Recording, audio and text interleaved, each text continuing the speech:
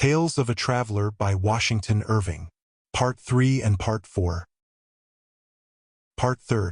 The Italian Banditti. The Inn at Terracina. Crack, crack, crack, crack, crack. "Here comes the estafette from Naples," said mine host of the inn at Terracina. "Bring out the relay." The estafette came as usual galloping up the road, brandishing over his head a short-handled whip, with a long knotted lash, every smack of which made a report like a pistol.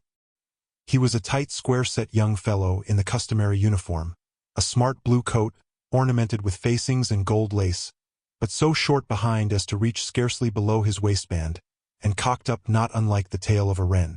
A cocked hat, edged with gold lace. A pair of stiff riding boots.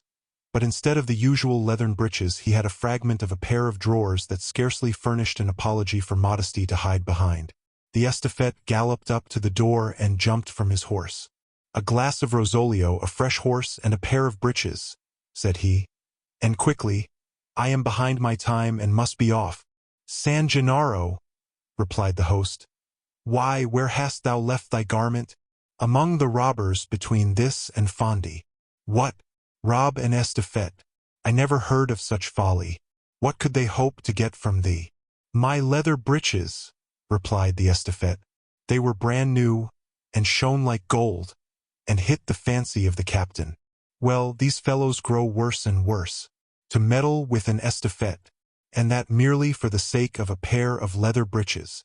The robbing of a government messenger seemed to strike the host with more astonishment than any other enormity that had taken place on the road, and indeed it was the first time so wanton an outrage had been committed, the robbers generally taking care not to meddle with anything belonging to government. The estafette was by this time equipped, for he had not lost an instant in making his preparations while talking. The relay was ready, the Rosolio tossed off. He grasped the reins and the stirrup. "Were there many robbers in the band?" said a handsome, dark young man, stepping forward from the door of the inn. "As formidable a band as ever I saw," said the estafette, springing into the saddle. "Are they cruel to travelers?" said a beautiful young Venetian lady, who had been hanging on the gentleman's arm. "Cruel, signora?" echoed the estafette, giving a glance at the lady as he put spurs to his horse. "Corpo del Bacco. They stiletto all the men, and as to the women, crack, crack, crack, crack, crack." The last words were drowned in the smacking of the whip, and away galloped the estafette along the road to the Pontine marshes. "Holy Virgin!"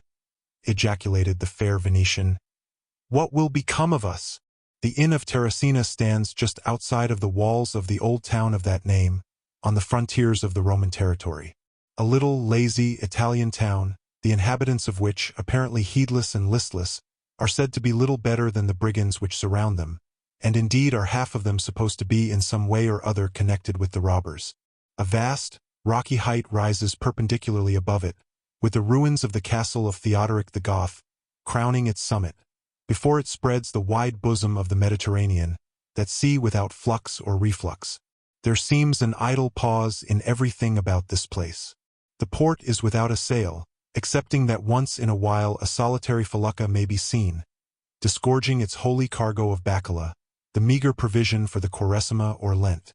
The naked watchtowers, rising here and there along the coast, speak of pirates and corsairs which hover about these shores, while the low huts, as stations for soldiers, which dot the distant road, as it winds through an olive grove, intimate that in the ascent there is danger for the traveler and facility for the bandit.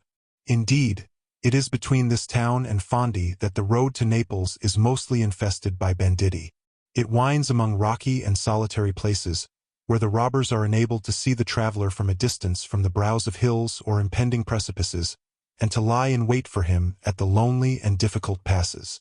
At the time that the estafette made this sudden appearance, almost in cuerpo, the audacity of the robbers had risen to an unparalleled height. They had their spies and emissaries in every town, village, and osteria, to give them notice of the quality and movements of travelers. They did not scruple to send messages into the country towns and villas, demanding certain sums of money or articles of dress and luxury, with menaces of vengeance in case of refusal.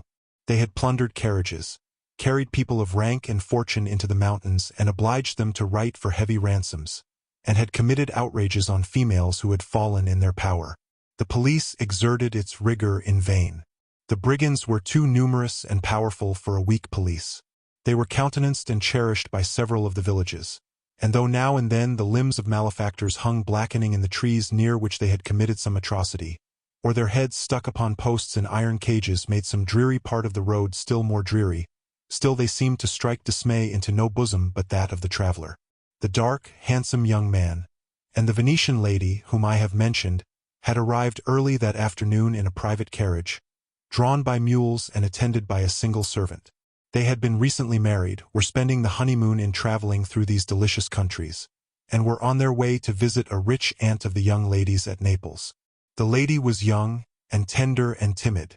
The stories she had heard along the road had filled her with apprehension, not more for herself than for her husband. For though she had been married almost a month, she still loved him almost to idolatry.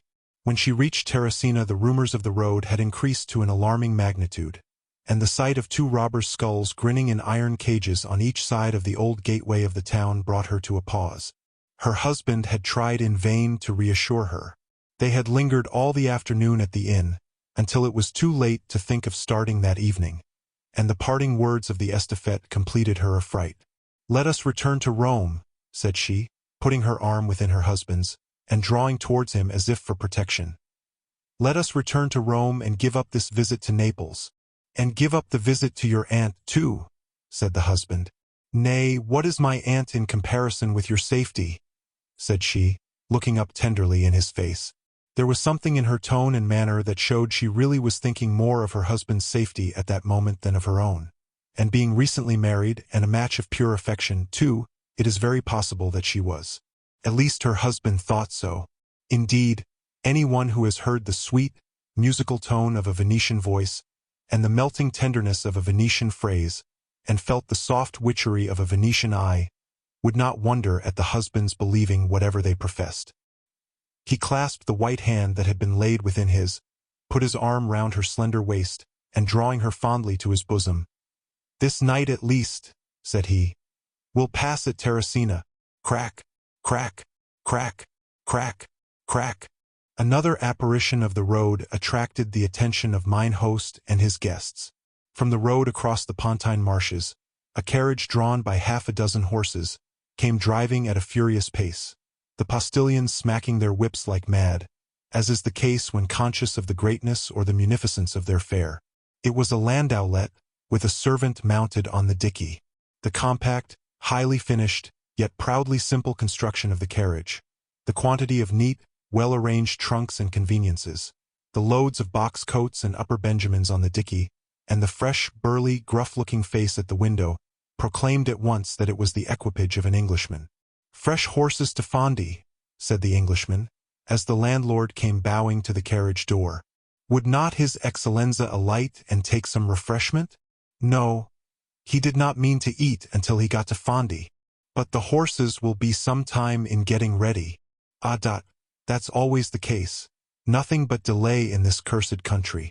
If his Excellenza would only walk into the house. No, no, no. I tell you no. I want nothing but horses, and as quick as possible. John, see that the horses are got ready, and don't let us be kept here an hour or two. Tell him if we're delayed over the time, I'll lodge a complaint with the postmaster.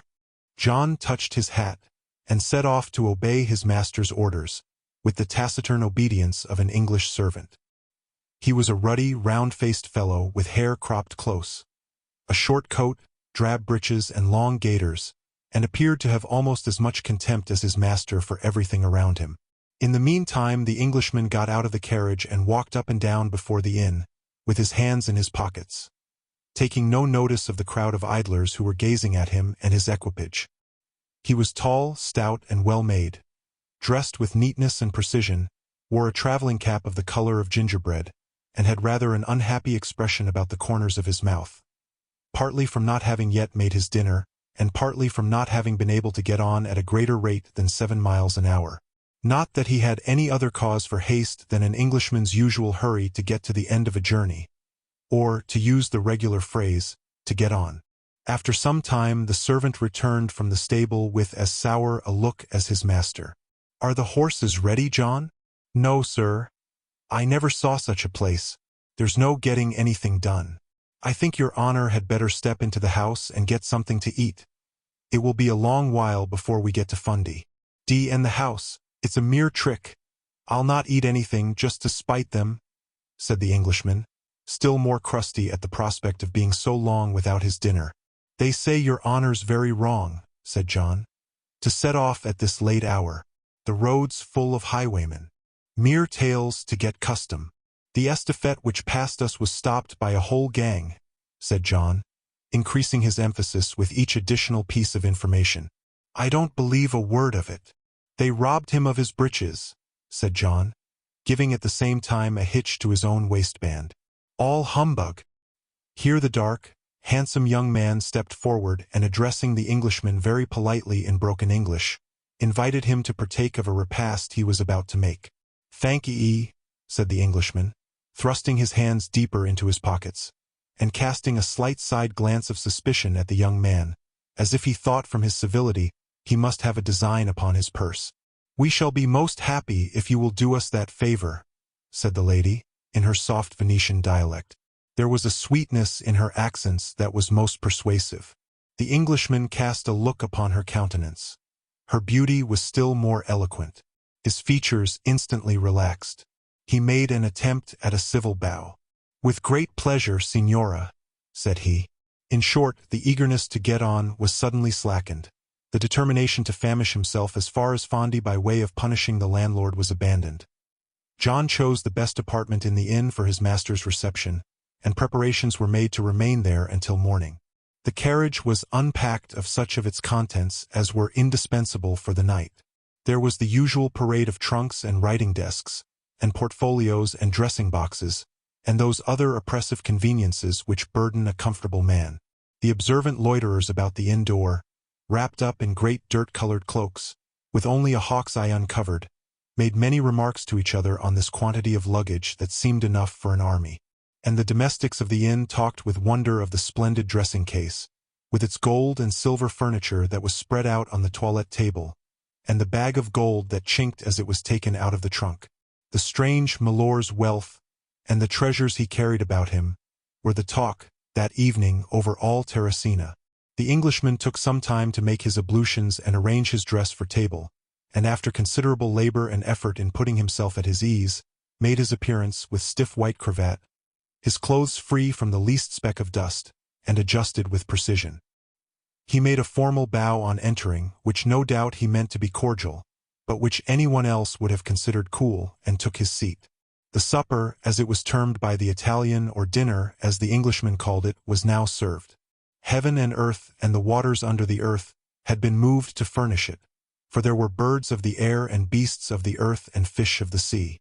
The Englishman's servant, too, had turned the kitchen topsy-turvy in his zeal to cook his master a beefsteak, and made his appearance loaded with ketchup and soy and cayenne pepper and Harvey sauce, and a bottle of port wine from that warehouse, the carriage, in which his master seemed desirous of carrying England about the world with him. Everything, however, according to the Englishman, was execrable.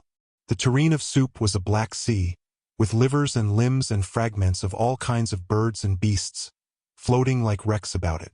A meager winged animal, which my host called a delicate chicken, was too delicate for his stomach, for it had evidently died of a consumption. The macaroni was smoked. The beefsteak was tough buffalo's flesh, and the countenance of mine host confirmed the assertion. Nothing seemed to hit his palate but a dish of stewed eels, of which he ate with great relish, but had nearly refunded them when told that they were vipers, caught among the rocks of Terracina, and esteemed a great delicacy. In short, the Englishman ate and growled, like a cat eating in company, pronouncing himself poisoned by every dish, yet eating on in defiance of death and the doctor. The Venetian lady, not accustomed to English travelers, almost repented having persuaded him to the meal. For though very gracious to her, he was so crusty to all the world beside, that she stood in awe of him. There is nothing, however, that conquers John Bull's crustiness sooner than eating, whatever may be the cookery, and nothing brings him into good humor with his company sooner than eating together.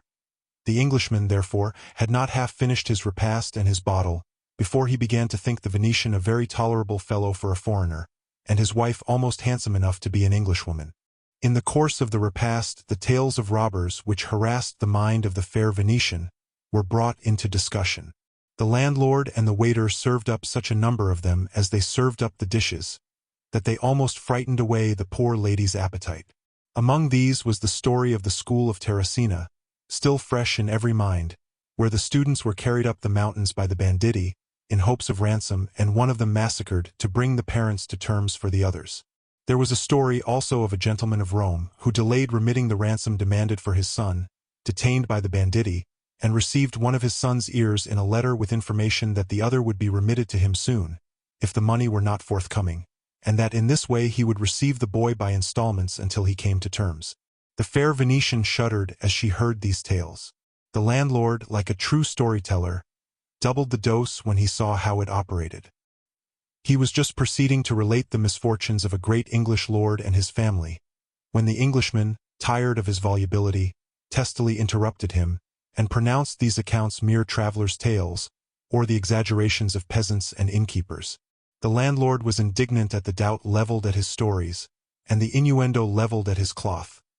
He cited half a dozen stories still more terrible, to corroborate those he had already told.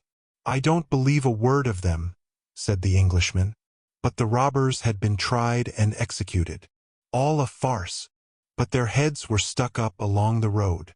Old skulls accumulated during a century." The landlord muttered to himself as he went out at the door, "San Gennaro, cum sono singolari questi inglesi." A fresh hubbub outside of the inn announced the arrival of more travelers, and from the variety of voices, or rather clamors, the clattering of horses' hoofs, the rattling of wheels, and the general uproar both within and without, the arrivals seemed to be numerous. It was, in fact, the Procaccio and its convoy, a kind of caravan of merchandise, that sets out on stated days, under an escort of soldiery to protect it from the robbers. Travelers avail themselves of the occasion, and many carriages accompany the Procaccio. It was a long time before either landlord or waiter returned, being hurried away by the tempest of new custom. When mine host appeared, there was a smile of triumph on his countenance. "Perhaps," said he as he cleared away the table, "perhaps the senior has not heard of what has happened." "What?" said the Englishman drily. "Oh, the Procaccio has arrived, and has brought accounts of fresh exploits of the robbers, signor." "Pish! There's more news of the English milor and his family," said the host emphatically. "An English lord." "What English lord?" "Milor Popkin." "Lord Popkin? I never heard of such a title." "Oh, sicuro, a great nobleman that passed through here lately with his milady and daughters, a magnifico, one of the grand councillors of London, un Almano." Almano? Tut, he means alderman. "Sicuro, Aldermano Popkin, and the Principezza Popkin, and the Signorina Popkin," said mine host, triumphantly. He would now have entered into a full detail, but was thwarted by the Englishman, who seemed determined not to credit or indulge him in his stories. An Italian tongue, however, is not easily checked. That of mine host continued to run on with increasing volubility as he conveyed the fragments of the repast out of the room, and the last that could be distinguished of his voice, as it died away along the corridor, was the constant recurrence of the favorite word Popkin. Popkin, Popkin, pop, pop, pop. The arrival of the Procaccio had indeed filled the house with stories as it had with guests. The Englishman and his companions walked out after supper into the great hall, or common room of the inn, which runs through the center building. A gloomy, dirty-looking apartment, with tables placed in various parts of it, at which some of the travelers were seated in groups, while others strolled about in famished impatience for their evening's meal. As the Procaccio was a kind of caravan of travelers, there were people of every class and country, who had come in all kinds of vehicles, and though they kept in some measure in separate parties, yet the being united under one common escort had jumbled them into companionship on the road. Their formidable number and the formidable guard that accompanied them had prevented any molestation from the banditti, but every carriage had its tale of wonder, and one vied with another in the recital. Not one but had seen groups of robbers peering over the rocks, or their guns peeping out from among the bushes, or had been reconnoitered by some suspicious-looking fellow with scowling eye, who disappeared on seeing the guard. The fair Venetian listened to all these stories with that eager curiosity with which we seek to pamper any feeling of alarm. Even the Englishman began to feel interested in the subject, and desirous of gaining more correct information than these mere flying reports. He mingled in one of the groups which appeared to be the most respectable, and which was assembled round a tall, thin person with long Roman nose, a high forehead, and lively prominent eye, beaming from under a green velvet traveling cap with gold tassel. He was holding forth with all the fluency of a man who talks well and likes to exert his talent. He was of Rome, a surgeon by profession, a poet by choice, and one who was something of an improvisator. He soon gave the Englishman abundance of information respecting the banditti. "The fact is," said he, "that many of the people in the villages among the mountains are robbers, or rather the robbers find perfect asylum among them. They range over a vast extent of wild impracticable country, along the chain of Apennines, bordering on different states. They know all the difficult passes, the short cuts and strongholds. They are secure of the goodwill of the poor and peaceful inhabitants of those regions, whom they never disturb, and whom they often enrich. Indeed, they are looked upon as a sort of illegitimate heroes among the mountain villages, and some of the frontier towns, where they dispose of their plunder. From these mountains they keep a lookout upon the plains and valleys, and meditate their descents. The road to Fondi, which you are about to travel, is one of the places most noted for their exploits. It is overlooked from some distance by little hamlets, perched upon heights. From hence, the brigands, like hawks in their nests, keep on the watch for such travelers as are likely to afford either booty or ransom. The windings of the road enable them to see carriages long before they pass, so that they have time to get to some advantageous lurking place from whence to pounce upon their prey." "But why does not the police interfere and root them out?" said the Englishman. "The police is too weak and the banditti are too strong," replied the improvisator. "To root them out would be a more difficult task than you imagine. They are connected and identified with the people of the villages and the peasantry generally. The numerous bands have an understanding with each other, and with people of various conditions in all parts of the country. They know all that is going on. A gens d'armes cannot stir without their being aware of it. They have their spies and emissaries in every direction. They lurk about towns, villages, inns, mingle in every crowd, pervade every place of resort. I should not be surprised," said he, "if someone should be supervising us at this moment." The fair Venetian looked round fearfully and turned pale. "One peculiarity of the Italian banditti," continued the improvisator, "is that they wear a kind of uniform, or rather costume, which designates their profession. This is probably done to take away from its skulking lawless character, and to give it something of a military air in the eyes of the common people, or perhaps to catch by outward dash and show the fancies of the young men of the villages. These dresses or costumes are often rich and fanciful. Some wear jackets and breeches of bright colors, richly embroidered, broad belts of cloth, or sashes of silk net, broad, high-crowned hats, decorated with feathers of variously colored ribbands, and silk nets for the hair. Many of the robbers are peasants who follow ordinary occupations in the villages for a part of the year, and take to the mountains for the rest. Some only go out for a season, as it were, on a hunting expedition, and then resume the dress and habits of common life. Many of the young men of the villages take to this kind of life occasionally from a mere love of adventure, the wild wandering spirit of youth and the contagion of bad example, but it is remarked that they can never after brook a long continuance in settled life. They get fond of the unbounded freedom and rude license they enjoy, and there is something in this wild mountain life checkered by adventure and peril that is wonderfully fascinating, independent of the gratification of cupidity by the plunder of the wealthy traveler." Here the improvisator was interrupted by a lively Neapolitan lawyer. "Your mention of the younger robbers," said he, "puts me in mind of an adventure of a learned doctor, a friend of mine, which happened in this very neighborhood." A wish was of course expressed to hear the adventure of the doctor by all except the improvisator, who, being fond of talking and of hearing himself talk, and accustomed moreover to harangue without interruption, looked rather annoyed at being checked when in full career. The Neapolitan, however, took no notice of his chagrin, but related the following anecdote.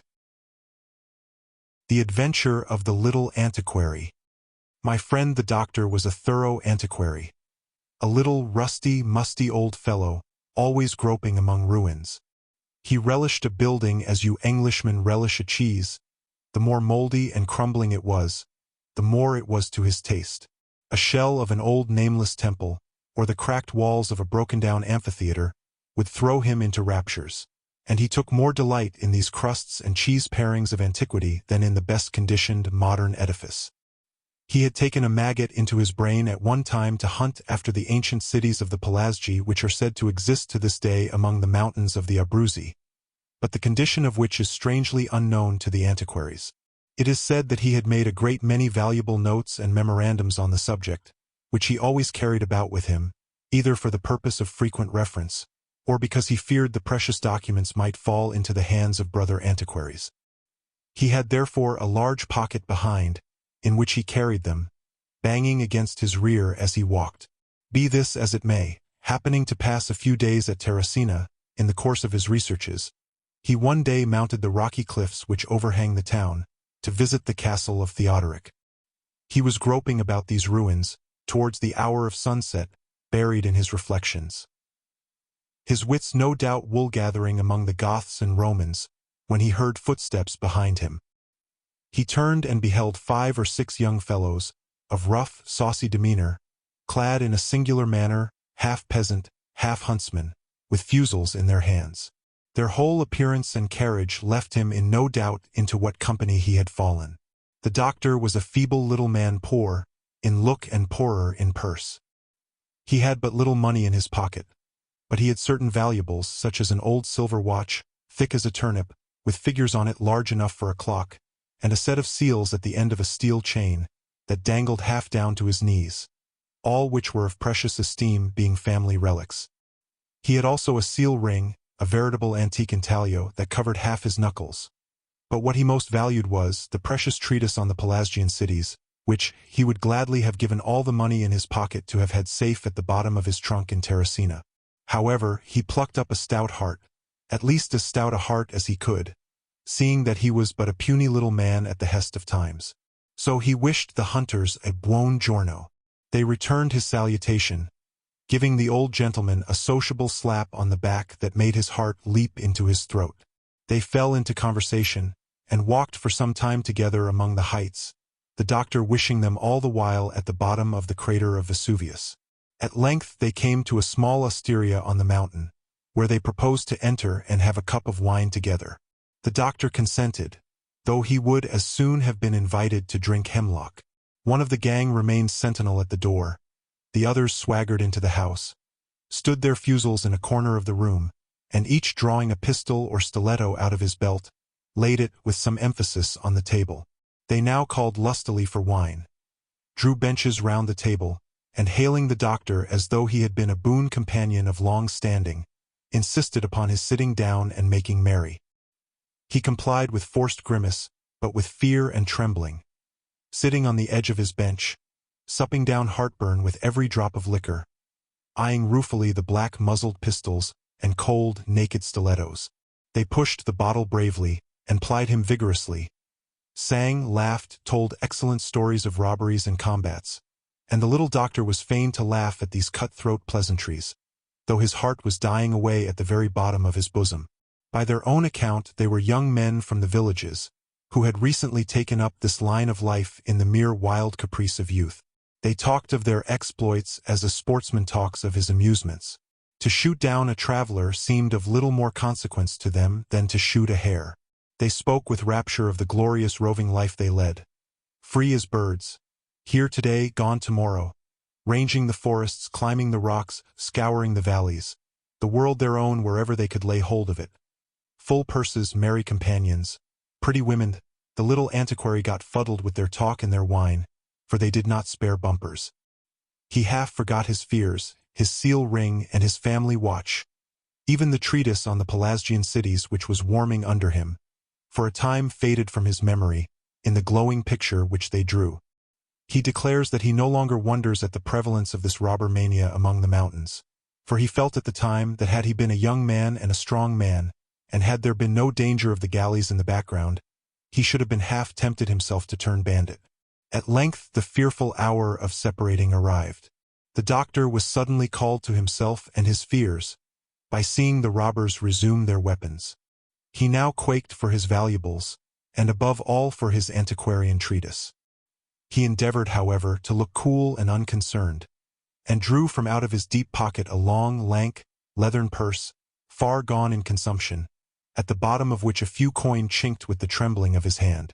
The chief of the party observed this movement, and laying his hand upon the antiquary's shoulder, "Harkee, Signor Dottore," said he, "we have drank together as friends and comrades, let us part as such. We understand you, we know who and what you are. For we know who everybody is that sleeps at Terracina, or that puts foot upon the road. You are a rich man, but you carry all your wealth in your head. We can't get at it, and we should not know what to do with it if we could. I see you are uneasy about your ring, but don't worry your mind. It is not worth taking.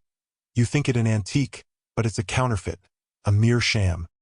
Here the doctor would have put in a word, for his antiquarian pride was touched. "Nay, nay," continued the other, "we've no time to dispute about it. Value it as you please. Come, you are a brave little old signor. One more cup of wine and we'll pay the reckoning. No compliments, I insist on it. So, now make the best of your way back to Terracina.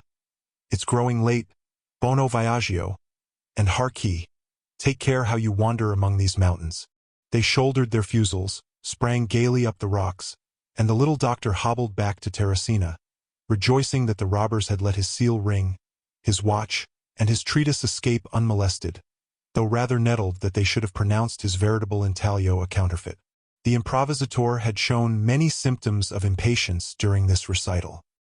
He saw his theme in danger of being taken out of his hands by a rival storyteller, which to an able talker is always a serious grievance.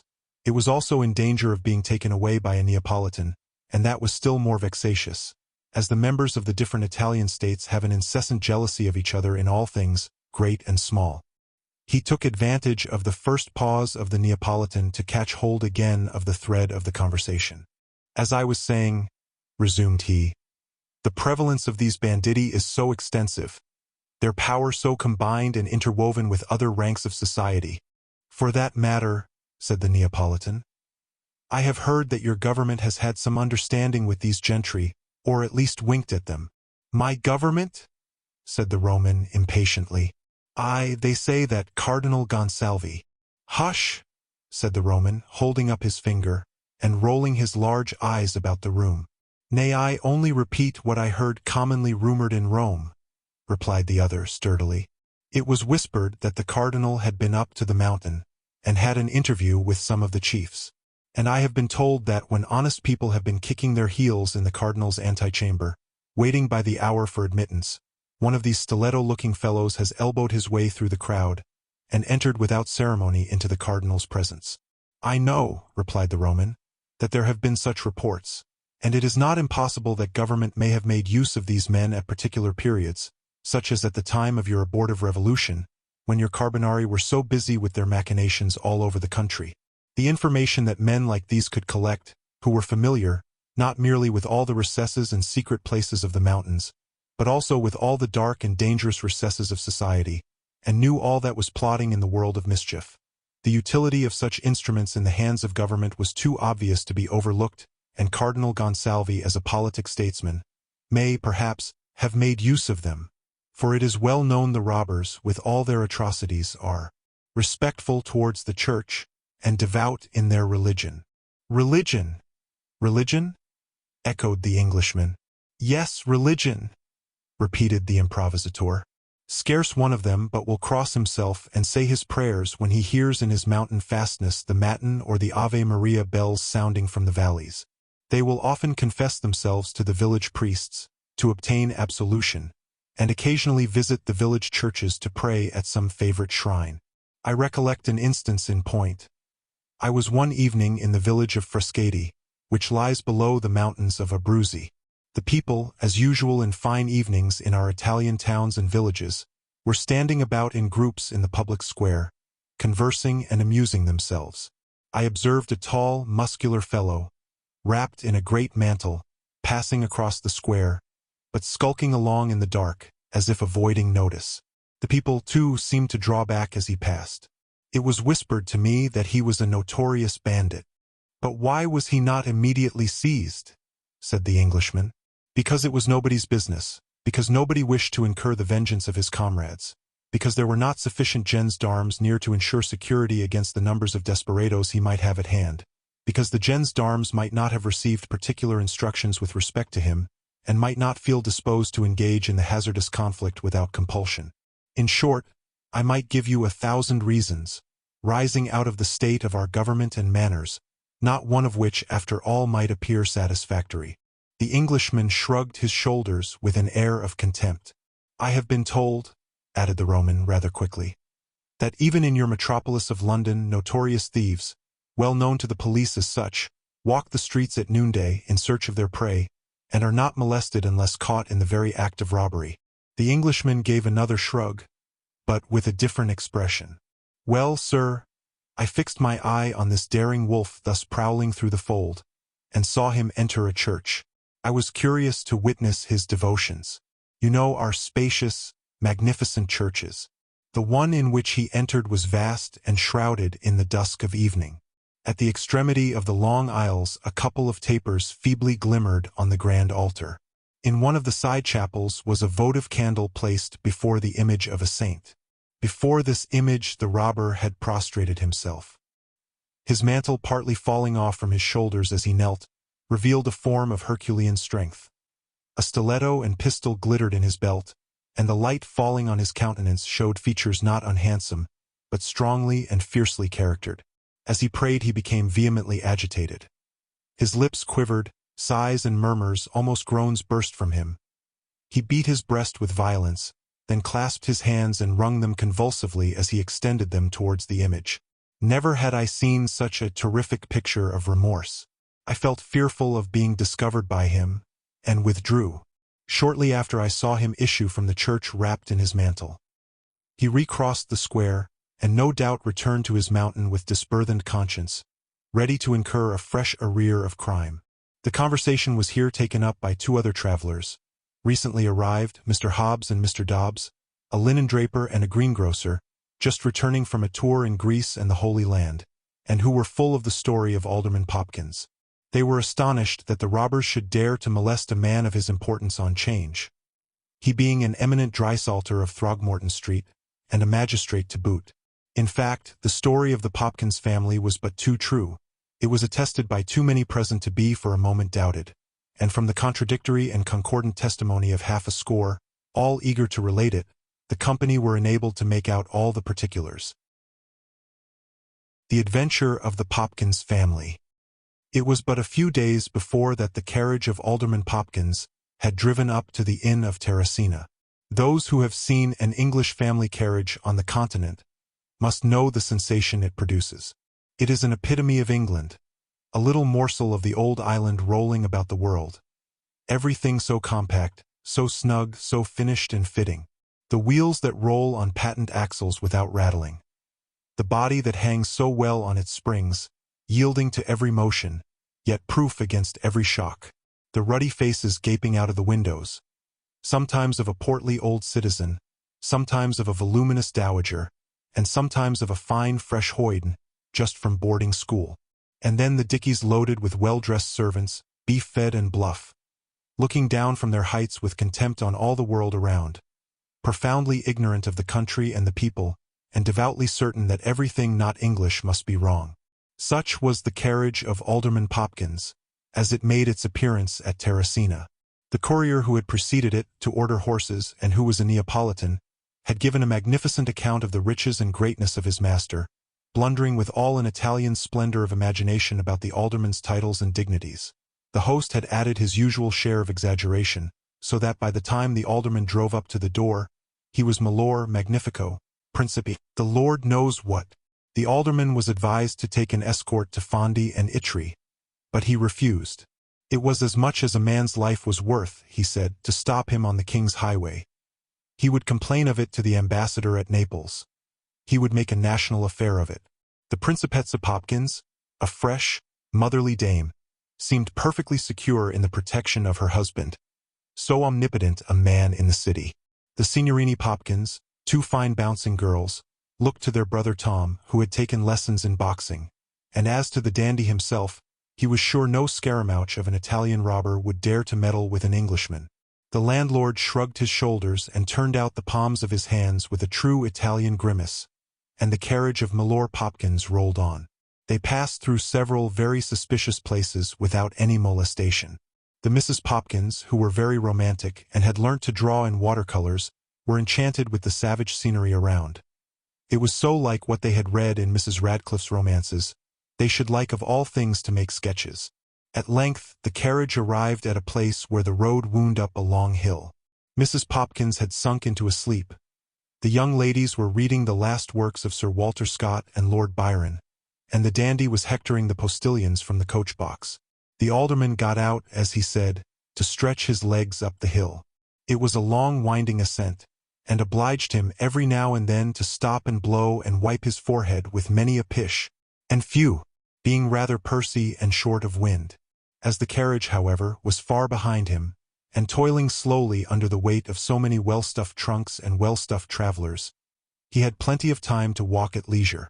On a jutting point of rock that overhung the road nearly at the summit of the hill, just where the route began again to descend, he saw a solitary man seated, who appeared to be tending goats. Alderman Popkins was one of your shrewd travelers that always like to be picking up small information along the road, so he thought he'd just scramble up to the honest man, and have a little talk with him by way of learning the news and getting a lesson in Italian. As he drew near to the peasant, he did not half like his looks. He was partly reclining on the rocks wrapped in the usual long mantle, which, with his slouched hat, only left a part of a swarthy visage, with a keen black eye, a beetle brow, and a fierce mustache to be seen. He had whistled several times to his dog, which was roving about the side of the hill. As the alderman approached, he rose and greeted him. When standing erect, he seemed almost gigantic, at least in the eyes of Alderman Popkins, who, however, being a short man, might be deceived. The latter would gladly now have been back in the carriage, or even on change in London, for he was by no means well pleased with his company. However, he determined to put the best face on matters, and was beginning a conversation about the state of the weather, the badishness of the crops, and the price of goats in that part of the country, when he heard a violent screaming.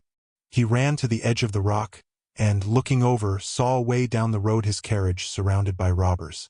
One held down the fat footman, another had the dandy by his starched cravat, with a pistol to his head. One was rummaging a portmanteau, another rummaging the Principessa's pockets, while the two Mrs. Popkins were screaming from each window of the carriage, and their waiting maid squalling from the dickey. Alderman Popkins felt all the fury of the parent and the magistrate roused within him. He grasped his cane and was on the point of scrambling down the rocks, either to assault the robbers or to read the riot act, when he was suddenly grasped by the arm. It was by his friend the goatherd, whose cloak, falling partly off, discovered a belt stuck full of pistols and stilettos. In short, he found himself in the clutches of the captain of the band, who had stationed himself on the rock to look out for travelers and to give notice to his men. A sad ransacking took place. Trunks were turned inside out, and all the finery and the frippery of the Popkins family scattered about the road. Such a chaos of Venice beads and Roman mosaics, and Paris bonnets of the young ladies, mingled with the alderman's nightcaps and lamb's wool stockings, and the dandy's hairbrushes, stays, and starched cravats. The gentlemen were eased of their purses and their watches, the ladies of their jewels, and the whole party were on the point of being carried up into the mountain, when fortunately the appearance of soldiery at a distance obliged the robbers to make off with the spoils they had secured, and leave the Popkins family to gather together the remnants of their effects, and make the best of their way to Fondi. When safe arrived, the alderman made a terrible blustering at the inn, threatened to complain to the ambassador at Naples, and was ready to shake his cane at the whole country. The dandy had many stories to tell of his scuffles with the brigands, who overpowered him merely by numbers. As to the Mrs. Popkins, they were quite delighted with the adventure, and were occupied the whole evening in writing it in their journals. They declared the captain of the band to be a most romantic-looking man. They dared to say some unfortunate lover or exiled nobleman, and several of the band to be very handsome young men, quite picturesque. In verity, said mine host of Terracina, they say the captain of the band is un gallant uomo. "A gallant man," said the Englishman. "I'd have your gallant man hanged like a dog. To dare to meddle with Englishmen," said Mr. Hobbs. "And such a family as the Popkinses," said Mr. Dobbs. "They ought to come upon the country for damages," said Mr. Hobbs. "Our ambassador should make a complaint to the government of Naples," said Mr. Dobbs. "They should be requested to drive these rascals out of the country," said Hobbs. "If they did not, we should declare war against them," said Dobbs. The Englishman was a little wearied by this story, and by the ultra-zeal of his countrymen, and was glad when a summons to their supper relieved him from a crowd of travelers. He walked out with his Venetian friends and a young Frenchman of an interesting demeanor, who had become sociable with them in the course of the conversation. They directed their steps toward the sea, which was lit up by the rising moon. The Venetian, out of politeness, left his beautiful wife to be escorted by the Englishman. The latter, however, either from shyness or reserve, did not avail himself of the civility, but walked on without offering his arm. The fair Venetian, with all her devotion to her husband, was a little nettled at a want of gallantry to which her charms had rendered her unaccustomed, and took the proffered arm of the Frenchman with a pretty air of pique, which, however, was entirely lost upon the phlegmatic delinquent.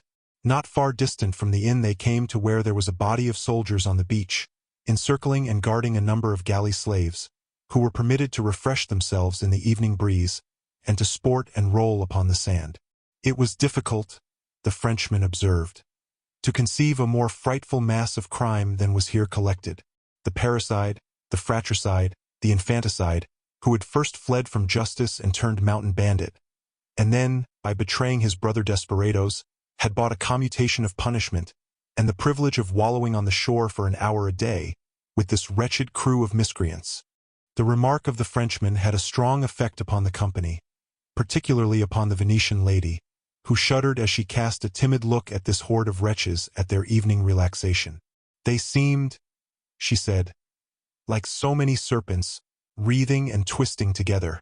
The Frenchman now adverted to the stories they had been listening to at the inn, adding that if they had any further curiosity on the subject, he could recount an adventure which happened to himself among the robbers and which might give them some idea of the habits and manners of those beings. There was an air of modesty and frankness about the Frenchman which had gained the goodwill of the whole party, not even excepting the Englishman. They all gladly accepted his proposition, and as they strolled slowly up and down the seashore, he related the following adventure. The Painter's Adventure. I am an historical painter by profession, and resided for some time in the family of a foreign prince at his villa, about 15 miles from Rome, among some of the most interesting scenery of Italy. It is situated on the heights of ancient Tusculum. In its neighborhood are the ruins of the villas of Cicero, Sulla, Lucullus, Rufinus, and other illustrious Romans, who sought refuge here occasionally, from their toils, in the bosom of a soft and luxurious repose. From the midst of delightful bowers, refreshed by the pure mountain breeze, the eye looks over a romantic landscape full of poetical and historical associations. The Albanian mountains, Tivoli, once the favorite residence of Horace and Maecenas, the vast deserted Campagna with the Tiber running through it, and St. Peter's Dome swelling in the midst, the monument, as it were, over the grave of ancient Rome. I assisted the prince in the researches he was making among the classic ruins of his vicinity. His exertions were highly successful. Many wrecks of admirable statues and fragments of exquisite sculpture were dug up, monuments of the taste and magnificence that reigned in the ancient Tusculan abodes. He had studded his villa and its grounds with statues, relievos, vases, and sarcophagi, thus retrieved from the bosom of the earth. The mode of life pursued at the villa was delightfully serene, diversified by interesting occupations and elegant leisure. Everyone passed the day according to his pleasure or occupation, and we all assembled in a cheerful dinner party at sunset. It was on the 4th of November, a beautiful serene day, that we had assembled in the saloon at the sound of the first dinner bell. The family were surprised at the absence of the prince's confessor. They waited for him in vain, and at length placed themselves at table. They first attributed his absence to his having prolonged his customary walk, and the first part of the dinner passed without any uneasiness. When the dessert was served, however, without his making his appearance, they began to feel anxious. They feared he might have been taken ill in some alley of the woods, or that he might have fallen into the hands of robbers. At the interval of a small valley rose the mountains of the Abruzzi, the stronghold of banditti. Indeed, the neighborhood had, for some time, been infested by them, and Barbone, a notorious bandit chief, had often been met prowling about the solitudes of Tusculum. The daring enterprises of these ruffians were well known.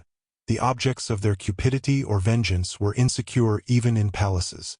As yet they had respected the possessions of the prince, but the idea of such dangerous spirits hovering about the neighborhood was sufficient to occasion alarm. The fears of the company increased as evening closed in. The prince ordered out forest guards and domestics with flambeaux to search for the confessor. They had not departed long, when a slight noise was heard in the corridor of the ground floor. The family were dining on the first floor, and the remaining domestics were occupied in attendance. There was no one on the ground floor at this moment but the housekeeper, the laundress, and 3 field laborers, who were resting themselves and conversing with the women. I heard the noise from below, and presuming it to be occasioned by the return of the absentee, I left the table and hastened downstairs, eager to gain intelligence that might relieve the anxiety of the prince and princess. I had scarcely reached the last step, when I beheld before me a man dressed as a bandit, a carbine in his hand, and a stiletto and pistols in his belt. His countenance had a mingled expression of ferocity and trepidation. He sprang upon me, and exclaimed exultingly, "Ecco il principe!" I saw at once into what hands I had fallen, but endeavored to summon up coolness and presence of mind. A glance towards the lower end of the corridor showed me several ruffians, clothed and armed in the same manner with the one who had seized me. They were guarding the 2 females and the field laborers. The robber, who held me firmly by the collar, demanded repeatedly whether or not I were the prince. His object evidently was to carry off the prince and extort an immense ransom. He was enraged at receiving none but vague replies, for I felt the importance of misleading him. A sudden thought struck me how I might extricate myself from his clutches. I was unarmed, it is true, but I was vigorous. His companions were at a distance.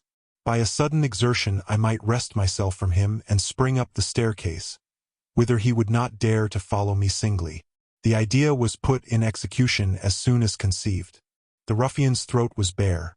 With my right hand I seized him by it, just between the mastoids. With my left hand I grasped the arm which held the carbine. The suddenness of my attack took him completely unawares, and the strangling nature of my grasp paralyzed him. He choked and faltered. I felt his hand relaxing its hold, and was on the point of jerking myself away and darting up the staircase before he could recover himself, when I was suddenly seized by someone from behind. I had to let go my grasp.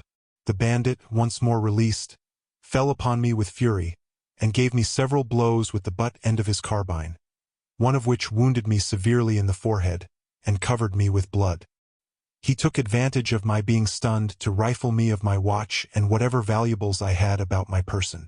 When I recovered from the effects of the blow, I heard the voice of the chief of the banditti, who exclaimed, "Quello il principe, siamo contenti, audiamo." "It is the prince, enough, let us be off."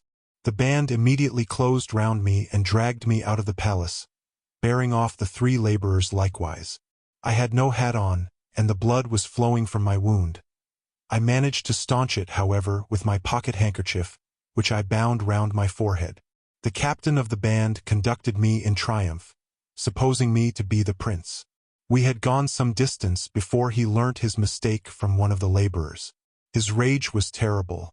It was too late to return to the villa and endeavor to retrieve his error, for by this time the alarm must have been given, and everyone in arms.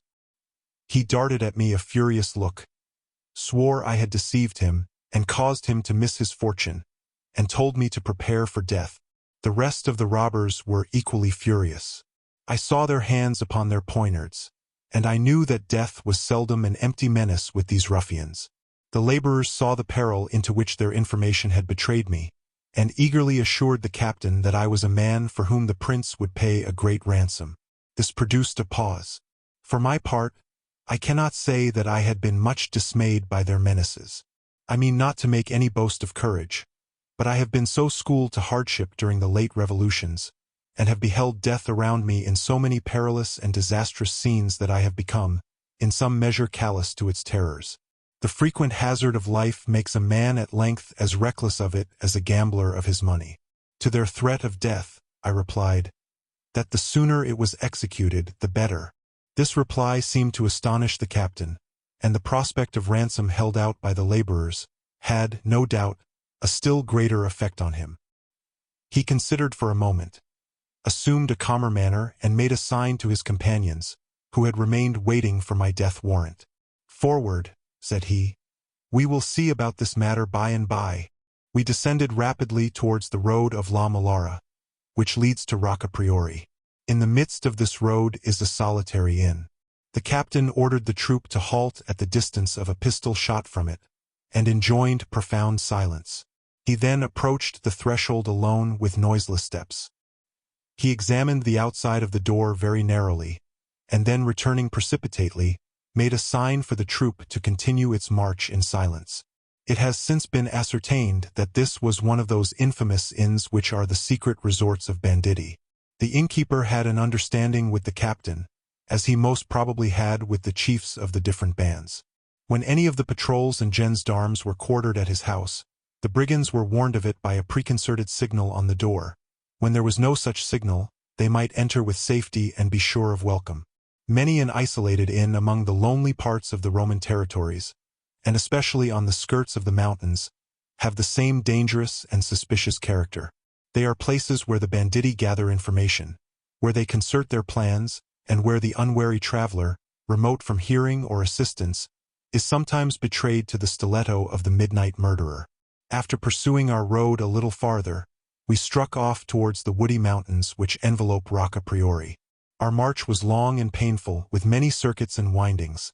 At length we clambered a steep ascent, covered with a thick forest, and when we had reached the center, I was told to seat myself on the earth. No sooner had I done so, than at a sign from their chief, the robbers surrounded me, and spreading their great cloaks from one to the other, formed a kind of pavilion of mantles, to which their bodies might be said to seem as columns. The captain then struck a light, and a flambeau was lit immediately. The mantles were extended to prevent the light of the flambeau from being seen through the forest. Anxious as was my situation, I could not look round upon the screen of dusky drapery, relieved by the bright colors of the robbers' underdresses, the gleaming of their weapons, and the variety of strong-marked countenances, lit up by the flambeau, without admiring the picturesque effect of the scene. It was quite theatrical. The captain now held an inkhorn, and giving me pen and paper, ordered me to write what he should dictate. I obeyed. It was a demand, couched in the style of robber eloquence, that the prince should send $3,000 for my ransom, or that my death should be the consequence of a refusal. I knew enough of the desperate character of these beings to feel assured this was not an idle menace. Their only mode of ensuring attention to their demands is to make the infliction of the penalty inevitable. I saw at once, however, that the demand was preposterous, and made in improper language.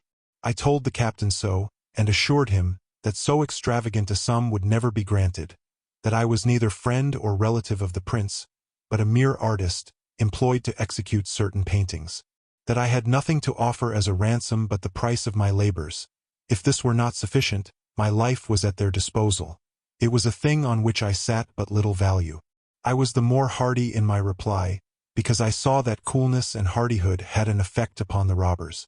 It is true, as I finished speaking the captain laid his hand upon his stiletto, but he restrained himself and snatching the letter, folded it and ordered me, in a peremptory tone, to address it to the prince. He then dispatched one of the laborers with it to Tusculum, who promised to return with all possible speed. The robbers now prepared themselves for sleep, and I was told that I might do the same. They spread their great cloaks on the ground, and lay down around me. One was stationed at a little distance to keep watch, and was relieved every 2 hours. The strangeness and wildness of this mountain bivouac, among lawless beings whose hands seemed ever ready to grasp the stiletto, and with whom life was so trivial and insecure, was enough to banish repose.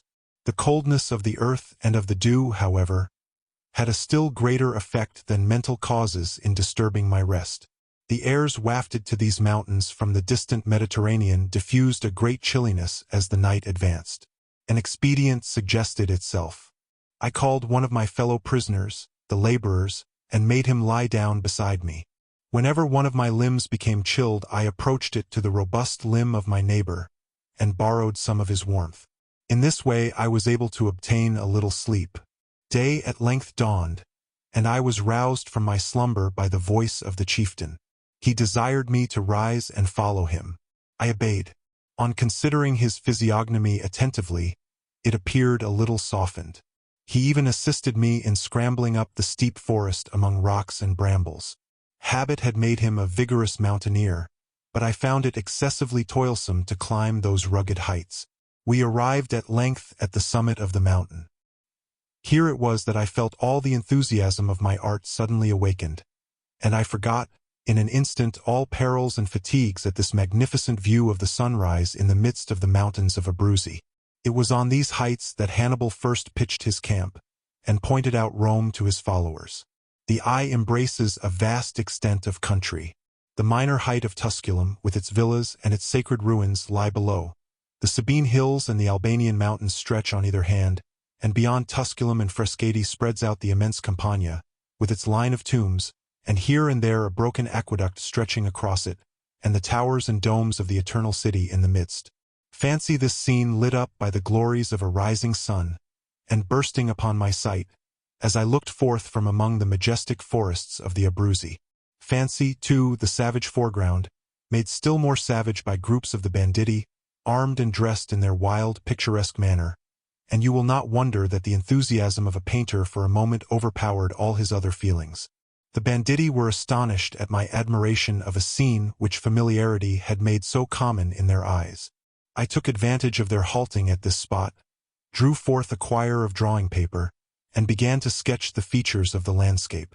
The height on which I was seated was wild and solitary, separated from the ridge of Tusculum by a valley nearly 3 miles wide, though the distance appeared less from the purity of the atmosphere. This height was one of the favorite retreats of the banditti, commanding a lookout over the country, while at the same time it was covered with forests and distant from the populous haunts of men. While I was sketching, my attention was called off for a moment by the cries of birds and the bleatings of sheep. I looked around, but could see nothing of the animals that uttered them. They were repeated, and appeared to come from the summits of the trees. On looking more narrowly, I perceived 6 of the robbers perched on the tops of oaks, which grew on the breezy crest of the mountain, and commanded an uninterrupted prospect. From hence they were keeping a lookout like so many vultures, casting their eyes into the depths of the valley below us, communicating with each other by signs or holding discourse in sounds, which might be mistaken by the wayfarer for the cries of hawks and crows, or the bleating of the mountain flocks. After they had reconnoitered the neighborhood, and finished their singular discourse, they descended from their airy perch, and returned to their prisoners. The captain posted 3 of them at 3 naked sides of the mountain, while he remained to guard us with what appeared his most trusty companion. I had my book of sketches in my hand. He requested to see it, and after having run his eye over it, expressed himself convinced of the truth of my assertion, that I was a painter. I thought I saw a gleam of good feeling dawning in him, and determined to avail myself of it. I knew that the worst of men have their good points and their accessible sides, if one would but study them carefully. Indeed, there is a singular mixture in the character of the Italian robber. With reckless ferocity, he often mingles traits of kindness and good humor. He is often not radically bad, but driven to his course of life by some unpremeditated crime, the effect of those sudden bursts of passion to which the Italian temperament is prone. This has compelled him to take to the mountains, or, as it is technically termed among them, annare in campagna. He has become a robber by profession. But like a soldier, when not in action, he can lay aside his weapon and his fierceness, and become like other men. I took occasion from the observations of the captain on my sketchings to fall into conversation with him. I found him sociable and communicative. By degrees I became completely at my ease with him. I had fancied I perceived about him a degree of self-love, which I determined to make use of. I assumed an air of careless frankness, and told him that, as artist, I pretended to the power of judging of the physiognomy, that I thought I perceived something in his features and demeanor which announced him worthy of higher fortunes, that he was not formed to exercise the profession to which he had abandoned himself, that he had talents and qualities fitted for a nobler sphere of action, that he had but to change his course of life, and in a legitimate career, the same courage and endowments which now made him an object of terror would ensure him the applause and admiration of society. I had not mistaken my man. My discourse both touched and excited him. He seized my hand, pressed it, and replied with strong emotion, "You have guessed the truth. You have judged me rightly." He remained for a moment silent. Then, with a kind of effort, he resumed, "I will tell you some particulars of my life, and you will perceive that it was the oppression of others, rather than my own crimes, that drove me to the mountains. I sought to serve my fellow men, and they have persecuted me from among them." We seated ourselves on the grass, and the robber gave me the following anecdotes of his history. The story of the bandit chieftain. I am a native of the village of Prasadhi. My father was easy enough in circumstances, and we lived peaceably and independently, cultivating our fields. All went on well with us until a new chief of the Sperry was sent to our village to take command of the police. He was an arbitrary fellow, prying into everything and practicing all sorts of vexations and oppressions in the discharge of his office. I was at that time 18 years of age, and had a natural love of justice and good neighborhood. I had also a little education and knew something of history so as to be able to judge a little of men and their actions.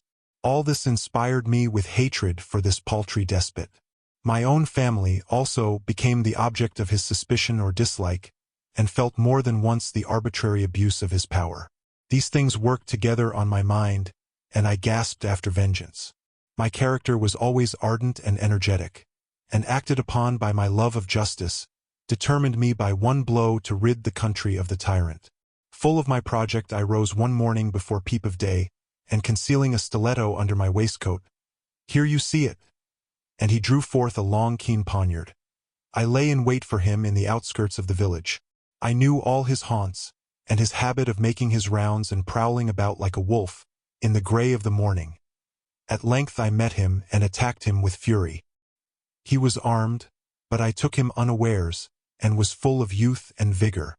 I gave him repeated blows to make sure work, and laid him lifeless at my feet. When I was satisfied that I had done for him, I returned with all haste to the village, but had the ill luck to meet two of the Sperry as I entered it.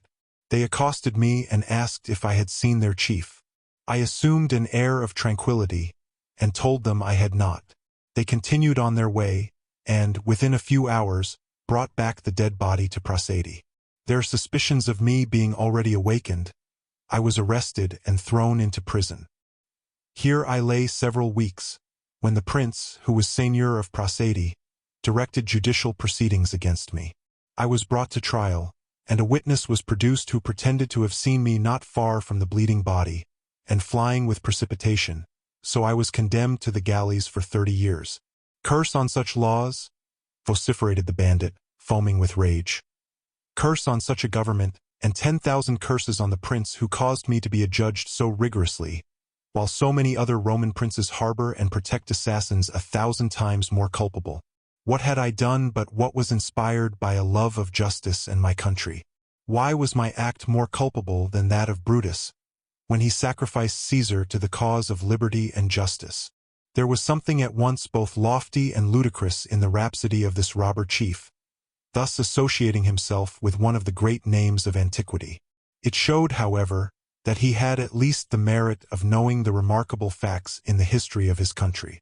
He became more calm, and resumed his narrative. I was conducted to Civita Vecchia in fetters. My heart was burning with rage. I had been married scarce 6 months to a woman whom I passionately loved, and who was pregnant. My family was in despair. For a long time I made unsuccessful efforts to break my chain. At length I found a morsel of iron which I hid carefully, endeavored with a pointed flint to fashion it into a kind of file. I occupied myself in this work during the night time, and when it was finished, I made out, after a long time, to sever one of the rings of my chain. My flight was successful. I wandered for several weeks in the mountains which surround Prosody, and found means to inform my wife of the place where I was concealed. She came often to see me. I had determined to put myself at the head of an armed band. She endeavored for a long time to dissuade me, but finding my resolution fixed, she at length united in my project of vengeance, and brought me, herself, my poniard. By her means I communicated with several brave fellows of the neighboring villages, who I knew to be ready to take to the mountains, and only panting for an opportunity to exercise their daring spirits. We soon formed a combination, procured arms, and we have had ample opportunities of revenging ourselves for the wrongs and injuries which most of us have suffered. Everything has succeeded with us until now, and had it not been for our blunder in mistaking you for the prince, our fortunes would have been made. Here the robber concluded his story. He had talked himself into companionship, and assured me he no longer bore me any grudge for the error of which I had been the innocent cause. He even professed a kindness for me, and wished me to remain some time with them. He promised to give me a sight of certain grottos which they occupied beyond Viltri, and whither they resorted during the intervals of their expeditions. He assured me that they led a jovial life there, had plenty of good cheer, slept on beds of moss, and were waited upon by young and beautiful females, whom I might take for models. I confess I felt my curiosity roused by his descriptions of these grottos and their inhabitants. They realized those scenes in robber story which I had always looked upon as mere creations of the fancy. I should gladly have accepted his invitation, and paid a visit to those caverns, could I have felt more secure in my company. I began to find my situation less painful. I had evidently propitiated the goodwill of the chieftain, and hoped that he might release me for a moderate ransom. A new alarm, however, awaited me. While the captain was looking out with impatience for the return of the messenger who had been sent to the prince, the sentinel who had been posted on the side of the mountain facing the plain of La Malara came running towards us with precipitation. "We are betrayed!" exclaimed he. "The police of Frascati are after us. A party of carabineers have just stopped at the inn below the mountain." Then laying his hand on his stiletto, he swore, with a terrible oath, that if they made the least movement towards the mountains, my life and the lives of my fellow prisoners should answer for it. The chieftain resumed all his ferocity of demeanor, and approved of what his companion said. But when the latter had returned to his post, he turned to me with a softened air. "I must act as chief," said he, "and humor my dangerous subalterns. It is a law with us to kill our prisoners rather than suffer them to be rescued. But do not be alarmed. In case we are surprised, keep by me. Fly with us, and I will consider myself responsible for your life." There was nothing very consolatory in this arrangement, which would have placed me between two dangers.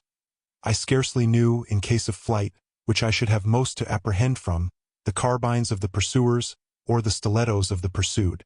I remained silent, however, and endeavored to maintain a look of tranquility. For an hour was I kept in this state of peril and anxiety. The robbers, crouching among their leafy coverts, kept an eagle watch upon the carabineers below as they loitered about the inn, sometimes lolling about the portal, sometimes disappearing for several minutes, then sallying out, examining their weapons, pointing in different directions and apparently asking questions about the neighborhood. Not a movement or gesture was lost upon the keen eyes of the brigands. At length we were relieved from our apprehensions. The carabineers, having finished their refreshment, seized their arms, continued along the valley towards the great road, and gradually left the mountain behind them. "I felt almost certain," said the chief, "that they could not be sent after us. They know too well how prisoners have fared in our hands on similar occasions. Our laws in this respect are inflexible, and are necessary for our safety. If we once flinched from them, there would no longer be such thing as a ransom to be procured." There were no signs yet of the messenger's return. I was preparing to resume my sketching, when the captain drew a quire of paper from his knapsack. "Come," said he, laughing. "You are a painter. Take my likeness. The leaves of your portfolio are small. Draw it on this."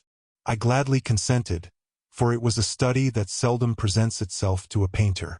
I recollected that Salvator Rosa in his youth had voluntarily sojourned for a time among the banditti of Calabria, and had filled his mind with the savage scenery and savage associates by which he was surrounded. I seized my pencil with enthusiasm at the thought. I found the captain the most docile of subjects, and after various shifting of positions, I placed him in an attitude to my mind. Picture to yourself a stern, muscular figure in fanciful bandit costume, with pistols and poniards in belt, his brawny neck bare, a handkerchief loosely thrown around it, and the two ends in front strung with rings of all kinds, the spoils of travelers. Relics and medals hung on his breast. His hat decorated with various colored ribbands. His vest and short breeches of bright colors and finely embroidered. His legs in buskins or leggins. Fancy him on a mountain height, among wild rocks and rugged oaks, leaning on his carbine as if meditating some exploit, while far below are beheld villages and villas, the scenes of his maraudings, with the wide Campagna dimly extending in the distance. The robber was pleased with the sketch, and seemed to admire himself upon paper. I had scarcely finished, when the laborer arrived who had been sent for my ransom. He had reached Tusculum 2 hours after midnight. He brought me a letter from the prince, who was in bed at the time of his arrival. As I had predicted, he treated the demand as extravagant, but offered $500 for my ransom. Having no money by him at the moment, he had sent a note for the amount, payable to whomever should conduct me safe and sound to Rome. I presented the note of hand to the chieftain. He received it with a shrug. "Of what use are notes of hand to us?" said he. "Who can we send with you to Rome to receive it? We are all marked men, known and described at every gate and military post, and village church door. No, we must have gold and silver. Let the sum be paid in cash, and you shall be restored to liberty." The captain again placed a sheet of paper before me to communicate his determination to the prince. When I had finished the letter and took the sheet from the quire, I found on the opposite side of it the portrait which I had just been tracing. I was about to tear it off and give it to the chief. "Hold," said he. "Let it go to Rome. Let them see what kind of looking fellow I am. Perhaps the prince and his friends may form as good an opinion of me from my face as you have done." This was said sportively, yet it was evident there was vanity lurking at the bottom. Even this wary, distrustful chief of banditti forgot for a moment his usual foresight and precaution in the common wish to be admired. He never reflected what use might be made of this portrait in his pursuit and conviction. The letter was folded and directed, and the messenger departed again for Tusculum. It was now 11 o'clock in the morning, and as yet we had eaten nothing. In spite of all my anxiety, I began to feel a craving appetite. I was glad, therefore, to hear the captain talk something of eating. He observed that for 3 days and nights they had been lurking about among rocks and woods, meditating their expedition to Tusculum, during which all their provisions had been exhausted. He should now take measures to procure a supply. Leaving me, therefore, in the charge of his comrade, in whom he appeared to have implicit confidence, he departed, assuring me that in less than 2 hours we should make a good dinner. Where it was to come from was an enigma to me, though it was evident these beings had their secret friends and agents throughout the country. Indeed, the inhabitants of these mountains and of the valleys which they embosom are a rude, half-civilized set. The towns and villages among the forests of the Abruzzi, shut up from the rest of the world, are almost like savage dens. It is wonderful that such rude abodes, so little known and visited, should be embosomed in the midst of one of the most traveled and civilized countries of Europe. Among these regions the robber prowls unmolested. Not a mountaineer hesitates to give him secret harbor and assistance. The shepherds, however, who tend their flocks among the mountains, are the favorite emissaries of the robbers, when they would send messages down to the valleys either for ransom or supplies. The shepherds of the Abruzzi are as wild as the scenes they frequent. They are clad in a rude garb of black or brown sheepskin. They have high conical hats, and coarse sandals of cloth bound round their legs with thongs, similar to those worn by the robbers. They carry long staffs, on which as they lean they form picturesque objects in the lonely landscape, and they are followed by their ever-constant companion, the dog. They are a curious, questioning set, glad at any time to relieve the monotony of their solitude by the conversation of the passer-by, and the dog will lend an attentive ear, and put on as sagacious and inquisitive a look as his master. But I am wandering from my story. I was now left alone with one of the robbers, the confidential companion of the chief. He was the youngest and most vigorous of the band, and though his countenance had something of that dissolute fierceness which seems natural to this desperate, lawless mode of life, yet there were traits of manly beauty about it.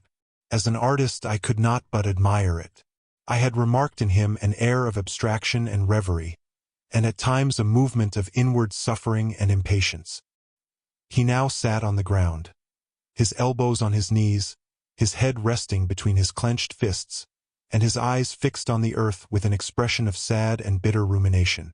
I had grown familiar with him from repeated conversations, and had found him superior in mind to the rest of the band.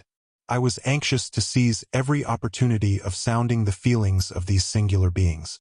I fancied I read in the countenance of this one traces of self-condemnation and remorse, and the ease with which I had drawn forth the confidence of the chieftain encouraged me to hope the same with his followers. After a little preliminary conversation, I ventured to ask him if he did not feel regret at having abandoned his family and taken to this dangerous profession. "I feel," replied he, "but one regret, and that will end only with my life." As he said this he pressed his clenched fists upon his bosom, drew his breath through his set teeth, and added with deep emotion, "I have something within here that stifles me. It is like a burning iron consuming my very heart. I could tell you a miserable story, but not now, another time." He relapsed into his former position, and sat with his head between his hands, muttering to himself in broken ejaculations, and what appeared at times to be curses and maledictions. I saw he was not in a mood to be disturbed, so I left him to himself. In a little time the exhaustion of his feelings, and probably the fatigues he had undergone in this expedition, began to produce drowsiness. He struggled with it for a time, but the warmth and sultriness of midday made it irresistible, and he at length stretched himself upon the herbage and fell asleep. I now beheld a chance of escape within my reach. My guard lay before me at my mercy. His vigorous limbs relaxed by sleep. His bosom open for the blow. His carbine slipped from his nerveless grasp and lying by his side. His stiletto half out of the pocket in which it was usually carried. But two of his comrades were in sight, and those at a considerable distance on the edge of the mountain. Their backs turned to us, and their attention occupied in keeping a lookout upon the plain. Through a strip of intervening forest, and at the foot of a steep descent, I beheld the village of Rocca Priori. To have secured the carbine of the sleeping brigand, to have seized upon his poniard and have plunged it in his heart, would have been the work of an instant. Should he die without noise, I might dart through the forest and down to Rocca Priori before my flight might be discovered.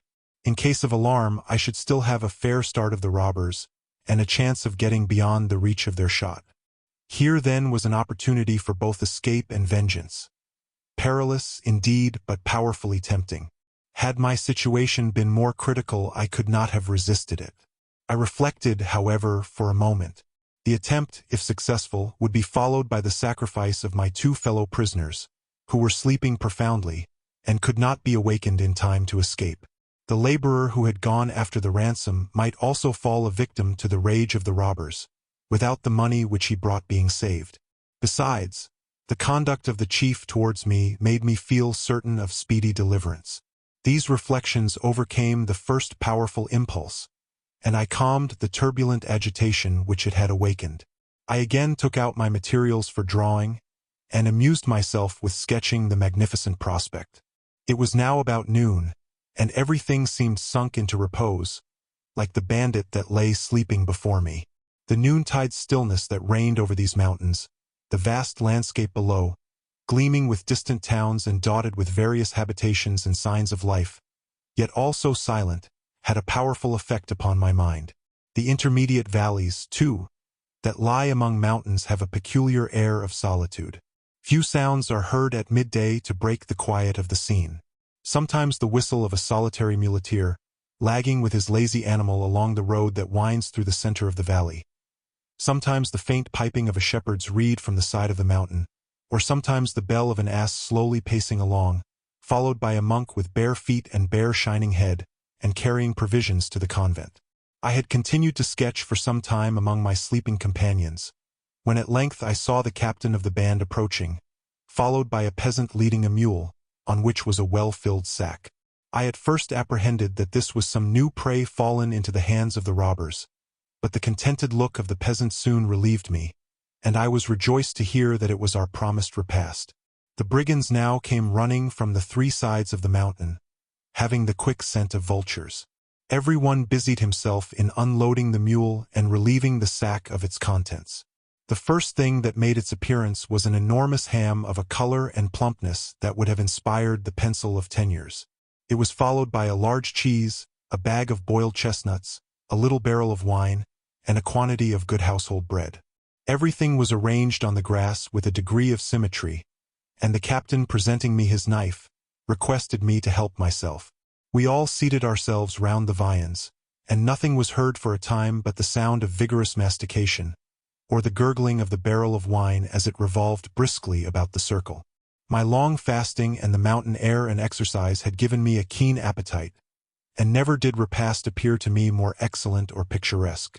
From time to time one of the band was dispatched to keep a lookout upon the plain. No enemy was at hand, and the dinner was undisturbed. The peasant received nearly twice the value of his provisions, and set off down the mountain highly satisfied with his bargain. I felt invigorated by the hearty meal I had made, and notwithstanding that the wound I had received the evening before was painful, yet I could not but feel extremely interested and gratified by the singular scenes continually presented to me. Everything seemed pictured about these wild beings and their haunts, their bivouacs, their groups on guard, their indolent noontide repose on the mountain brow, their rude repast on the herbage among rocks and trees. Everything presented a study for a painter. But it was towards the approach of evening that I felt the highest enthusiasm awakened. The setting sun, declining beyond the vast Campagna, shed its rich yellow beams on the woody summits of the Abruzzi. Several mountains crowned with snow shone brilliantly in the distance, contrasting their brightness with others, which, thrown into shade, assumed deep tints of purple and violet. As the evening advanced, the landscape darkened into a sterner character. The immense solitude around, the wild mountains broken into rocks and precipices, intermingled with vast oak, cork, and chestnuts, and the groups of banditti in the foreground, reminded me of those savage scenes of Salvator Rosa. To beguile the time, the captain proposed to his comrades to spread before me their jewels and cameos, as I must doubtless be a judge of such articles, and able to inform them of their nature. He set the example, the others followed it, and in a few moments I saw the grass before me sparkling with jewels and gems that would have delighted the eyes of an antiquary or a fine lady. Among them were several precious jewels and antique intaglios and cameos of great value, the spoils doubtless of travelers of distinction. I found that they were in the habit of selling their booty in the frontier towns. As these in general were thinly and poorly peopled, and little frequented by travelers, they could offer no market for such valuable articles of taste and luxury. I suggested to them the certainty of their readily obtaining great pieces for these gems among the rich strangers with which Rome was thronged. The impression made upon their greedy minds was immediately apparent. One of the band, a young man and the least known, requested permission of the captain to depart the following day in disguise for Rome, for the purpose of traffic, promising on the faith of a bandit, a sacred pledge amongst them, to return in 2 days to any place he might appoint. The captain consented, and a curious scene took place. The robbers crowded round him eagerly, confiding to him such of their jewels as they wished to dispose of, and giving him instructions what to demand. There was bargaining and exchanging and selling of trinkets among themselves, and I beheld my watch, which had a chain and valuable seals, purchased by the young robber merchant of the ruffian who had plundered me, for $60.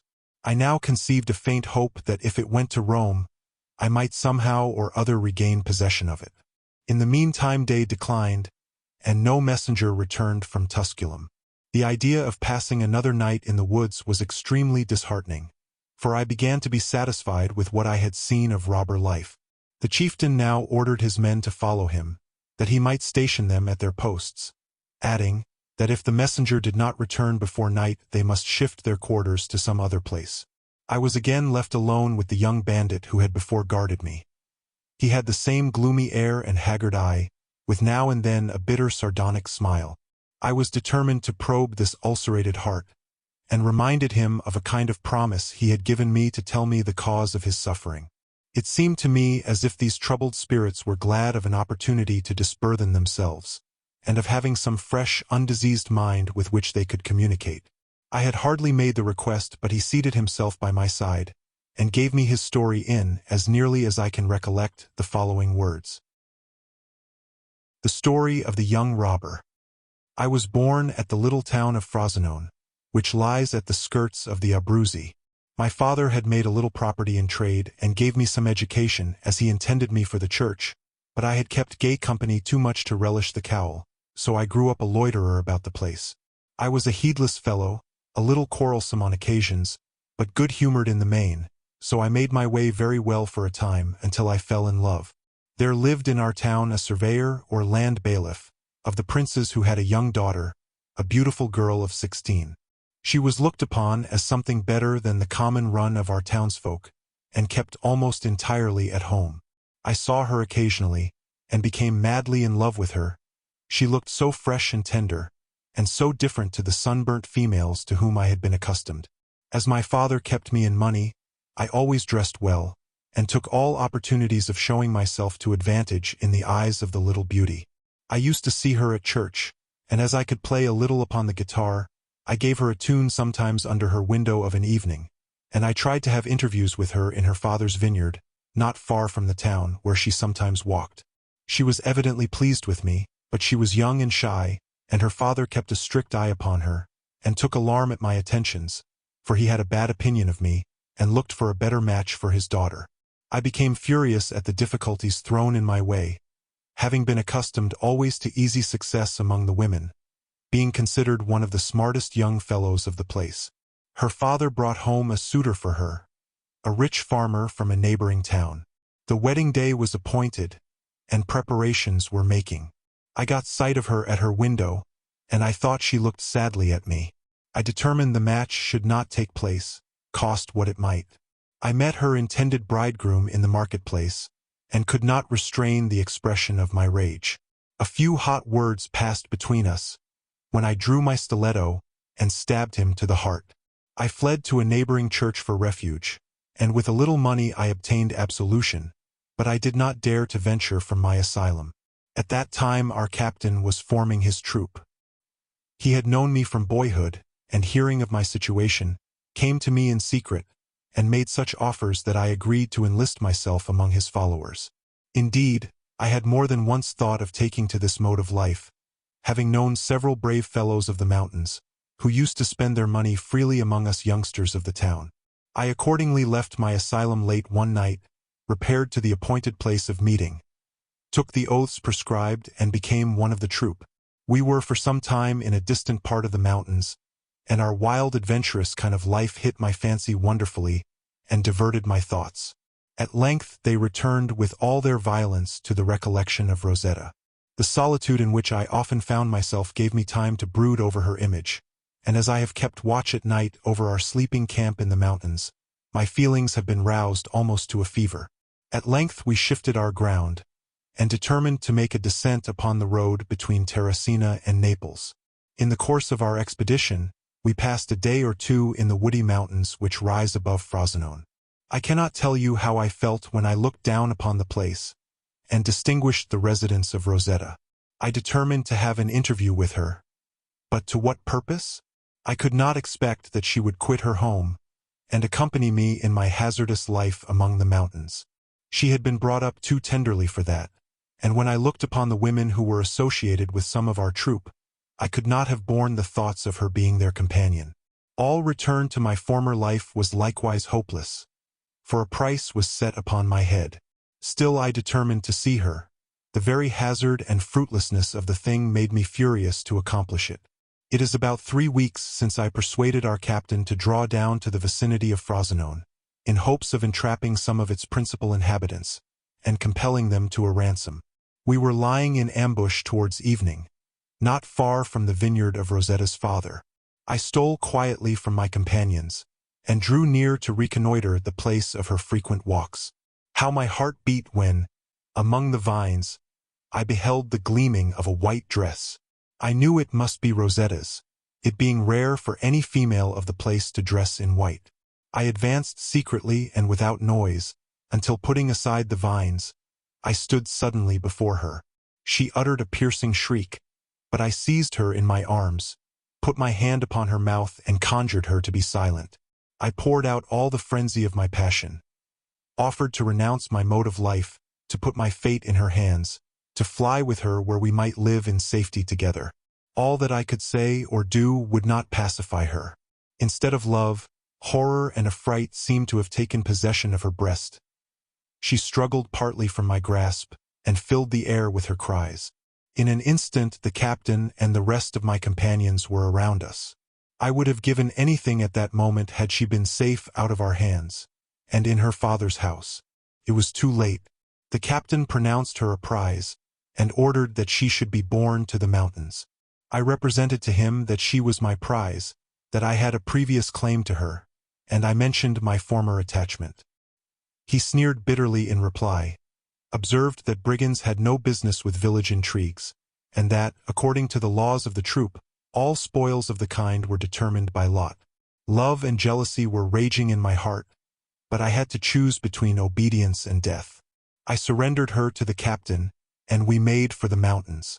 She was overcome by affright, and her steps were so feeble and faltering, and it was necessary to support her. I could not endure the idea that my comrades should touch her, and assuming a forced tranquility, begged that she might be confided to me, as one to whom she was more accustomed. The captain regarded me for a moment with a searching look, but I bore it without flinching, and he consented. I took her in my arms. She was almost senseless. Her head rested on my shoulder, her mouth was near to mine. I felt her breath on my face, and it seemed to fan the flame which devoured me. Oh God! To have this glowing treasure in my arms, and yet to think it was not mine. We arrived at the foot of the mountain. I ascended it with difficulty, particularly where the woods were thick, but I would not relinquish my delicious burthen. I reflected with rage, however, that I must soon do so. The thoughts that so delicate a creature must be abandoned to my rude companions maddened me. I felt tempted, the stiletto in my hand, to cut my way through them all, and bear her off in triumph. I scarcely conceived the idea, before I saw its rashness, but my brain was fevered with the thought that any but myself should enjoy her charms. I endeavored to outstrip my companions by the quickness of my movements, and to get a little distance ahead, in case any favorable opportunity of escape should present. Vain effort! The voice of the captain suddenly ordered a halt. I trembled but had to obey. The poor girl partly opened a languid eye, but was without strength or motion. I laid her upon the grass. The captain darted on me a terrible look of suspicion, and ordered me to scour the woods with my companions, in search of some shepherd who might be sent to her father's to demand a ransom. I saw at once the peril. To resist with violence was certain death, but to leave her alone in the power of the captain. I spoke out then with a fervor inspired by my passion and my despair. I reminded the captain that I was the first to seize her, that she was my prize, and that my previous attachment for her should make her sacred among my companions. I insisted, therefore, that he should pledge me his word to respect her. Otherwise I should refuse obedience to his orders. His only reply was to cock his carbine, and at the signal my comrades did the same. They laughed with cruelty at my impotent rage. What could I do? I felt the madness of resistance. I was menaced on all hands, and my companions obliged me to follow them. She remained alone with the chief. Yes, alone and almost lifeless. Here the robber paused in his recital, overpowered by his emotions. Great drops of sweat stood on his forehead. He panted rather than breathed. His brawny bosom rose and fell like the waves of a troubled sea. When he had become a little calm, he continued his recital. I was not long in finding a shepherd, said he. I ran with the rapidity of a deer eager, if possible, to get back before what I dreaded might take place. I had left my companions far behind, and I rejoined them before they had reached one-half the distance I had made. I hurried them back to the place where we had left the captain. As we approached, I beheld him seated by the side of Rosetta. His triumphant look, and the desolate condition of the unfortunate girl, left me no doubt of her fate. I know not how I restrained my fury. It was with extreme difficulty, and by guiding her hand, that she was made to trace a few characters, requesting her father to send $300 as her ransom. The letter was dispatched by the shepherd. When he was gone, the chief turned sternly to me. "You have set an example," said he, "of mutiny and self-will, which if indulged would be ruinous to the troop. Had I treated you as our laws require, this bullet would have been driven through your brain. But you are an old friend. I have borne patiently with your fury and your folly. I have even protected you from a foolish passion that would have unmanned you. As to this girl, the laws of our association must have their course." So saying, he gave his commands, lots were drawn, and the helpless girl was abandoned to the troop. Here the robber paused again, panting with fury, and it was some moments before he could resume his story. "Hell," said he, "was raging in my heart. I beheld the impossibility of avenging myself, and I felt that, according to the articles in which we stood bound to one another, the captain was in the right. I rushed with frenzy from the place. I threw myself upon the earth, tore up the grass with my hands, and beat my head, and gnashed my teeth in agony and rage. When at length I returned, I beheld the wretched victim pale, disheveled, her dress torn and disordered. An emotion of pity for a moment subdued my fiercer feelings.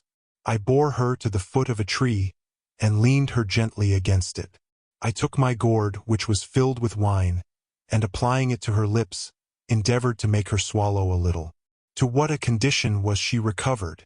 She, whom I had once seen the pride of Frosinone, who but a short time before I had beheld sporting in her father's vineyard, so fresh and beautiful and happy.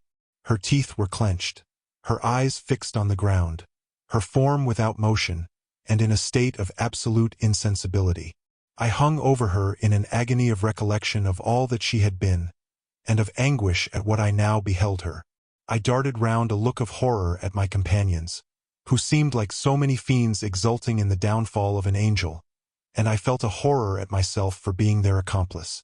The captain, always suspicious, saw with his usual penetration what was passing within me, and ordered me to go upon the ridge of woods to keep a lookout upon the neighborhood and await the return of the shepherd.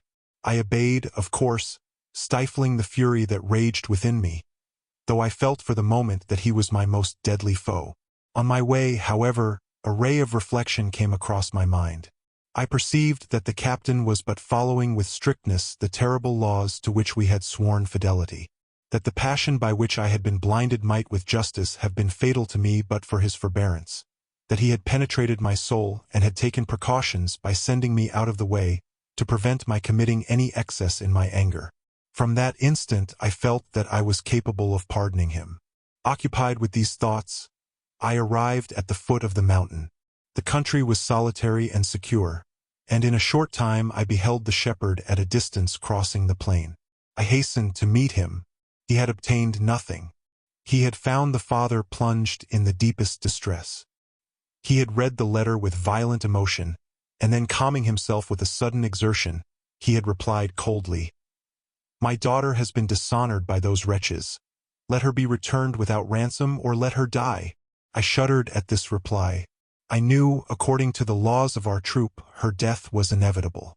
Our oaths required it. I felt, nevertheless, that, not having been able to have her to myself, I could become her executioner. The robber again paused with agitation. I sat musing upon his last frightful words, which proved to what excess the passions may be carried when escaped from all moral restraint. There was a horrible verity in this story that reminded me of some of the tragic fictions of Dante. We now came to a fatal moment, resumed the bandit. After the report of the shepherd, I returned with him, and the chieftain received from his lips the refusal of the father. At a signal which we all understood, we followed him some distance from the victim. He there pronounced her sentence of death. Every one stood ready to execute his order, but I interfered. I observed that there was something due to pity, as well as to justice, that I was as ready as anyone to approve the implacable law which was to serve as a warning to all those who hesitated to pay the ransoms demanded for our prisoners, but that, though the sacrifice was proper, it ought to be made without cruelty. "The night is approaching," continued I. "She will soon be wrapped in sleep. Let her then be dispatched. All that I now claim on the score of former fondness for her is, let me strike the blow. I will do it as surely, but more tenderly than another. Several raised their voices against my proposition, but the captain imposed silence on them. He told me I might conduct her into a thicket at some distance, and he relied upon my promise. I hastened to seize my prey. There was a forlorn kind of triumph at having at length become her exclusive possessor. I bore her off into the thickness of the forest. She remained in the same state of insensibility and stupor. I was thankful that she did not recollect me, for had she once murmured my name, I should have been overcome. She slept at length in the arms of him who was to poniard her. Many were the conflicts I underwent before I could bring myself to strike the blow. My heart had become sore by the recent conflicts it had undergone, and I dreaded lest, by procrastination, some other should become her executioner. When her repose had continued for some time, I separated myself gently from her, that I might not disturb her sleep, and seizing suddenly my poniard, plunged it into her bosom. A painful and concentrated murmur, but without any convulsive movement, accompanied her last sigh. So perished this unfortunate. He ceased to speak. I sat horror-struck, covering my face with my hands, seeking, as it were, to hide from myself the frightful images he had presented to my mind. I was roused from this silence by the voice of the captain. "You sleep," said he, "and it is time to be off. Come, we must abandon this height, as night is setting in, and the messenger is not returned. I will post someone on the mountain edge, to conduct him to the place where we shall pass the night." This was no agreeable news to me.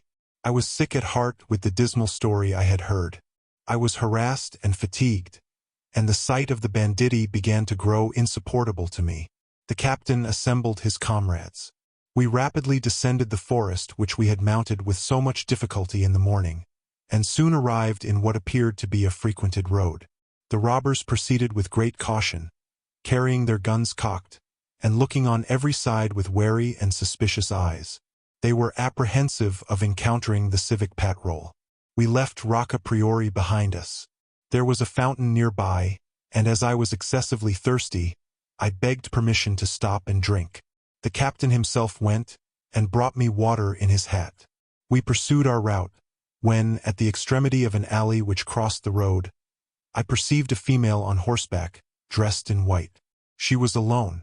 I recollected the fate of the poor girl in the story, and trembled for her safety. One of the brigands saw her at the same instant, and plunging into the bushes, he ran precipitately in the direction towards her. Stopping on the border of the alley, he put one knee to the ground, presented his carbine ready for menace, or to shoot her horse if she attempted to fly, and in this way awaited her approach. I kept my eyes fixed on her with intense anxiety. I felt tempted to shout, and warn her of her danger, though my own destruction would have been the consequence. It was awful to see this tiger crouching ready for a bound, and the poor innocent victim wandering unconsciously near him. Nothing but a mere chance could save her. To my joy, the chance turned in her favor. She seemed almost accidentally to take an opposite path, which led outside of the wood, where the robber dare not venture. To this casual deviation she owed her safety. I could not imagine why the captain of the band had ventured to such a distance from the height, on which he had placed the sentinel to watch the return of the messengers. He seemed himself uneasy at the risk to which he exposed himself. His movements were rapid and uneasy. I could scarce keep pace with him. At length, after 3 hours of what might be termed a forced march, we mounted the extremity of the same woods, the summit of which we had occupied during the day, and I learnt with satisfaction that we had reached our quarters for the night. "You must be fatigued," said the chieftain.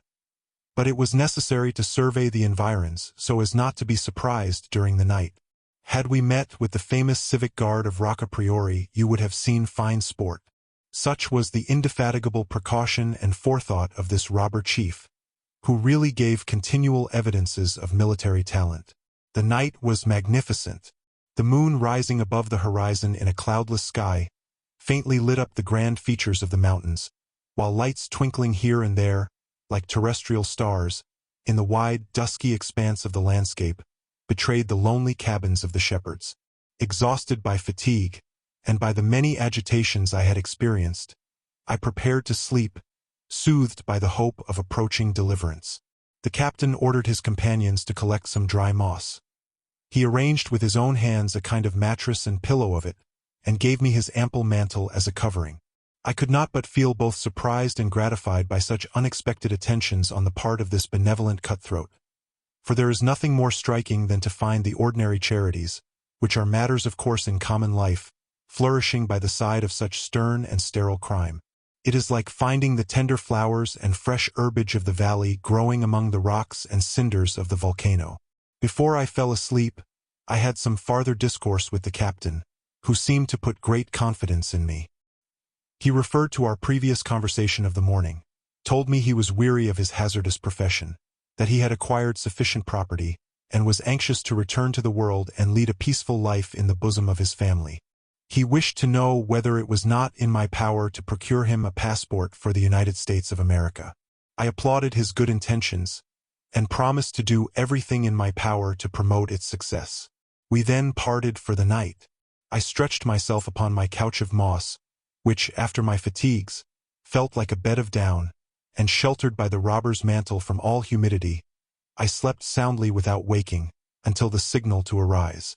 It was nearly 6 o'clock, and the day was just dawning.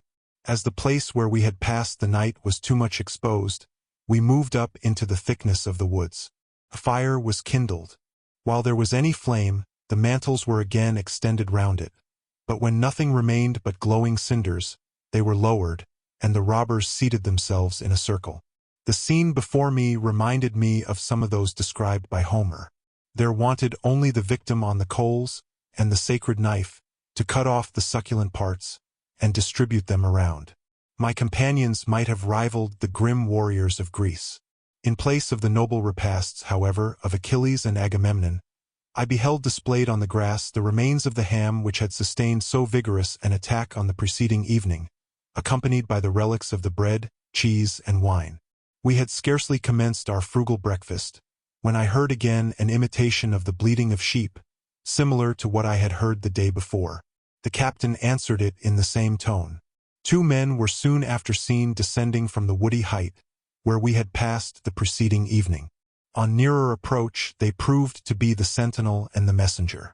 The captain rose and went to meet them. He made a signal for his comrades to join him. They had a short conference, and then returning to me with eagerness, "Your ransom is paid," said he. "You are free." Though I had anticipated deliverance, I cannot tell you what a rush of delight these tidings gave me. I cared not to finish my repast, but prepared to depart. The captain took me by the hand, requested permission to write to me, and begged me not to forget the passport. I replied that I hoped to be of effectual service to him, and that I relied on his honor to return the prince's note for $500, now that the cash was paid. He regarded me for a moment with surprise. Then, seeming to recollect himself, "E justo," said he. "Ecoloadio."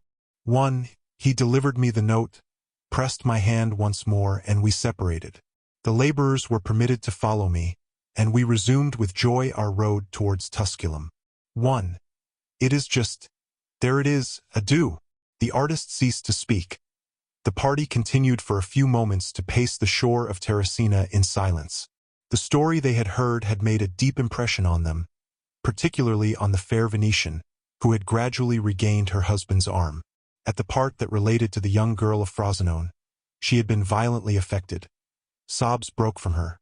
She clung close to her husband, and as she looked up to him as if for protection, the moonbeams shining on her beautifully fair countenance showed it paler than usual with terror, while tears glittered in her fine dark eyes.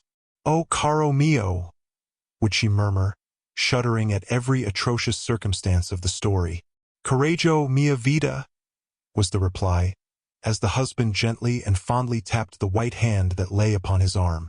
The Englishman alone preserved his usual phlegm, and the fair Venetian was piqued at it.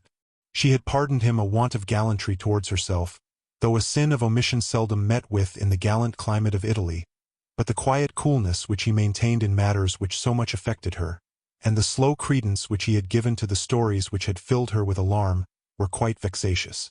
"Santa Maria," said she to husband as they retired for the night. "What insensible beings these English are!" In the morning all was bustle at the inn at Terracina. The Procaccio had departed at daybreak on its route towards Rome, but the Englishman was yet to start, and the departure of an English equipage is always enough to keep an inn in a bustle. On this occasion there was more than usual stir, for the Englishman, having much property about him and having been convinced of the real danger of the road, had applied to the police and obtained, by dint of liberal pay, an escort of 8 dragoons and 12 foot soldiers as far as Fondi. Perhaps, too, there might have been a little ostentation at bottom, from which, with great delicacy be it spoken, English travelers are not always exempt, though to say the truth, he had nothing of it in his manner.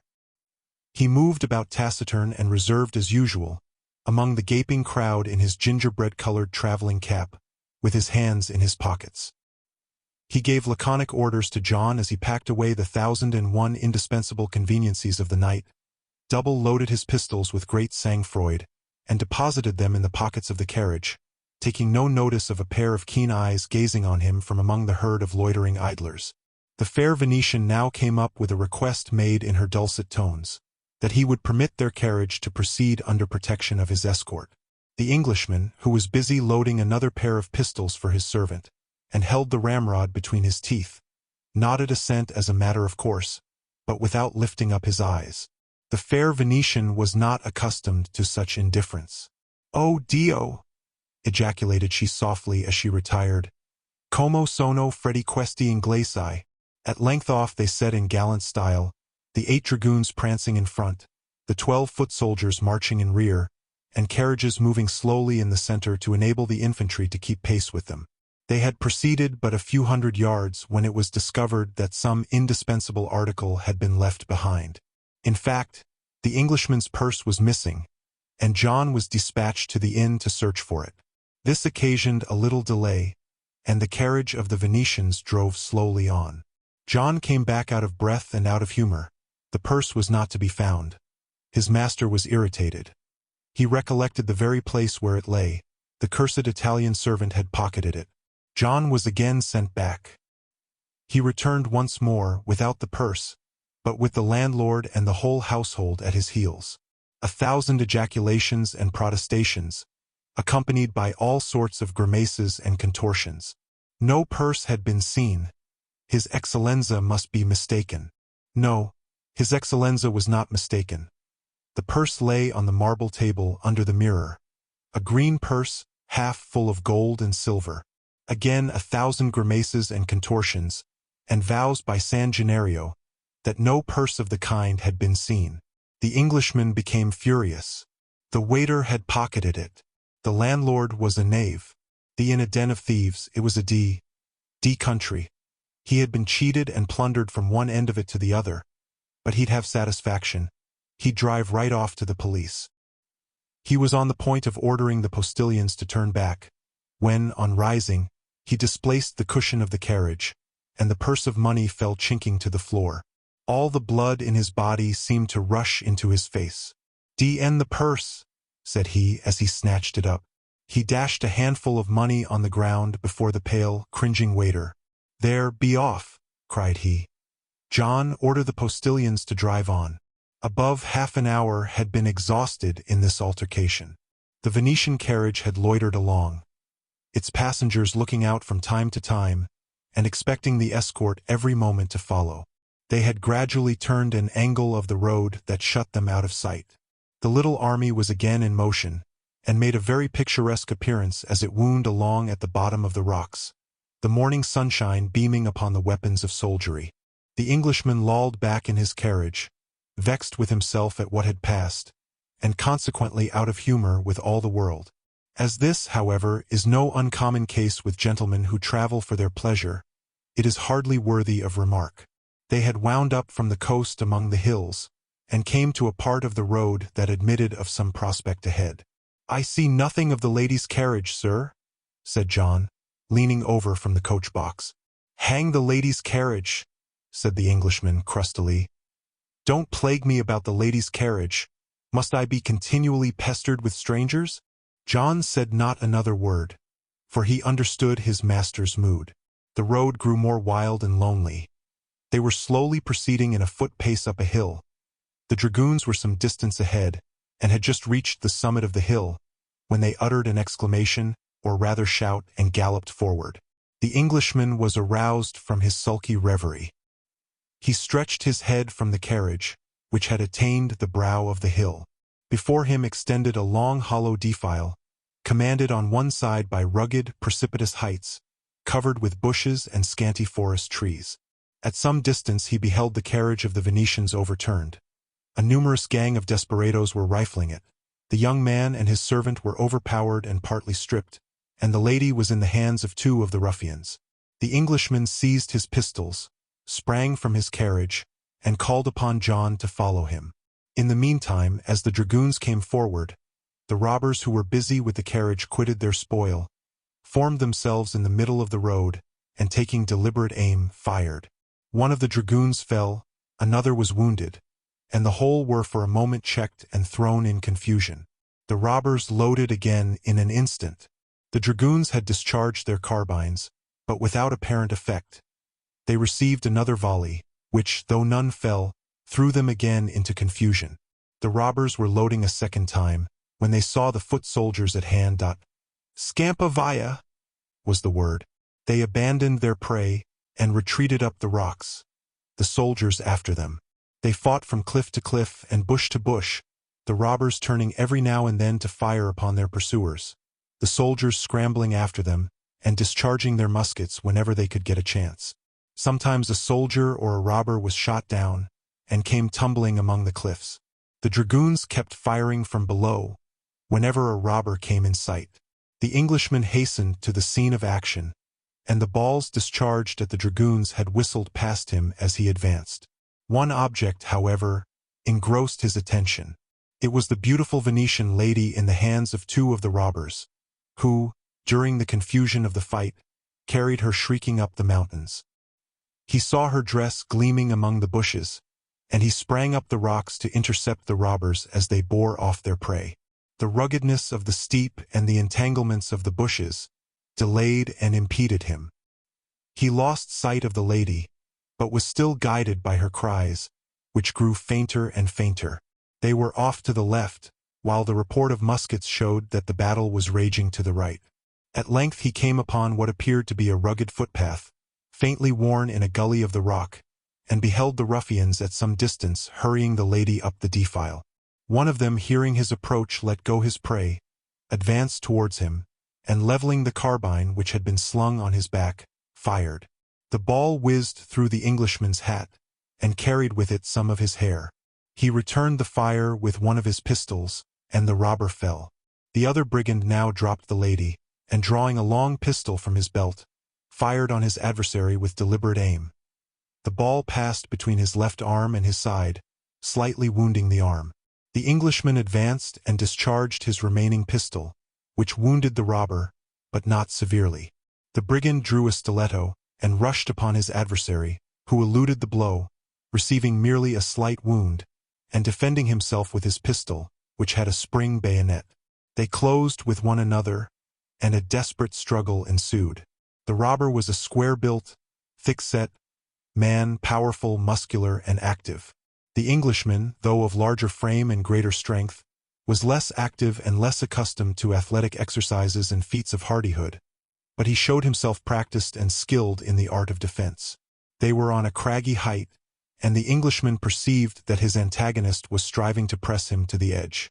A side glance showed him also the robber whom he had first wounded, scrambling up to the assistance of his comrade, stiletto in hand. He had, in fact, attained the summit of the cliff, and the Englishman saw him within a few steps, when he heard suddenly the report of a pistol and the ruffian fell. The shot came from John, who had arrived just in time to save his master. The remaining robber, exhausted by loss of blood and the violence of the contest, showed signs of faltering. His adversary pursued his advantage, pressed on him, and as his strength relaxed, dashed him headlong from the precipice. He looked after him and saw him lying motionless among the rocks below. The Englishman now sought the fair Venetian. He found her senseless on the ground. With his servant's assistance he bore her down to the road, where her husband was raving like one distracted. The occasional discharge of firearms along the height showed that a retreating fight was still kept up by the robbers. The carriage was righted. The baggage was hastily replaced. The Venetian, transported with joy and gratitude, took his lovely and senseless burthen in his arms, and the party resumed their route towards Fondi, escorted by the dragoons, leaving the foot soldiers to ferret out the banditti. While on the way, John dressed his master's wounds, which were found not to be serious. Before arriving at Fondi, the fair Venetian had recovered from her swoon, and was made conscious of her safety and of the mode of her deliverance. Her transports were unbounded, and mingled with them were enthusiastic ejaculations of gratitude to her deliverer. 1,000 times did she reproach herself for having accused him of coldness and insensibility. The moment she saw him, she rushed into his arms, and clasped him round the neck with all the vivacity of her nation. Never was man more embarrassed by the embraces of a fine woman. "My deliverer! My angel!" exclaimed she. "Tut! Tut!" said the Englishman. "You are wounded!" shrieked the fair Venetian, as she saw the blood upon his clothes. "Pooh! Nothing at all!" "Oh, Dio!" exclaimed she, clasping him again round the neck and sobbing on his bosom. "Pooh!" exclaimed the Englishman, looking somewhat foolish. "This is all nonsense." Part Fourth. The Money Diggers. Found among the papers of the late Diedrich Knickerbocker. Now I remember those old women's words, who in my youth would tell me winter's tales, and speak of spirits and ghosts that glide by night, about the place where treasure had been hid. Marlowe's Jew of Malta. Hell Gate. About 6 miles from the renowned city of the Manhattoes, and in that sound or arm of the sea, which passes between the mainland and Nassau or Long Island, there is a narrow strait, where the current is violently compressed between shouldering promontories, and horribly irritated and perplexed by rocks and shoals. Being at the best of times a very violent, hasty current, it takes these impediments in mighty dudgeon. Boiling in whirlpools, brawling and fretting in ripples and breakers, and, in short, indulging in all kinds of wrong-headed paroxysms. At such times, woe to any unlucky vessel that ventures within its clutches. This termagant humor is said to prevail only at half-tides. At low water it is as pacific as any other stream. As the tide rises, it begins to fret. At half-tide it rages and roars as if bellowing for more water. But when the tide is full it relapses again into quiet, and for a time seems almost to sleep as soundly as an alderman after dinner. It may be compared to an inveterate hard drinker, who is a peaceable fellow enough when he has no liquor at all, or when he has a skin full, but when half seas overplays the very devil.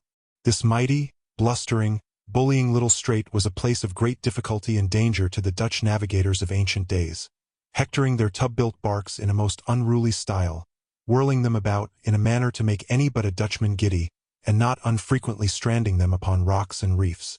Whereupon out of sheer spleen they denominated it Hellegat, literally hell gut, and solemnly gave it over to the devil. This appellation has since been aptly rendered into English by the name of Hellgate, and into nonsense by the name of Hurlgate, according to certain foreign intruders who neither understood Dutch nor English. May Street Nicholas confound them! From this strait to the city of the Manhattoes the borders of the Sound are greatly diversified. In one part, on the eastern shore of the island of Manhattan and opposite Blackwell's Island, being very much broken and indented by rocky nooks, overhung with trees which give them a wild and romantic look.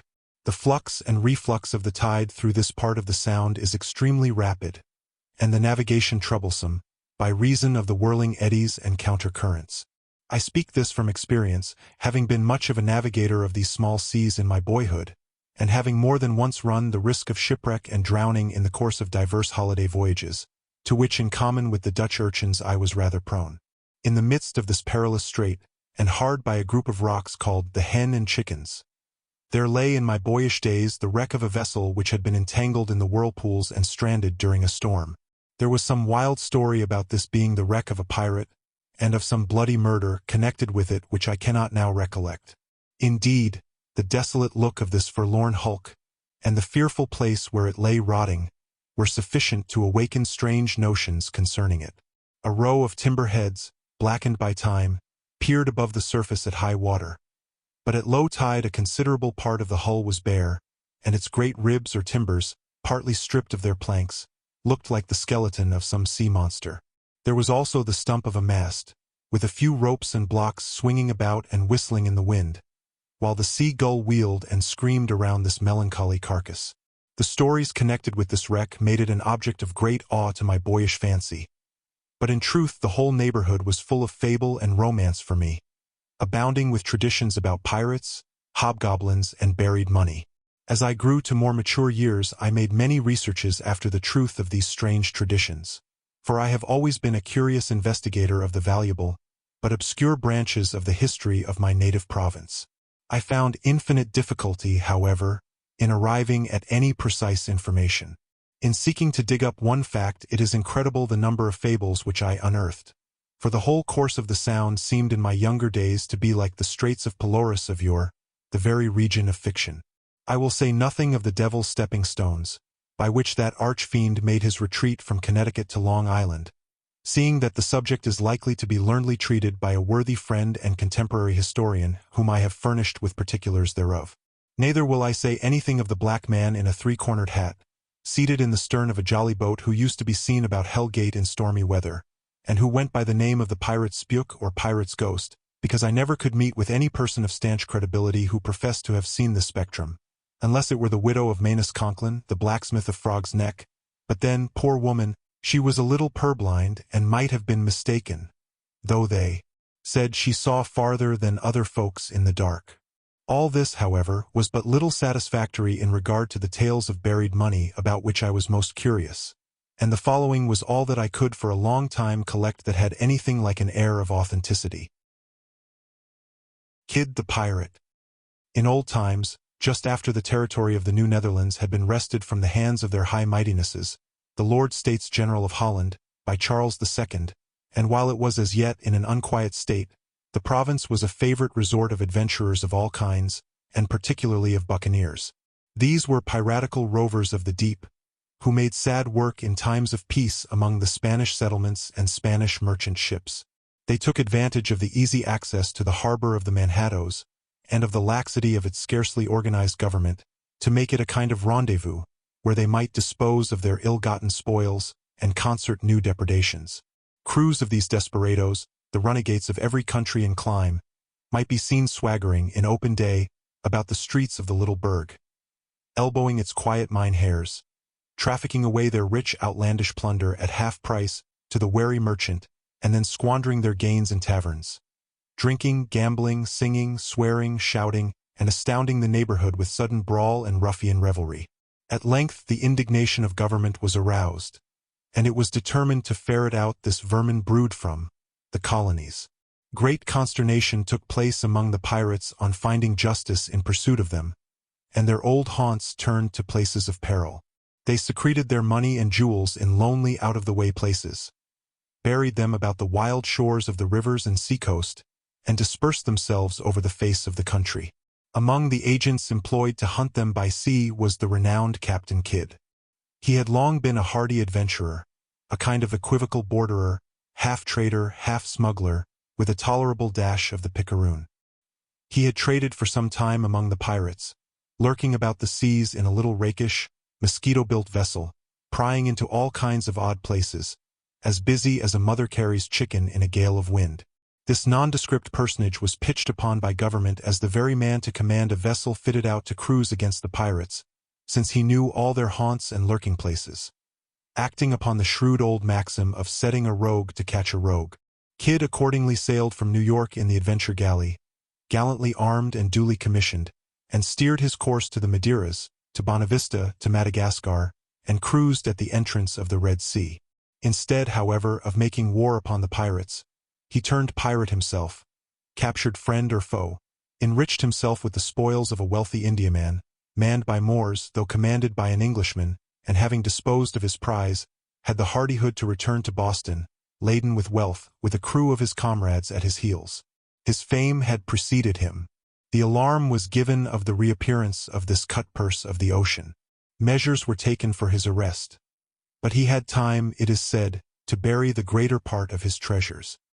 He even attempted to draw his sword and defend himself when arrested, but was secured and thrown into prison with several of his followers. They were carried to England in a frigate, where they were tried, condemned, and hanged at execution dock. Kidd died hard, for the rope with which he was first tied up broke with his weight, and he tumbled to the ground. He was tied up a second time and effectually, from whence arose the story of his having been twice hanged. Such is the main outline of Kidd's history, but it has given birth to an innumerable progeny of traditions. The circumstance of his having buried great treasures of gold and jewels after returning from his cruising set the brains of all the good people along the coast in a ferment. There were rumors on rumors of great sums found here and there, sometimes in one part of the country, sometimes in another, of trees and rocks bearing mysterious marks, doubtless indicating the spots where treasure lay hidden, of coins found with Moorish characters, the plunder of Kidd's eastern prize, but which the common people took for diabolical or magic inscriptions. Some reported the spoils to have been buried in solitary unsettled places about Plymouth and Cape Cod. Many other parts of the eastern coast also, and various places in Long Island Sound, have been gilded by these rumors, and have been ransacked by adventurous money-diggers. In all the stories of these enterprises the devil played a conspicuous part. Either he was conciliated by ceremonies and invocations, or some bargain or compact was made with him. Still he was sure to play the money-diggers some slippery trick. Some had succeeded so far as to touch the iron chest which contained the treasure, when some baffling circumstance was sure to take place. Either the earth would fall in and fill up the pit, or some direful noise or apparition would throw the party into a panic and frighten them from the place. And sometimes the devil himself would appear and bear off the prize from their very grasp. And if they visited the place on the next day, not a trace would be seen of their labors of the preceding night. Such were the vague rumors which for a long time tantalized without gratifying my curiosity on the interesting subject of these pirate traditions. There is nothing in this world so hard to get at as truth. I sought among my favorite sources of authentic information, the oldest inhabitants, and particularly the old Dutch wives of the province. But though I flatter myself I am better versed than most men in the curious history of my native province, yet for a long time my inquiries were unattended with any substantial result. At length it happened, one calm day in the latter part of summer, that I was relaxing myself from the toils of severe study by a day's amusement in fishing in those waters which had been the favorite resort of my boyhood. I was in company with several worthy burghers of my native city. Our sport was indifferent. The fish did not bite freely, and we had frequently changed our fishing ground without bettering our luck. We at length anchored close under a ledge of rocky coast, on the eastern side of the island of Manhattan. It was a still, warm day.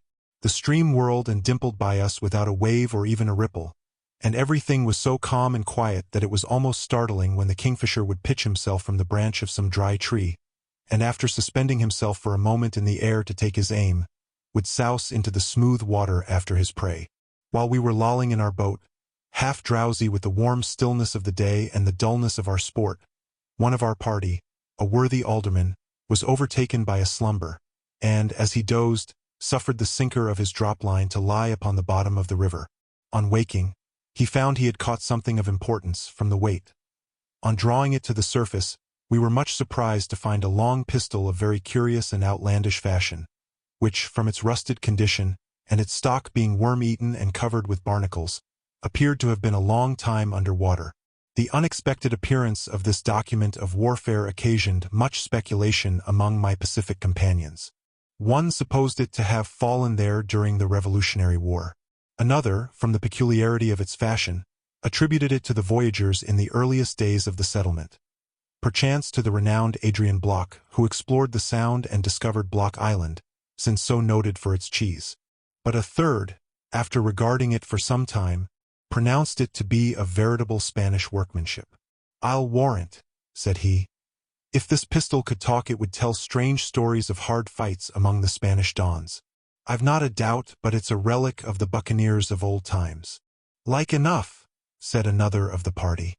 There was Bradish the pirate, who at the time Lord Bellamont made such a stir after the buccaneers, buried money and jewels somewhere in these parts or on Long Island. And then there was Captain Kidd. "Ah, that Kidd was a daring dog," said an iron-faced Cape Cod whaler. "There's a fine old song about him, all to the tune of, 'My name is Robert Kidd, as I sailed, as I sailed.'" and it tells how he gained the devil's good graces by burying the Bible. I had the Bible in my hand, as I sailed, and I buried it in the sand, as I sailed. Egad, if this pistol had belonged to him, I should set some store by it out of sheer curiosity. Ah, well, there's an odd story I have heard about one Tom Walker, who, they say, dug up some of Kidd's buried money. And as the fish don't seem to bite at present, I'll tell it to you to pass away time. The Devil and Tom Walker. A few miles from Boston, in Massachusetts, there is a deep inlet winding several miles into the interior of the country from Charles Bay, and terminating in a thickly wooded swamp or morass. On one side of this inlet is a beautiful dark grove. On the opposite side the land rises abruptly from the water's edge, into a high ridge on which grow a few scattered oaks of great age and immense size. It was under one of these gigantic trees, according to old stories, that Kidd the pirate buried his treasure. The inlet allowed a facility to bring the money in a boat secretly and at night to the very foot of the hill. The elevation of the place permitted a good lookout to be kept that no one was at hand, while the remarkable trees formed good landmarks by which the place might easily be found again. The old stories add, moreover, that the devil presided at the hiding of the money, and took it under his guardianship. But this, it is well known, he always does with buried treasure, particularly when it has been ill-gotten. Be that as it may, Kidd never returned to recover his wealth, being shortly after seized at Boston, sent out to England, and there hanged for a pirate. About the year 1727, just at the time when earthquakes were prevalent in New England, and shook many tall sinners down upon their knees, there lived near this place a meager, miserly fellow of the name of Tom Walker. He had a wife as miserly as himself. They were so miserly that they even conspired to cheat each other. Whatever the woman could lay hands on she hid away. A hen could not cackle, but she was on the alert to secure the new-laid egg. Her husband was continually prying about to detect her secret hoards, and many and fierce were the conflicts that took place about what ought to have been common property. They lived in a forlorn-looking house that stood alone and had an air of starvation. A few straggling savon trees, emblems of sterility, grew near it. No smoke ever curled from its chimney. No traveler stopped at its door. A miserable horse, whose ribs were as articulate as the bars of a gridiron, stalked about a field where a thin carpet of moss, scarcely covering the ragged beds of pudding stone, tantalized and balked his hunger. And sometimes he would lean his head over the fence, looked piteously at the passer-by, and seemed to petition deliverance from this land of famine. The house and its inmates had altogether a bad name. Tom's wife was a tall termagant, fierce of temper, loud of tongue, and strong of arm. Her voice was often heard in wordy warfare with her husband, and his face sometimes showed signs that their conflicts were not confined to words. No one ventured, however, to interfere between them. The lonely wayfarer shrunk within himself at the horrid clamor and clapper-clawing, eyed the den of discord askance, and hurried on his way, rejoicing, if a bachelor, in his celibacy. One day that Tom Walker had been to a distant part of the neighborhood, he took what he considered a short cut homewards through the swamp. Like most short cuts, it was an ill-chosen route. The swamp was thickly grown with great gloomy pines and hemlocks, some of them 90 feet high, which made it dark at noonday, and a retreat for all the owls of the neighborhood. It was full of pits and quagmires, partly covered with weeds and mosses, where the green surface often betrayed the traveler into a gulf of black smothering mud. There were also dark and stagnant pools, the abodes of the tadpole, the bullfrog, and the water snake, and where trunks of pines and hemlocks lay half-drowned, half-rotting, looking like alligators sleeping in the mire. Tom had long been picking his way cautiously through this treacherous forest, stepping from tuft to tuft of rushes and roots which afforded precarious footholds among deep sloughs, or pacing carefully, like a cat, among the prostrate trunks of trees, startled now and then by the sudden screaming of the bittern, or the quacking of a wild duck, rising on the wing from some solitary pool. At length he arrived at a piece of firm ground, which ran out like a peninsula into the deep bosom of the swamp. It had been one of the strongholds of the Indians during their wars with the first colonists. Here they had thrown up a kind of fort which they had looked upon as almost impregnable, and had used as a place of refuge for their squaws and children. Nothing remained of the Indian fort but a few embankments gradually sinking to the level of the surrounding earth, and already overgrown in part by oaks and other forest trees, the foliage of which formed a contrast to the dark pines and hemlocks of the swamp. It was late in the dusk of evening that Tom Walker reached the old fort, and he paused there for a while to rest himself. Anyone but he would have felt unwilling to linger in this lonely, melancholy place, for the common people had a bad opinion of it from the stories handed down from the time of the Indian Wars, when it was asserted that the savages held incantations here and made sacrifices to the evil spirit. Tom Walker, however, was not a man to be troubled with any fears of the kind. He reposed himself for some time on the trunk of a fallen hemlock, listening to the boding cry of the tree-toad, and delving with his walking staff into a mound of black mold at his feet. As he turned up the soil unconsciously, his staff struck against something hard. He raked it out of the vegetable mold, and lo!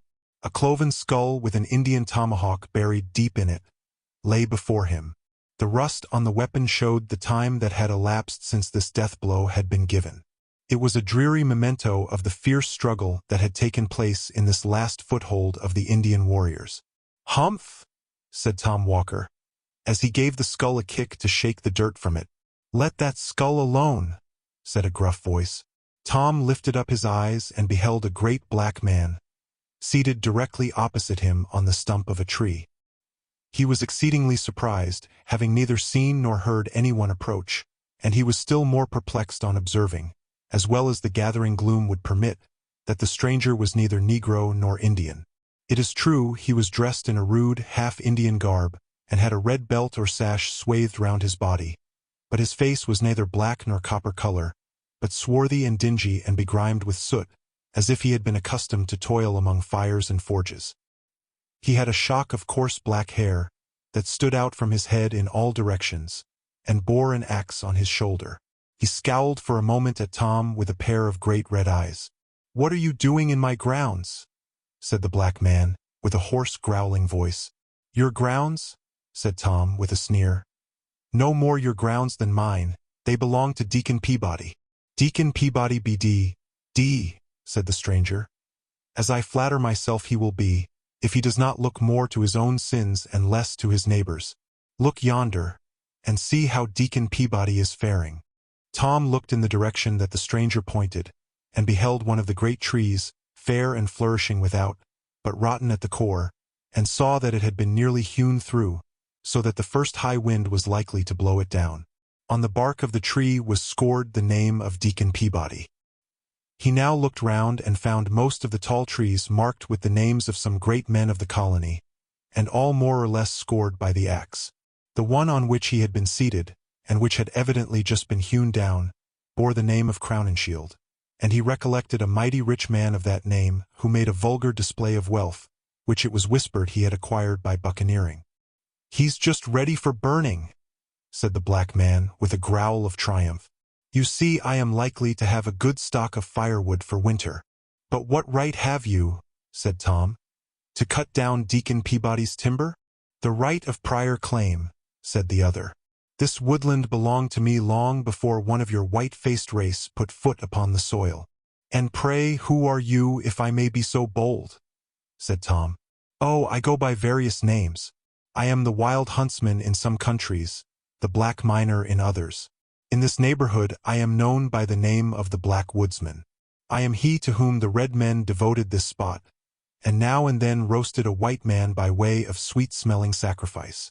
Since the red men have been exterminated by you white savages, I amuse myself by presiding at the persecutions of Quakers and Anabaptists.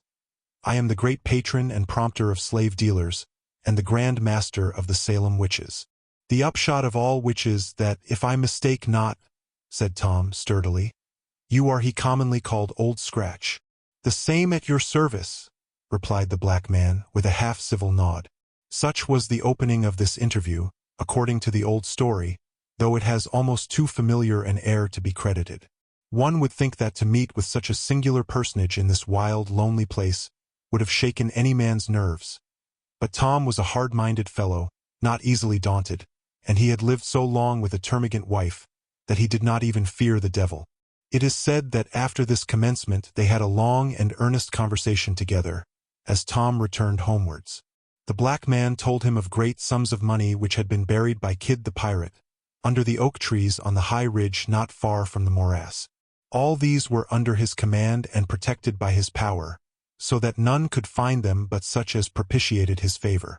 These he offered to place within Tom Walker's reach, having conceived an especial kindness for him, but they were to be had only on certain conditions. What these conditions were may easily be surmised, though Tom never disclosed them publicly. They must have been very hard, for he required time to think of them, and he was not a man to stick at trifles where money was in view. When they had reached the edge of the swamp, the stranger paused. "What proof have I that all you have been telling me is true?" said Tom. "There is my signature," said the black man, pressing his finger on Tom's forehead. So saying, he turned off among the thickets of the swamp, and seemed, as Tom said, to go down, down, down into the earth, until nothing but his head and shoulders could be seen, and so on until he totally disappeared. When Tom reached home he found the black print of a finger burnt, as it were, into his forehead, which nothing could obliterate. The first news his wife had to tell him was the sudden death of Absalom Crowninshield, the rich buccaneer. It was announced in the papers with the usual flourish that a great man had fallen in Israel. Tom recollected the tree which his black friend had just hewn down, and which was ready for burning. "Let the freebooter roast," said Tom. "Who cares?" He now felt convinced that all he had heard and seen was no illusion. He was not prone to let his wife into his confidence, but as this was an uneasy secret, he willingly shared it with her. All her avarice was awakened at the mention of hidden gold, and she urged her husband to comply with the black man's terms and secure what would make them wealthy for life. However Tom might have felt disposed to sell himself to the devil, he was determined not to do so to oblige his wife, so he flatly refused out of the mere spirit of contradiction.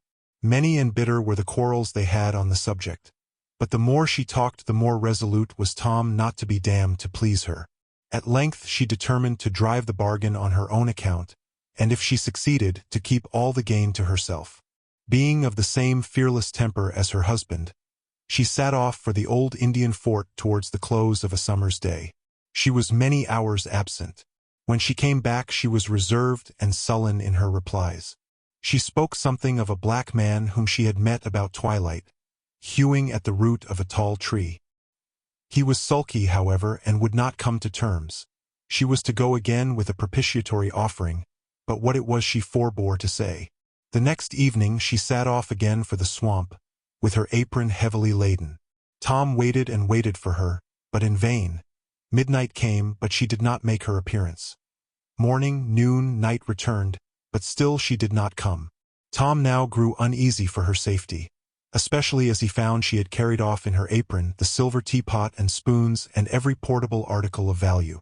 Another night elapsed, another morning came, but no wife. In a word, she was ever heard of more. What was her real fate nobody knows, in consequence of so many pretending to know. It is one of those facts that have become confounded by a variety of historians. Some asserted that she lost her way among the tangled mazes of the swamp and sunk into some pit or slough. Others, more uncharitable, hinted that she had eloped with the household booty and made off to some other province, while others assert that the tempter had decoyed her into a dismal quagmire, on top of which her hat was found lying. In confirmation of this, it was said a great black man with an axe on his shoulder was seen late that very evening coming out of the swamp, carrying a bundle tied in a check apron, with an air of surly triumph. The most current and probable story, however, observes that Tom Walker grew so anxious about the fate of his wife and his property that he set out at length to seek them both at the Indian fort. During a long summer's afternoon he searched about the gloomy place, but no wife was to be seen. He called her name repeatedly, but she was nowhere to be heard. The bittern alone responded to his voice, as he flew screaming by, or the bullfrog croaked dolefully from a neighboring pool. At length, it is said, just in the brown hour of twilight, when the owls began to hoot and the bats to flit about, his attention was attracted by the clamor of carrion crows that were hovering about a cypress tree. He looked and beheld a bundle tied in a check apron and hanging in the branches of a tree, with a great vulture perched hard by, as if keeping watch upon it. He leaped with joy, for he recognized his wife's apron, and supposed it to contain the household valuables. "Let us get hold of the property," said he consolingly to himself, "and we will endeavor to do without the woman." As he scrambled up the tree, the vulture spread its wide wings and sailed off screaming into the deep shadows of the forest. Tom seized the check apron, but, woeful sight, found nothing but a heart and liver tied up in it. Such, according to the most authentic old story, was all that was to be found of Tom's wife. She had probably attempted to deal with the black man as she had been accustomed to deal with her husband, but though a female scold is generally considered a match for the devil, yet in this instance she appears to have had the worst of it. She must have died game, however, from the part that remained unconquered. Indeed, it is said Tom noticed many prints of cloven feet deeply stamped about the tree, and several handfuls of hair that looked as if they had been plucked from the coarse black shock of the woodsman. Tom knew his wife's prowess by experience.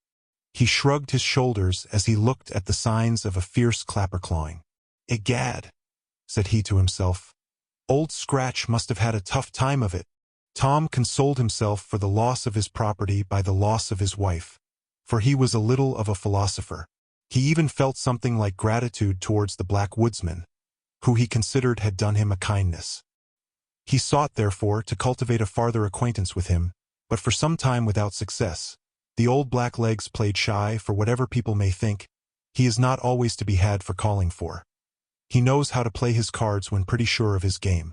At length, it is said, when delay had whetted Tom's eagerness to the quick, and prepared him to agree to anything rather than not gain the promised treasure, he met the black man one evening in his usual woodman dress, with his axe on his shoulder, sauntering along the edge of the swamp and humming a tune. He affected to receive Tom's advance with great indifference, made brief replies, and went on humming his tune. By degrees, however, Tom brought him to business, and they began to haggle about the terms on which the former was to have the pirate's treasure. There was one condition which need not be mentioned, being generally understood in all cases where the devil grants favors, but there were others about which, though of less importance, he was inflexibly obstinate. He insisted that the money found through his means should be employed in his service. He proposed, therefore, that Tom should employ it in the black traffic, that is to say, that he should fit out a slave ship. This, however, Tom resolutely refused. He was bad enough in all conscience, but the devil himself could not tempt him to turn slave dealer. Finding Tom so squeamish on this point, he did not insist upon it, but proposed instead that he should turn usurer, the devil being extremely anxious for the increase of usurers, looking upon them as his peculiar people. To this no objections were made, for it was just to Tom's taste. "You shall open a broker's shop in Boston next month," said the black man. "I'll do it tomorrow if you wish," said Tom Walker. "You shall lend money at 2% a month." "Egad, I'll charge 4," replied Tom Walker. "You shall extort bonds, foreclose mortgages, drive the merchant to bankruptcy." "I'll drive him to the D.L.," cried Tom Walker eagerly. "You are the usurer for my money," said the black legs with delight. "When will you want the rhino?" "This very night." "Done," said the devil. "Done," said Tom Walker. So they shook hands and struck a bargain. A few days' time saw Tom Walker seated behind his desk in a counting house in Boston. His reputation for a ready-moneyed man, who would lend money out for a good consideration, soon spread abroad. Everybody remembers the days of Governor Belcher, when money was particularly scarce. It was a time of paper credit. The country had been deluged with government bills. The famous land bank had been established. There had been a rage for speculating. The people had run mad with schemes for new settlements, for building cities in the wilderness. Land jobbers went about with maps of grants and townships and Eldorados, lying nobody knew where, but which everybody was ready to purchase. In a word, the great speculating fever which breaks out every now and then in the country had raged to an alarming degree, and body was dreaming of making sudden fortunes from nothing. As usual, the fever had subsided. The dream had gone off, and the imaginary fortunes with it. The patients were left in doleful plight, and the whole country resounded with the consequent cry of hard times. At this propitious time of public distress did Tom Walker set up as a usurer in Boston. His door was soon thronged by customers. The needy and the adventurous, the gambling speculator, the dreaming land jobber, the thriftless tradesman, the merchant with cracked credit, In short, everyone driven to raise money by desperate means and desperate sacrifices hurried to Tom Walker. Thus Tom was the universal friend of the needy, and he acted like a friend in need. That is to say, he always exacted good pay and good security. In proportion to the distress of the applicant was the hardness of his terms. He accumulated bonds and mortgages, gradually squeezed his customers closer and closer, and sent them, at length, dry as a sponge from his door. In this way he made money hand over hand, became a rich and mighty man, and exalted his cocked hat upon change. He built himself, as usual, a vast house out of ostentation, but left the greater part of it unfinished and unfurnished out of parsimony. He even set up a carriage in the fullness of his vainglory, though he nearly starved the horses which drew it, and as the ungreased wheels groaned and screeched on the axle trees, you would have thought you heard the souls of the poor debtors he was squeezing. As Tom waxed old, however, he grew thoughtful. Having secured the good things of this world, he began to feel anxious about those of the next. He thought with regret on the bargain he had made with his black friend, and set his wits to work to cheat him out of the conditions. He became, therefore, all of a sudden a violent churchgoer. He prayed loudly and strenuously as if heaven were to be taken by force of lungs.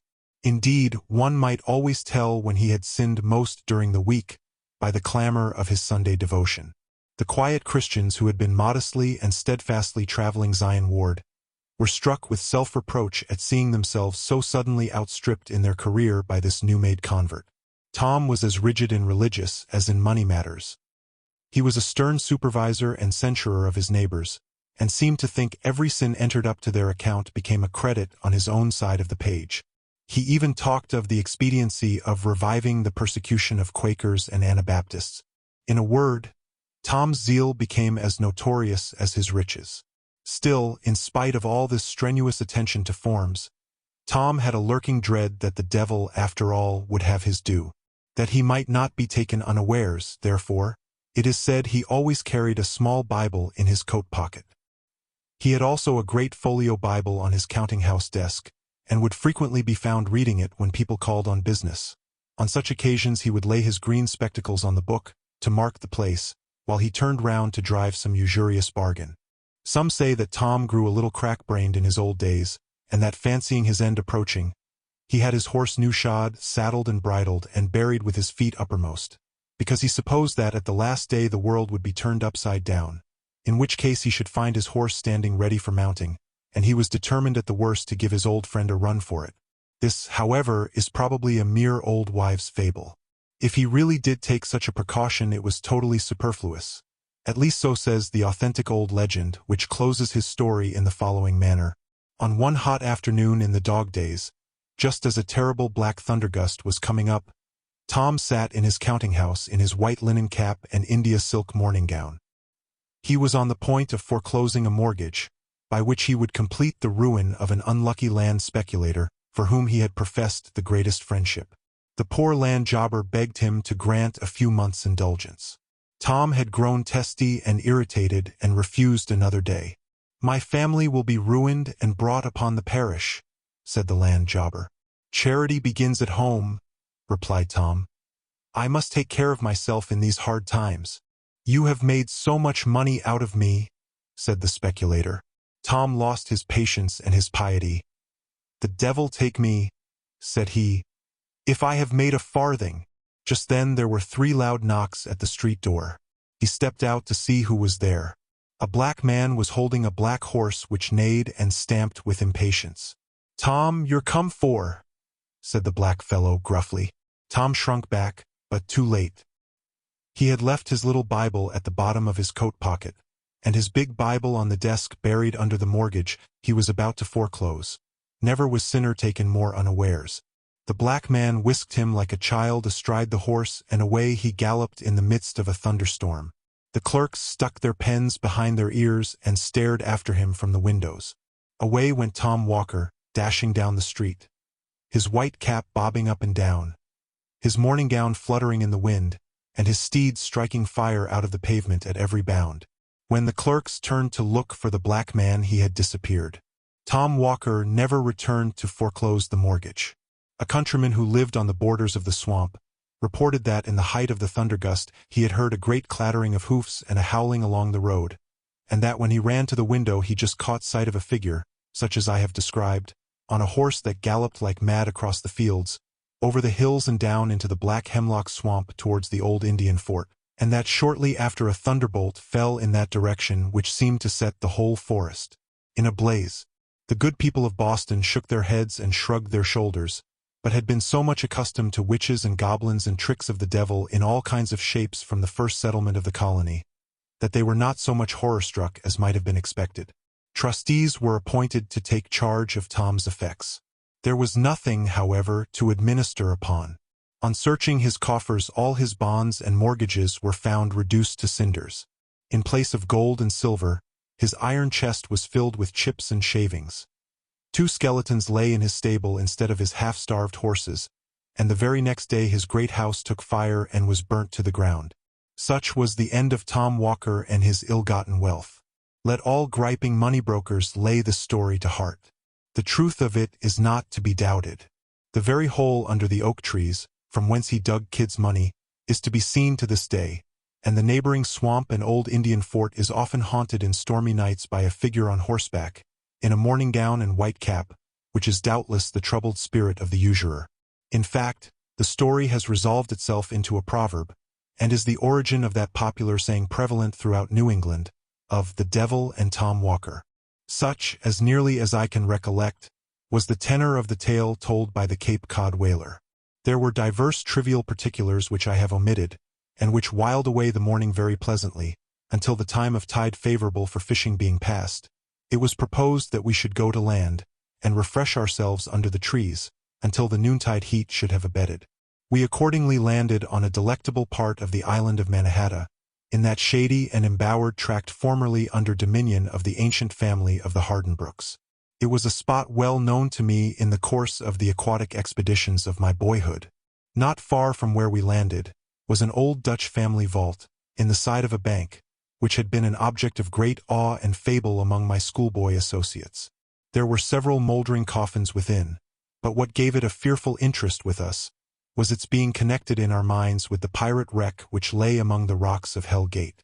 There were also stories of smuggling connected with it, particularly during a time that this retired spot was owned by a noted burgher called Ready Money Prevost, a man of whom it was whispered that he had many and mysterious dealings with parts beyond seas.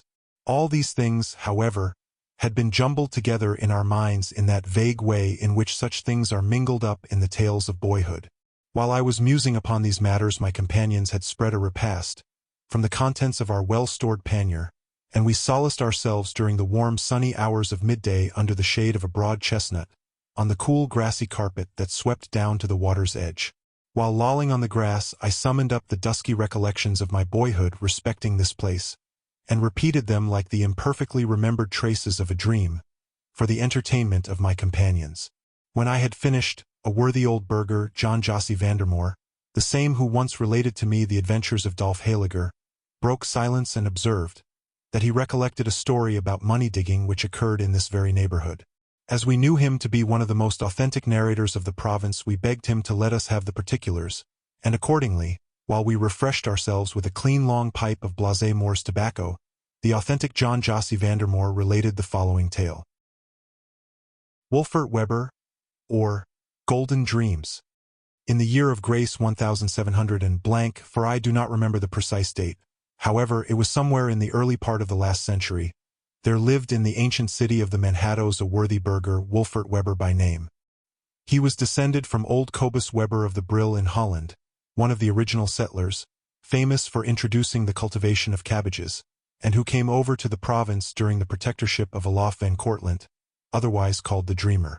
The field in which Cobus Weber first planted himself and his cabbages had remained ever since in the family, who continued in the same line of husbandry, with that praiseworthy perseverance for which our Dutch burghers are noted.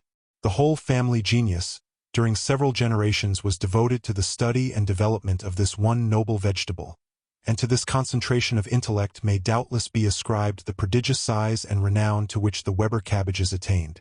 The Weber dynasty continued in uninterrupted succession, and never did a line give more unquestionable proofs of legitimacy. The eldest son succeeded to the looks, as well as the territory of his sire, and had the portraits of this line of tranquil potentates been taken, they would have presented a row of heads marvelously resembling in shape and magnitude the vegetables over which they reigned. The seat of government continued unchanged in the family mansion, a Dutch-built house with a front, or rather gable end of yellow brick, tapering to a point, with the customary iron weathercock at the top. Everything about the building bore the air of long-settled ease and security. Flights of martins peopled the little coops nailed against the walls, and swallows built their nests under the eaves. And everyone knows that these house-loving birds bring good luck to the dwelling where they take up their abode. In a bright sunny morning in early summer, it was delectable to hear their cheerful notes, as they sported about in the pure, sweet air, chirping forth, as it were, the greatness and prosperity of the Webbers. Thus quietly and comfortably did this excellent family vegetate under the shade of a mighty buttonwood tree, which by little and little grew so great as entirely to overshadow their palace. The city gradually spread its suburbs round their domain. Houses sprung up to interrupt their prospects. The rural lanes in the vicinity began to grow into the bustle and populousness of streets. In short, with all the habits of rustic life, they began to find themselves the inhabitants of a city. Still, however, they maintained their hereditary character and hereditary possessions, with all the tenacity of petty German princes in the midst of the empire. Wolfert was the last of the line, and succeeded to the patriarchal bench at the door, under the family tree, and swayed the scepter of his fathers, a kind of rural potentate in the midst of a metropolis. To share the cares and sweets of sovereignty, he had taken unto himself a helpmate, one of that excellent kind called stirring women. That is to say, she was one of those notable little housewives who are always busy when there is nothing to do. Her activity, however, took one particular direction. Her whole life seemed devoted to intense knitting. Whether at home or abroad, walking or sitting, her needles were continually in motion, and it is even affirmed that by her unwearied industry she very nearly supplied her household with stockings throughout the year. This worthy couple were blessed with one daughter who was brought up with great tenderness and care. Uncommon pains had been taken with her education, so that she could stitch in every variety of way, make all kinds of pickles and preserves, and mark her own name on a sampler. The influence of her taste was seen also in the family garden, where the ornamental began to mingle with the useful. Whole rows of fiery marigolds and splendid hollyhocks bordered the cabbage beds, and gigantic sunflowers lolled their broad, jolly faces over the fences, seeming to ogle most affectionately the passers-by. Thus reigned and vegetated Wolfert Weber over his paternal acres, peaceably and contentedly. Not but that, like all other sovereigns, he had his occasional cares and vexations. The growth of his native city sometimes caused him annoyance. His little territory gradually became hemmed in by streets and houses, which intercepted air and sunshine. He was now and then subject to the eruptions of the border population that infest the streets of a metropolis, who would sometimes make midnight forays into his dominions, and carry off captive whole platoons of his noblest subjects. Vagrant swine would make a descent, too, now and then, when the gate was left open, and lay all waste before them. And mischievous urchins would often decapitate the illustrious sunflowers, the glory of the garden, as they lolled their heads so fondly over the walls. Still all these were petty grievances, which might now and then ruffle the surface of his mind, as a summer breeze will ruffle the surface of a mill-pond. But they could not disturb the deep-seated quiet of his soul. He would seize a trusty staff that stood behind the door, issue suddenly out, and anoint the back of the aggressor, whether pig or urchin, and then return within doors, marvelously refreshed and tranquilized. The chief cause of anxiety to honest Wolfert, however, was the growing prosperity of the city. The expenses of living doubled and trebled, but he could not double and treble the magnitude of his cabbages, and the number of competitors prevented the increase of price.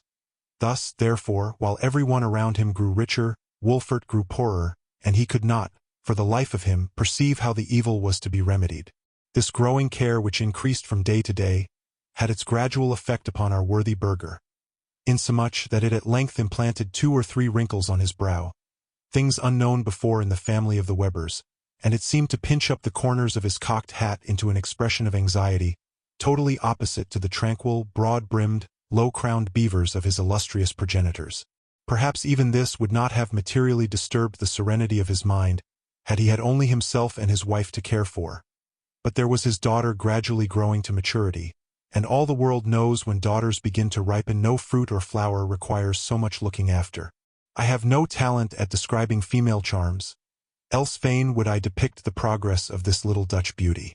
How her blue eyes grew deeper and deeper, and her cherry lips redder and redder, and how she ripened and ripened, and rounded in the opening breath of 16 summers, until, in her 17th spring, she seemed ready to burst out of her bodice like a half-blown rosebud.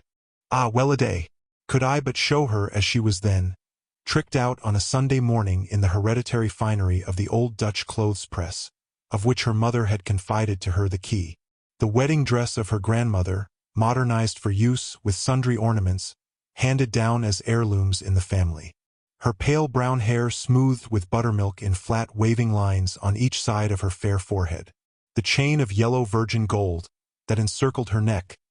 The little cross that just rested at the entrance of a soft valley of happiness, as if it would sanctify the place. But pooh! It is not for an old man like me to be prosing about female beauty. Suffice it to say, Amy had attained her 17th year. Long since had her sampler exhibited hearts in couples desperately transfixed with arrows, and true lovers' knots worked in deep blue silk, and it was evident she began to languish for some more interesting occupation than the rearing of sunflowers or pickling of cucumbers. At this critical period of female existence, when the heart within a damsel's bosom, like its emblem, the miniature which hangs without, is apt to be engrossed by a single image, a new visitor began to make his appearance under the roof of Wolfert Webber. This was Dirk Waldron, the only son of a poor widow, but who could boast of more fathers than any lad in the province. For his mother had had 4 husbands and this only child, so that though born in her last wedlock, he might fairly claim to be the tardy fruit of a long course of cultivation. This son of 4 fathers united the merits and the vigor of his sires. If he had not a great family before him, he seemed likely to have a great one after him, for you had only to look at the fresh gamesome youth, to see that he was formed to be the founder of a mighty race. This youngster gradually became an intimate visitor of the family. He talked little, but he sat long. He filled the father's pipe when it was empty, gathered up the mother's knitting needle, or ball of worsted when it fell to the ground, stroked the sleek coat of the tortoiseshell cat, and replenished the teapot for the daughter from the bright copper kettle that sung before the fire. All these quiet little offices may seem of trifling import, but when true love is translated into Low Dutch, it is in this way that it eloquently expresses itself. They were not lost upon the Webber family. The winning youngster found marvelous favor in the eyes of the mother. The tortoiseshell cat, albeit the most staid and demure of her kind, gave indubitable signs of approbation of his visits. The tea kettle seemed to sing out a cheering note of welcome at his approach, and if the sly glances of the daughter might be rightly read, as she sat bridling and dimpling, and sewing by her mother's side, she was not a whit behind Dame Webber, or Grimalkin, or the tea kettle in goodwill. Wolfert alone saw nothing of what was going on. Profoundly wrapped up in meditation on the growth of the city and his cabbages, he sat looking in the fire, and puffing his pipe in silence. One night, however, as the gentle Amy, according to custom, lighted her lover to the outer door, and he, according to custom, took his parting salute, the smack resounded so vigorously through the long, silent entry as to startle even the dull ear of Wolfert. He was slowly roused to a new source of anxiety. It had never entered into his head that this mere child, who, as it seemed but the other day, had been climbing about his knees and playing with dolls and baby houses, could all at once be thinking of love and matrimony. He rubbed his eyes, examined into the fact, and really found that while he had been dreaming of other matters, she had actually grown into a woman, and what was more, had fallen in love. Here were new cares for poor Wolfert. He was a kind father, but he was a prudent man. The young man was a very stirring lad. But then he had neither money or land. Wolfert's ideas all ran in one channel, and he saw no alternative in case of a marriage, but to portion off the young couple with a corner of his cabbage garden, the whole of which was barely sufficient for the support of his family. Like a prudent father, therefore, he determined to nip this passion in the bud, and forbade the youngster the house, though sorely did it go against his fatherly heart, and many a silent tear did it cause in the bright eye of his daughter. She showed herself, however, a pattern of filial piety and obedience. She never pouted and sulked. She never flew in the face of parental authority. She never fell into a passion or fell into hysterics, as many romantic novel-read young ladies would do. Not she, indeed. She was none such heroical rebellious trumpery, I warrant ye. On the contrary, she acquiesced like an obedient daughter, shut the street door in her lover's face, and if ever she did grant him an interview, it was either out of the kitchen window or over the garden fence. Wolfert was deeply cogitating these things in his mind, and his brow wrinkled with unusual care, as he wended his way one Saturday afternoon to a rural inn, about 2 miles from the city. It was a favorite resort of the Dutch part of the community from being always held by a Dutch line of landlords, and retaining an air and relish of the good old times. It was a Dutch-built house that had probably been a country seat of some opulent burgher in the early time of the settlement. It stood near a point of land, called Corlear's Hook, which stretches out into the Sound, and against which the tide, at its flux and reflux, sets with extraordinary rapidity. The venerable and somewhat crazy mansion was distinguished from afar by a grove of elms and sycamores that seemed to wave a hospitable invitation, while a few weeping willows with their dank, drooping foliage, resembling falling waters, gave an idea of coolness that rendered it an attractive spot during the heats of summer.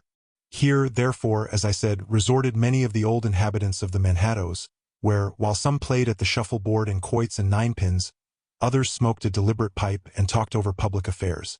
It was on a blustering autumnal afternoon that Wolfert made his visit to the inn.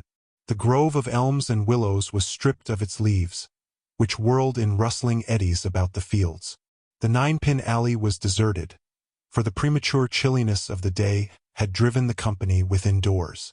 As it was Saturday afternoon, the habitual club was in session, composed principally of regular Dutch burghers, though mingled occasionally with persons of various character and country, as is natural in a place of such motley population. Beside the fireplace, and in a huge leather-bottomed armchair, sat the dictator of this little world, the venerable Rem, or, as it was pronounced, Ram Rapelli.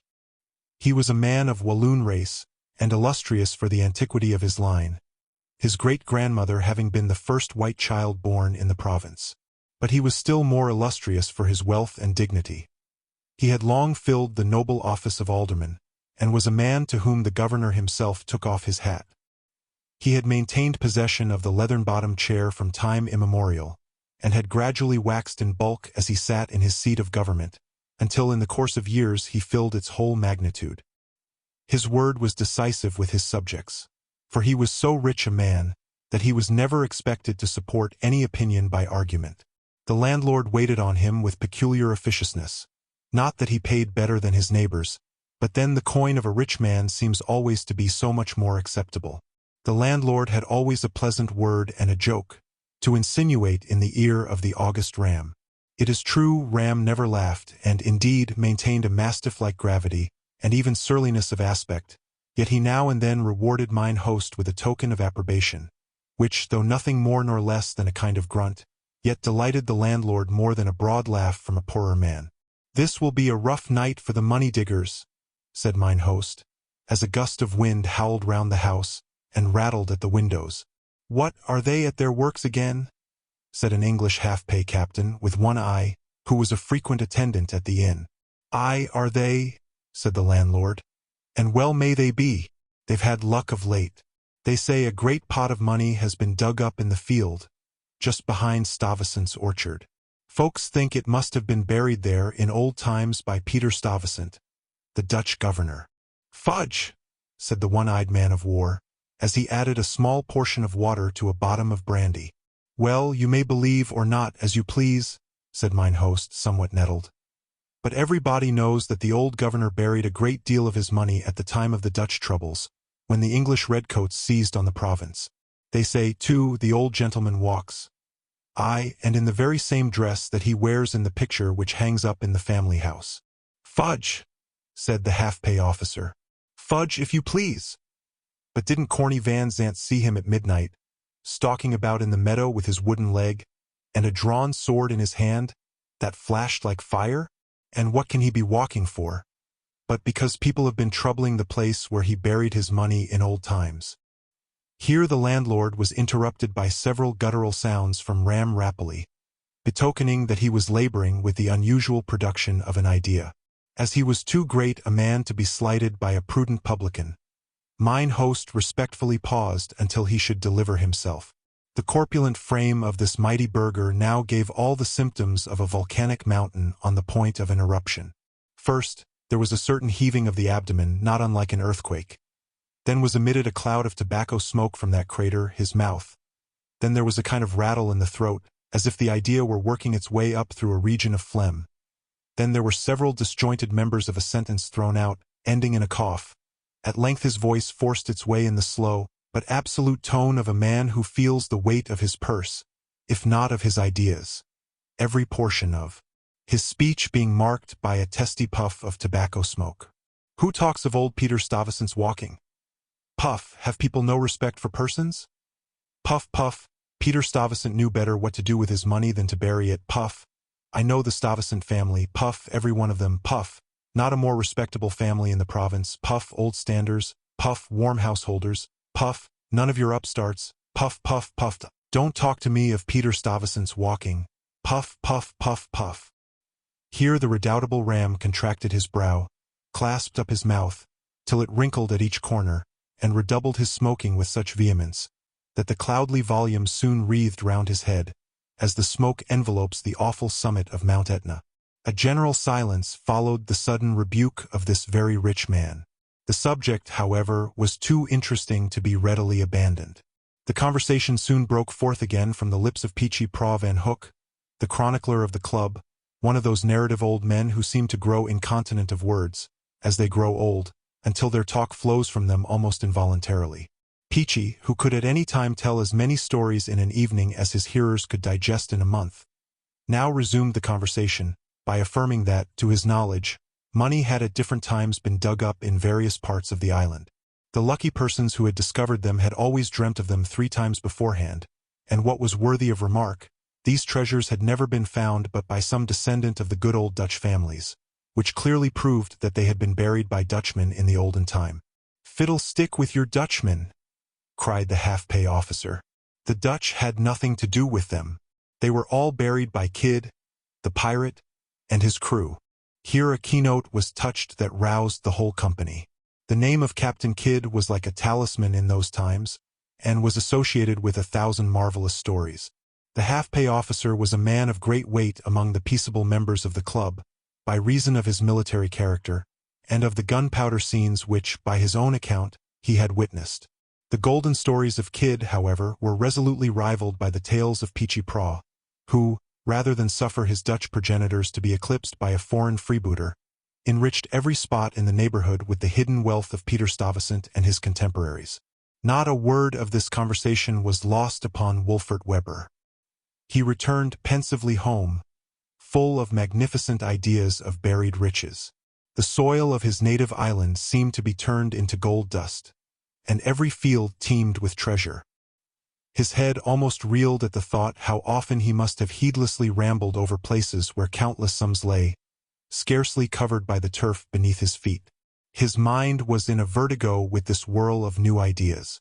As he came in sight of the venerable mansion of his forefathers, and the little realm where the Webbers had so long and so contentedly flourished, his gorge rose at the narrowness of his destiny. "Unlucky Wolfert!" exclaimed he. "Others can go to bed and dream themselves into whole mines of wealth. They have but to seize a spade in the morning, and turn up doubloons like potatoes. But thou must dream of hardship and rise to poverty, must dig thy field from year's end to year's end, and yet raise nothing but cabbages." Wolfert Webber went to bed with a heavy heart, and it was long before the golden visions that disturbed his brain permitted him to sink into repose. The same visions, however, extended into his sleeping thoughts, and assumed a more definite form. He dreamt that he had discovered an immense treasure in the center of his garden. At every stroke of the spade he laid bare a golden ingot. Diamond crosses sparkled out of the dust. Bags of money turned up their bellies, corpulent with pieces of 8 or venerable doubloons, and chests, wedged close with moidores, ducats, and pistarines, yawned before his ravished eyes, and vomited forth their glittering contents. Wolfert awoke a poorer man than ever. He had no heart to go about his daily concerns, which appeared so paltry and profitless, but sat all day long in the chimney corner, picturing to himself ingots and heaps of gold in the fire. The next night his dream was repeated. He was again in his garden, digging, and laying open stores of hidden wealth. There was something very singular in this repetition. He passed another day of reverie, and though it was cleaning day, and the house, as usual in Dutch households, completely topsy-turvy, yet he sat unmoved amidst the general uproar. The third night he went to bed with a palpitating heart. He put on his red nightcap wrong side outwards for good luck. It was deep midnight before his anxious mind could settle itself into sleep. Again the golden dream was repeated, and again he saw his garden teeming with ingots and money-bags.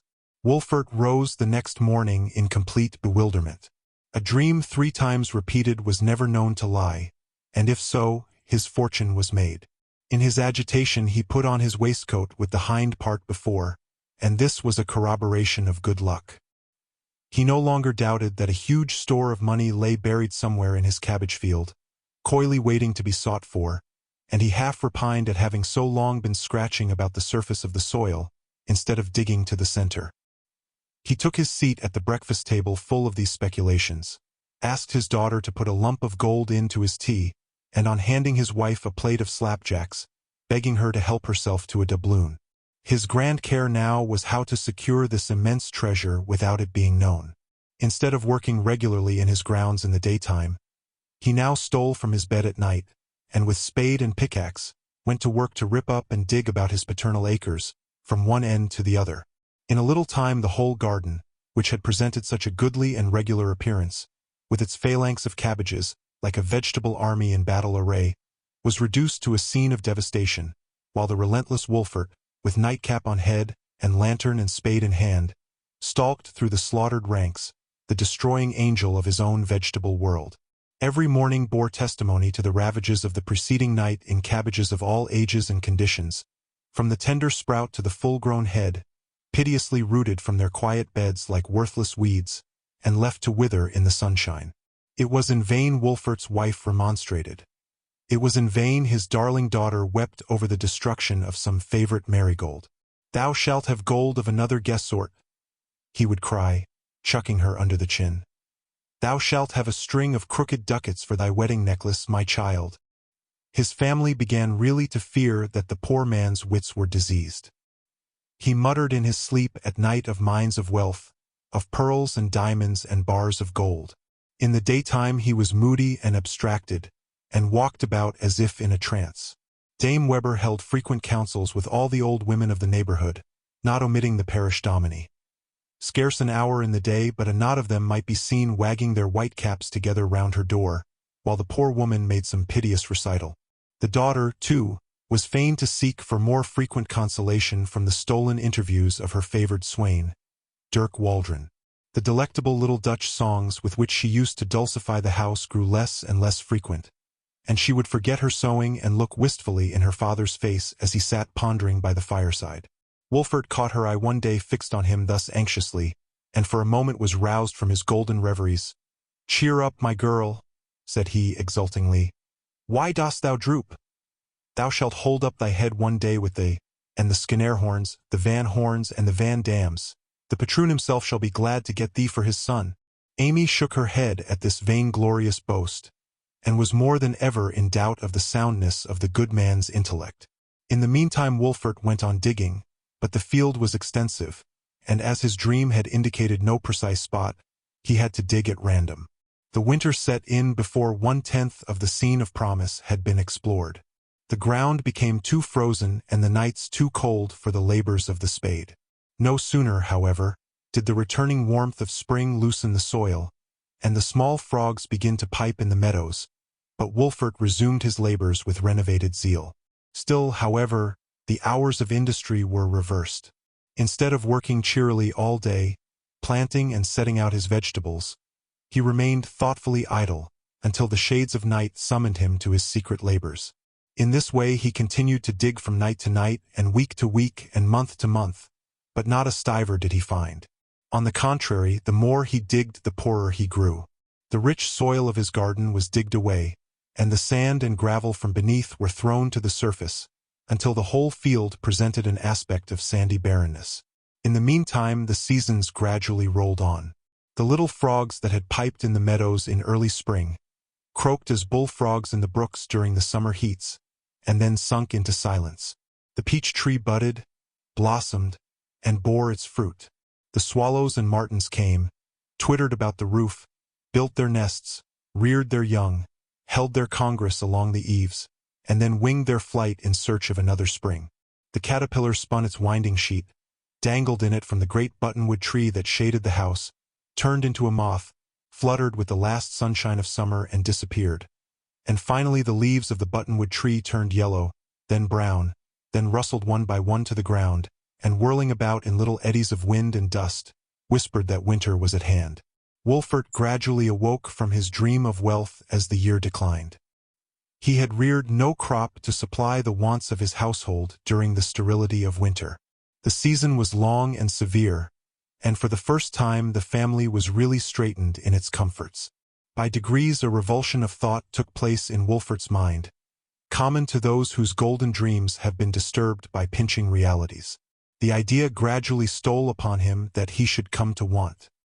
He already considered himself one of the most unfortunate men in the province, having lost such an incalculable amount of undiscovered treasure, and now, when thousands of pounds had eluded his search, to be perplexed for shillings and pence was cruel in the extreme. Haggard care gathered about his brow. He went about with a money-seeking air, his eyes bent downwards into the dust, and carrying his hands in his pockets, as men are apt to do when they have nothing else to put into them. He could not even pass the city almshouse without giving it a rueful glance, as if destined to be his future abode. The strangeness of his conduct and of his looks occasioned much speculation and remark. For a long time he was suspected of being crazy, and then everybody pitied him. At length it began to be suspected that he was poor, and then everybody avoided him. The rich old burghers of his acquaintance met him, outside of the door when he called, entertained him hospitably on the threshold, pressed him warmly by the hand on parting, shook their heads as he walked away, with the kind-hearted expression of poor Wolfert, and turned a corner nimbly, if by chance they saw him approaching as they walked the streets. Even the barber and cobbler of the neighborhood, and a tattered tailor in an alley hard by, 3 of the poorest and merriest rogues in the world, eyed him with that abundant sympathy which usually attends a lack of means, and there is not a doubt but their pockets would have been at his command, only that they happened to be empty. Thus everybody deserted the Weber mansion, as if poverty were contagious like the plague. Everybody but honest Dirk Waldron, who still kept up his stolen visits to the daughter, and indeed seemed to wax more affectionate as the fortunes of his mistress were on the wane. Many months had elapsed since Wolfert had frequented his old resort, the rural inn.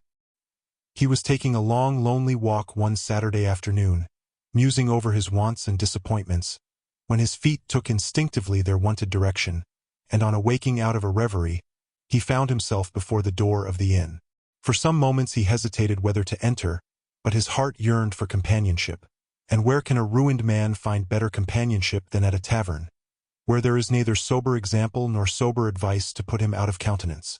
Wolfert found several of the old frequenters of the tavern at their usual posts, and seated in their usual places, but one was missing, the great Ram Rapelli, who for many years had filled the chair of state.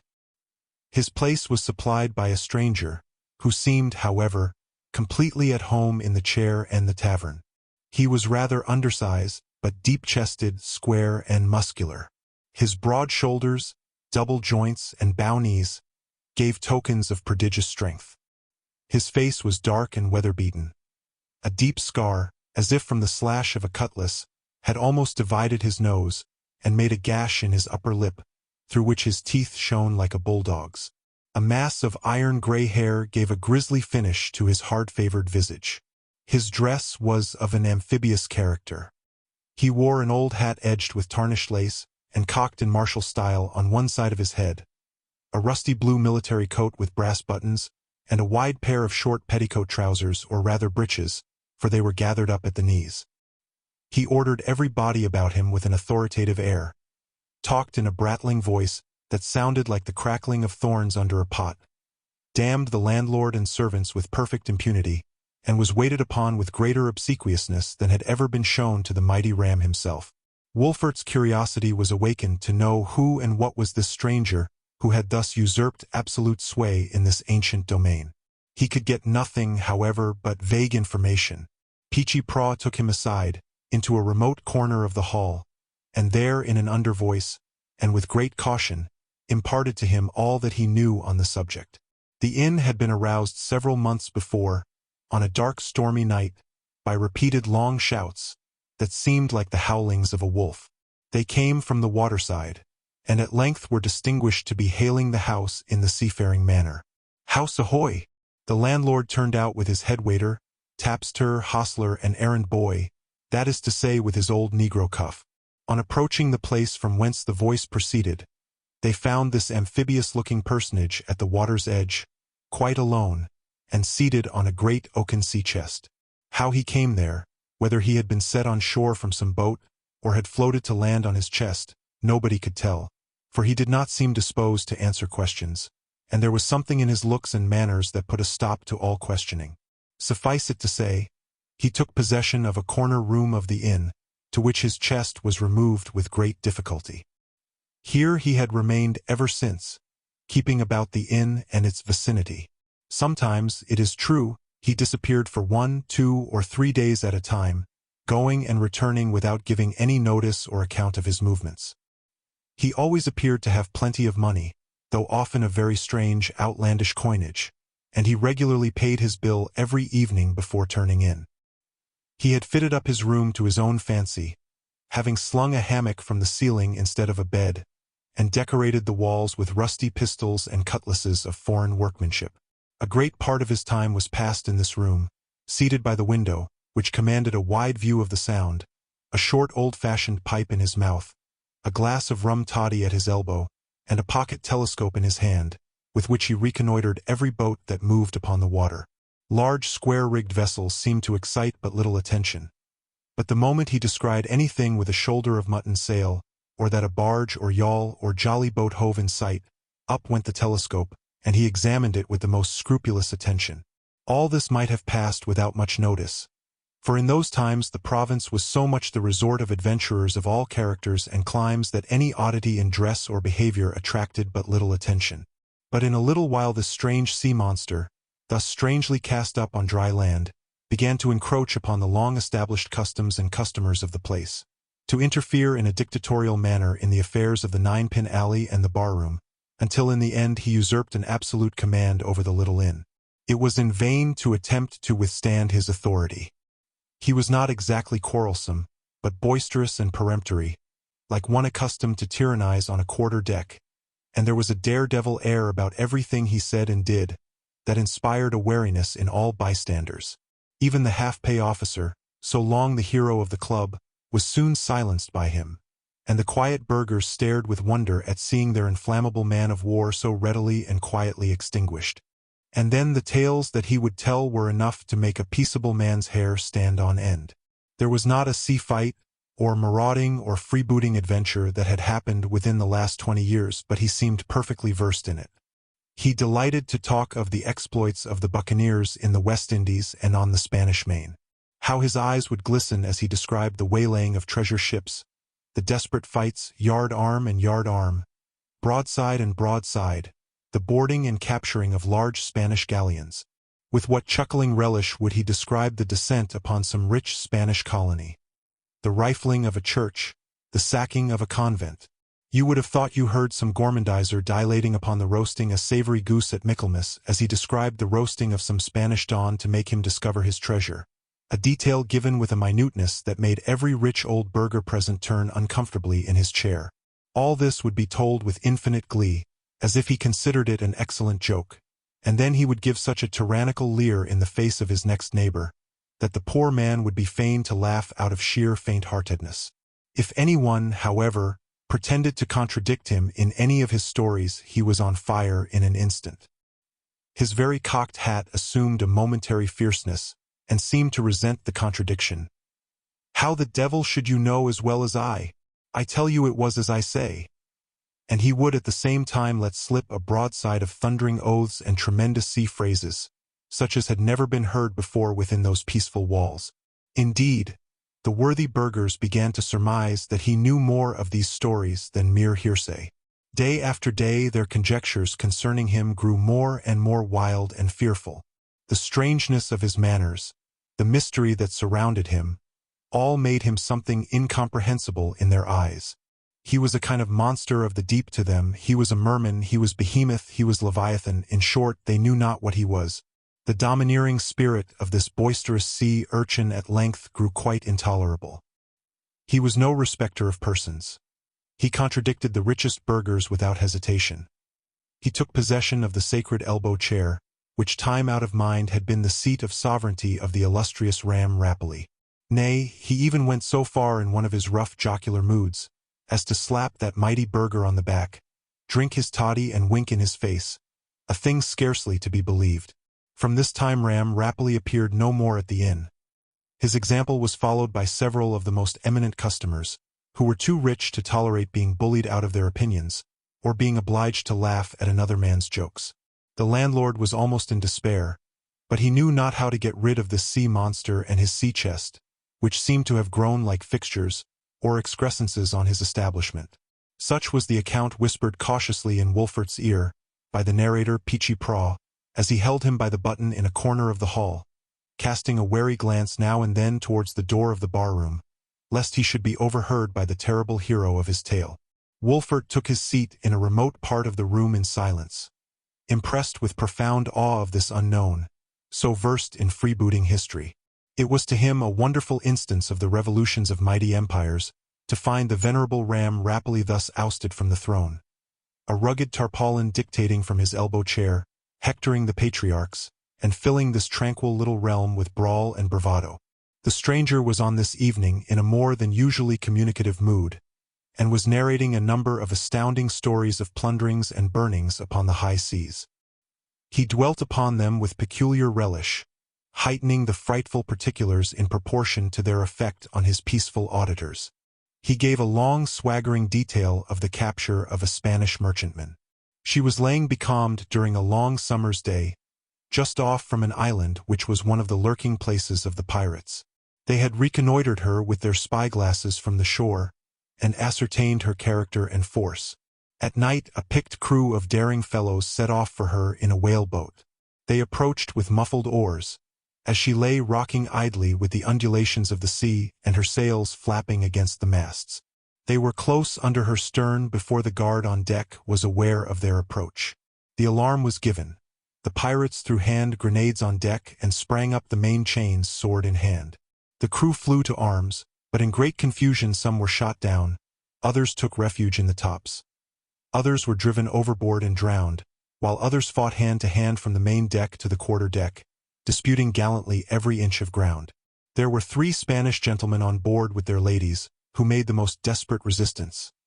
They defended the companionway, cut down several of their assailants, and fought like very devils, for they were maddened by the shrieks of the ladies from the cabin. One of the Dons was old and soon dispatched. The other 2 kept their ground vigorously, even though the captain of the pirates was among their assailants. Just then there was a shout of victory from the main deck. "The ship is ours!" cried the pirates. One of the Dons immediately dropped his sword and surrendered. The other, who was a hot-headed youngster, and just married, gave the captain a slash in the face that laid all open. The captain just made out to articulate the words, "No quarter." "And what did they do with their prisoners?" said Peachy Praw eagerly. "Threw them all overboard," said the merman. A dead pause followed this reply. Peachy Praw shrunk quietly back like a man who had unwarily stolen upon the lair of a sleeping lion. The honest burghers cast fearful glances at the deep scar slashed across the visage of the stranger, and moved their chairs a little farther off. The seaman, however, smoked on without moving a muscle, as though he either did not perceive or did not regard the unfavorable effect he had produced upon his hearers. The half-pay officer was the first to break the silence, for he was continually tempted to make ineffectual head against this tyrant of the seas, and to regain his lost consequence in the eyes of his ancient companions. He now tried to match the gunpowder tales of the stranger by others equally tremendous. Kidd, as usual, was his hero, concerning whom he had picked up many of the floating traditions of the province. The seaman had always evinced a settled pique against the red-faced warrior. On this occasion he listened with peculiar impatience. He sat with one arm akimbo, the other elbow on a table, the hand holding on to the small pipe he was pettishly puffing. His legs crossed, drumming with one foot on the ground and casting every now and then the side glance of a basilisk at the prosing captain. At length the latter spoke of Kidd's having ascended the Hudson with some of his crew, to land his plunder in secrecy. "Kidd up the Hudson?" burst forth the seaman with a tremendous oath. "Kidd never was up the Hudson. I tell you he was," said the other. "Aye, and they say he buried a quantity of treasure on the little flat that runs out into the river, called the Devil's Dawn Kammer." "The Devil's Dawn Kammer in your teeth!" cried the seaman. "I tell you Kidd never was up the Hudson. What the plague do you know of Kidd and his haunts?" "What do I know?" echoed the half-pay officer. "Why, I was in London at the time of his trial, and I had the pleasure of seeing him hanged at execution dock. Then, sir, let me tell you that you saw as pretty a fellow hanged as ever trod shoe leather." "Aye," putting his face nearer to that of the officer. "And there was many a coward looked on, that might much better have swung in his stead." The half-pay officer was silenced, but the indignation thus pent up in his bosom glowed with intense vehemence in his single eye, which kindled like a coal. Peechy Praw, who never could remain silent, now took up the word, and in a pacifying tone observed that the gentleman certainly was in the right. Kidd never did bury money up the Hudson, nor indeed in any of those parts, though many affirm the fact. It was Bradish and others of the buccaneers who had buried money, some said in Turtle Bay, others on Long Island, others in the neighborhood of Hellgate. "Indeed," added he, "I recollect an adventure of Mud Sam, the negro fisherman, many years ago, which some think had something to do with the buccaneers. As we are all friends here, and as it will go no farther, I'll tell it to you. Upon a dark night many years ago, as Sam was returning from fishing in Hell Gate." Here the story was nipped in the bud by a sudden movement from the unknown, who, laying his iron fist on the table, knuckles downward, with a quiet force that indented the very boards, and looking grimly over his shoulder, with the grin of an angry bear. "Harkee, neighbor," said he, with significant nodding of the head. "You'd better let the buccaneers and their money alone. They're not for old men and old women to meddle with. They fought hard for their money. They gave body and soul for it, and wherever it lies buried, depend upon it he must have a tug with the devil who gets it." This sudden explosion was succeeded by a blank silence throughout the room. Peechy Praw shrunk within himself, and even the red-faced officer turned pale. Wolfert, who, from a dark corner of the room, had listened with intense eagerness to all this talk about buried treasure, looked with mingled awe and reverence on this bold buccaneer, for such he really suspected him to be. There was a chinking of gold and a sparkling of jewels in all his stories about the Spanish Main that gave a value to every period, and Wolfert would have given anything for the rummaging of the ponderous sea-chest, which his imagination crammed full of golden chalices and crucifixes and jolly round bags of doubloons. The dead stillness that had fallen upon the company was at length interrupted by the stranger, who pulled out a prodigious watch of curious and ancient workmanship, and which in Wolfert's eyes had a decidedly Spanish look. On touching a spring it struck 10 o'clock, upon which the sailor called for his reckoning, and having paid it out of a handful of outlandish coin, he drank off the remainder of his beverage, and without taking leave of anyone, rolled out of the room, muttering to himself as he stamped upstairs to his chamber. It was some time before the company could recover from the silence into which they had been thrown. The very footsteps of the stranger, which were heard now and then as he traversed his chamber, inspired awe. Still the conversation in which they had been engaged was too interesting not to be resumed. A heavy thundergust had gathered up unnoticed while they were lost in talk, and the torrents of rain that fell forbade all thoughts of setting off for home until the storm should subside. They drew nearer together, therefore, and entreated the worthy Peechy Praw to continue the tale which had been so discourteously interrupted.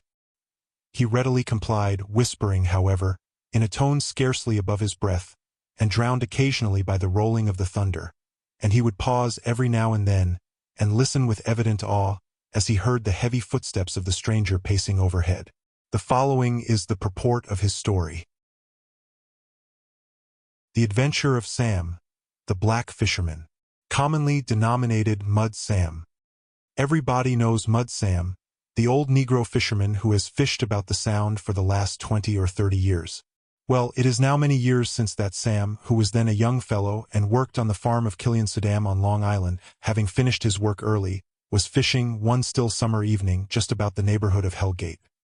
He was in a light skiff, and being well acquainted with the currents and eddies, he had been able to shift his station with the shifting of the tide, from the hen and chickens to the hog's back, and from the hog's back to the pot, and from the pot to the frying pan. But in the eagerness of his sport, Sam did not see that the tide was rapidly ebbing, until the roaring of the whirlpools and rapids warned him of his danger, and he had some difficulty in shooting his skiff from among the rocks and breakers and getting to the point of Blackwell's Island. Here he cast anchor for some time, waiting the turn of the tide to enable him to return homewards. As the night set in, it grew blustering and gusty.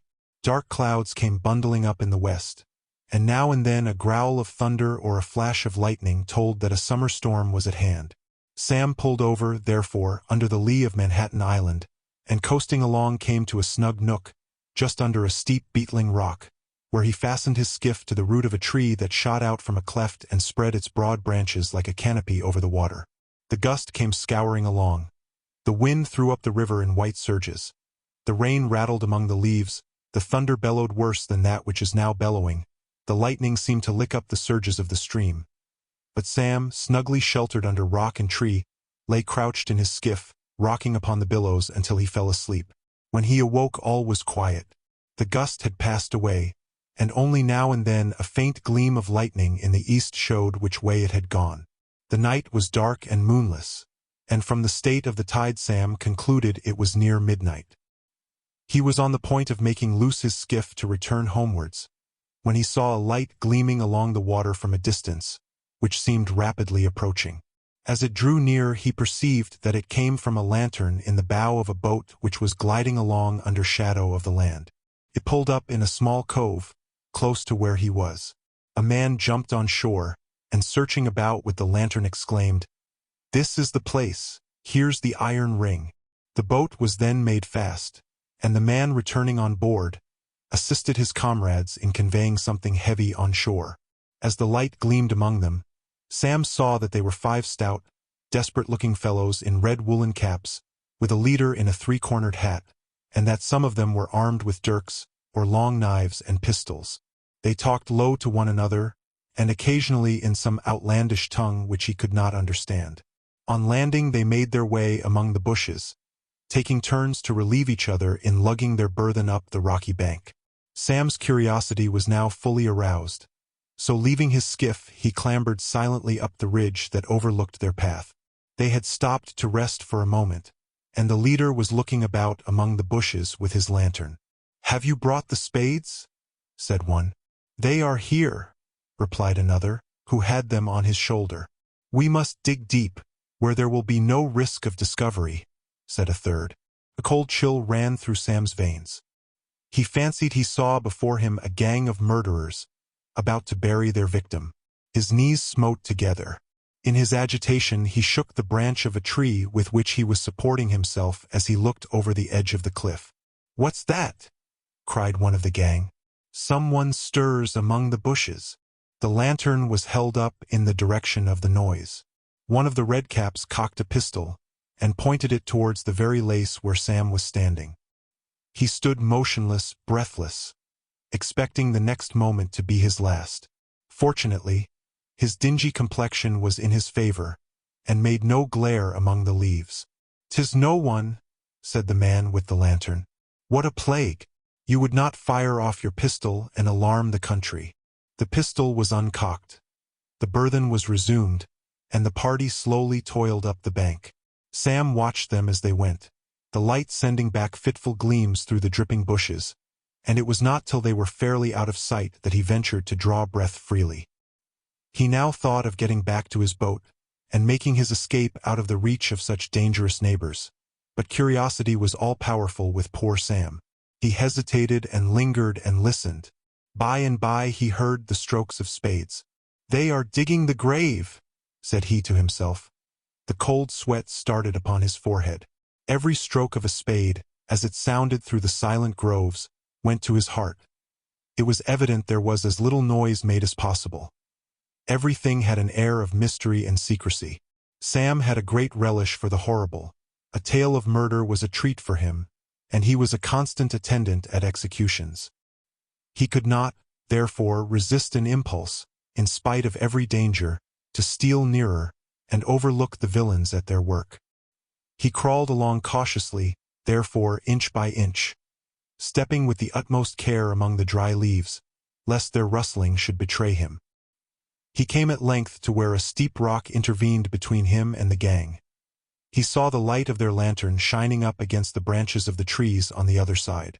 Sam slowly and silently clambered up the surface of the rock, and raising his head above its naked edge, beheld the villains immediately below him, and so near that though he dreaded discovery, he dared not withdraw lest the least movement should be heard. In this way he remained, with his round black face peering over the edge of the rock, like the sun just emerging above the edge of the horizon, or the round-cheeked moon on the dial of a clock. The redcaps had nearly finished their work. The grave was filled up, and they were carefully replacing the turf. This done, they scattered dry leaves over the place. "And now," said the leader, "I defy the devil himself to find it out." "The murderers!" exclaimed Sam involuntarily. The whole gang started, and looking up, beheld the round black head of Sam just above them. His white eyes strained half out of their orbits, his white teeth chattering, and his whole visage shining with cold perspiration. "We're discovered!" cried one. "Down with him!" cried another. Sam heard the cocking of a pistol, but did not pause for the report. He scrambled over rock and stone, through bush and briar, rolled down banks like a hedgehog, scrambled up others like a catamount. In every direction he heard some one or other of the gang hemming him in. At length he reached the rocky ridge along the river. One of the redcaps was hard behind him. A steep rock like a wall rose directly in his way. It seemed to cut off all retreat, when he espied the strong cord-like branch of a grapevine reaching halfway down it. He sprang at it with the force of a desperate man, seized it with both hands, and being young and agile, succeeded in swinging himself to the summit of the cliff. Here he stood in full relief against the sky, when the redcap cocked his pistol and fired. The ball whistled by Sam's head. With the lucky thought of a man in an emergency, he uttered a yell, fell to the ground, and detached at the same time a fragment of the rock, which tumbled with a loud splash into the river. "I've done his business," said the redcap, to one or two of his comrades as they arrived panting. "He'll tell no tales except to the fishes in the river." His pursuers now turned off to meet their companions. Sam, sliding silently down the surface of the rock, let himself quietly into his skiff, cast loose the fastening, and abandoned himself to the rapid current, which in that place runs like a mill stream, and soon swept him off from the neighborhood. It was not, however, until he had drifted a great distance that he ventured to ply his oars, when he made his skiff dart like an arrow through the Strait of Hell Gate, never heeding the danger of pot, frying pan, or hogsback itself. Nor did he feel himself thoroughly secure until safely nestled in bed in the cockloft of the ancient farmhouse of the Sudams. Here the worthy Peachy paused to take breath and to take a sip of the gossip tankard that stood at his elbow. His auditors remained with open mouths and outstretched necks, gaping like a nest of swallows for an additional mouthful. "And is that all?" exclaimed the half-pay officer. "That's all that belongs to the story," said Peachy Praw. "And did Sam never find out what was buried by the redcaps?" said Wolfert eagerly, whose mind was haunted by nothing but ingots and doubloons. "Not that I know of. He had no time to spare from his work, and to tell the truth, he did not like to run the risk of another race among the rocks. Besides, how should he recollect the spot where the grave had been digged? Everything would look different by daylight. And then, where was the use of looking for a dead body, when there was no chance of hanging the murderers?" But are you sure it was a dead body they buried?" said Wolfert. "To be sure," cried Peachy Praw exultingly. "Does it not haunt in the neighborhood to this very day?" "Haunts?" exclaimed several of the party, opening their eyes still wider and edging their chairs still closer. "Aye, haunts," repeated Peachy. Has none of you heard of Father Redcap that haunts the old burnt farmhouse in the woods, on the border of the Sound, near Hellgate? Oh, to be sure, I've heard tell of something of the kind, but then I took it for some old wives' fable. Old wives' fable or not, said Peechy Praw, that farmhouse stands hard by the very spot. It's been unoccupied time out of mind and stands in a wild, lonely part of the coast. But those who fish in the neighborhood have often heard strange noises there, and lights have been seen about the wood at night, and an old fellow in a red cap has been seen at the windows more than once, which people take to be the ghost of the body that was buried there. Once upon a time 3 soldiers took shelter in the building for the night, and rummaged it from top to bottom, when they found old Father Redcap astride of a cider barrel in the cellar, with a jug in one hand and a goblet in the other. He offered them a drink out of his goblet, but just as one of the soldiers was putting it to his mouth, a flash of fire blazed through the cellar, blinded every mother's son of them for several minutes, and when they recovered their eyesight, jug, goblet, and Redcap had vanished, and nothing but the empty cider barrel remained. Here the half-pay officer, who was growing very muzzy and sleepy, and nodding over his liquor, with half-extinguished eye, suddenly gleamed up like an expiring rushlight. "That's all humbug," said he, as Peechy finished his last story. "Well, I don't vouch for the truth of it myself," said Peechy Praw, "though all the world knows that there's something strange about the house and grounds. But as to the story of Mud Sam, I believe it just as well as if it had happened to myself."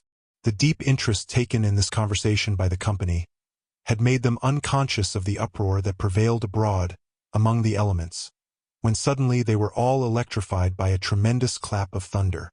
A lumbering crash followed instantaneously that made the building shake to its foundation. All started from their seats, imagining it the shock of an earthquake, or that old Father Redcap was coming among them in all his terrors. They listened for a moment, but only heard the rain pelting against the windows, and the wind howling among the trees. The explosion was soon explained by the apparition of an old Negro's bald head thrust in at the door, his white goggle eyes contrasting with his jetty pole, which was wet with rain and shone like a bottle. In a jargon but half intelligible he announced that the kitchen chimney had been struck with lightning. A sullen pause of the storm, which now rose and sunk in gusts, produced a momentary stillness. In this interval the report of a musket was heard, and a long shout, almost like a yell, resounded from the shore. Everyone crowded to the window. Another musket shot was heard, and another long shout, that mingled wildly with a rising blast of wind. It seemed as if the cry came up from the bosom of the waters, for though incessant flashes of lightning spread a light about the shore, no one was to be seen. Suddenly the window of the room overhead was opened, and a loud halloo uttered by the mysterious stranger. Several hailings passed from one party to the other, but in a language which none of the company in the bar-room could understand, and presently they heard the window closed, and a great noise overhead as if all the furniture were pulled and hauled about the room. The Negro servant was summoned, and shortly after was seen assisting the veteran to lug the ponderous sea-chest downstairs. The landlord was in amazement. "What? You are not going on the water in such a storm?" "Storm," said the other, scornfully. "Do you call such a sputter of weather a storm? You'll get drenched to the skin. You'll catch your death," said Peechy Praw affectionately. "Thunder and lightning," exclaimed the merman. "Don't preach about weather to a man that has cruised in whirlwinds and tornadoes."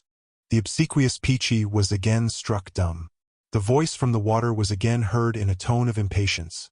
The bystanders stared with redoubled awe at this man of storms, which seemed to have come up out of the deep and to be called back to it again.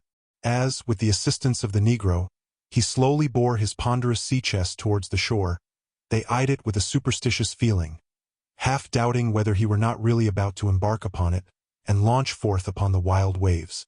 They followed him at a distance with a lantern. "Douse the light!" roared the hoarse voice from the water. "No one wants light here." "Thunder and lightning!" exclaimed the veteran. "Back to the house with you!" Wolfert and his companions shrunk back in dismay. Still their curiosity would not allow them entirely to withdraw. A long sheet of lightning now flickered across the waves, and discovered a boat, filled with men, just under a rocky point, rising and sinking with the heavy surges, and swashing the water at every heave. It was with difficulty held to the rocks by a boat hook, for the current rushed furiously round the point. The veteran hoisted one end of the lumbering sea chest on the gunwale of the boat. He seized the handle at the other end to lift it in. When the motion propelled the boat from the shore, the chest slipped off from the gunwale, sunk into the waves, and pulled the veteran headlong after it. A loud shriek was uttered by all on shore, and a volley of execrations by those on board. But boat and man were hurried away by the rushing swiftness of the tide. A pitchy darkness succeeded. Wolfert Webber indeed fancied that he distinguished a cry for help, and that he beheld the drowning man beckoning for assistance. But when the lightning again gleamed along the water, all was drear and void. Neither man nor boat was to be seen. Nothing but the dashing and weltering of the waves as they hurried past. The company returned to the tavern, for they could not leave it before the storm should subside. They resumed their seats and gazed on each other with dismay. The whole transaction had not occupied 5 minutes, and not a dozen words had been spoken. When they looked at the oaken chair, they could scarcely realize the fact that the strange being who had so lately tenanted it, full of life and Herculean vigor, should already be a corpse. There was the very glass he had just drunk from. There lay the ashes from the pipe which he had smoked as it were with his last breath. As the worthy burghers pondered on these things, they felt a terrible conviction of the uncertainty of human existence, and each felt as if the ground on which he stood was rendered less stable by this awful example. As, however, the most of the company were possessed of that valuable philosophy which enables a man to bear up with fortitude against the misfortunes of his neighbors, they soon managed to console themselves for the tragic end of the veteran. The landlord was happy that the poor dear man had paid his reckoning before he went. He came in a storm, and he went in a storm. He came in the night, and he went in the night. He came nobody knows from whence, and he has gone nobody knows where. For aught I know, he has gone to sea once more on his chest, and may land to bother some people on the other side of the world. Though it's 1,000 pities, added the landlord, if he has gone to Davy Jones, that he had not left his sea chest behind him. The sea chest! St. Nicholas preserve us, said Peechy Praw. I'd not have had that sea chest in the house for any money. I'll warrant he'd come racketing after it at nights, and making a haunted house of the inn.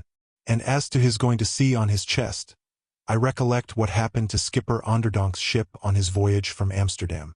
The boatswain died during a storm, so they wrapped him up in a sheet, and put him in his own sea chest, and threw him overboard. But they neglected in their hurry-scurry to say prayers over him, and the storm raged and roared louder than ever, and they saw the dead man seated in his chest, with his shroud for a sail, coming hard after the ship, and the sea breaking before him in great sprays like fire, and there they kept scudding day after day and night after night, expecting every moment to go to wreck. And every night they saw the dead boatswain in his sea chest trying to get up with them, and they heard his whistle above the blasts of wind, and he seemed to send great seas mountain high after them, that would have swamped the ship if they had not put up the dead lights. And so it went on till they lost sight of him in the fogs of Newfoundland, and supposed he had veered ship and stood for Dead Man's Isle. So much for burying a man at sea without saying prayers over him. The thunder gust which had hitherto detained the company was now at an end. The cuckoo clock in the hall struck midnight. Every one pressed to depart, for seldom was such a late hour trespassed on by these quiet burghers. As they sallied forth, they found the heavens once more serene. The storm which had lately obscured them had rolled away and lay piled up in fleecy masses on the horizon, lighted up by the bright crescent of the moon, which looked like a silver lamp hung up in a palace of clouds. The dismal occurrence of the night, and the dismal narrations they had made, had left a superstitious feeling in every mind. They cast a fearful glance at the spot where the buccaneer had disappeared, almost expecting to see him sailing on his chest in the cool moonshine. The trembling rays glittered along the waters, but all was placid, and the current dimpled over the spot where he had gone down.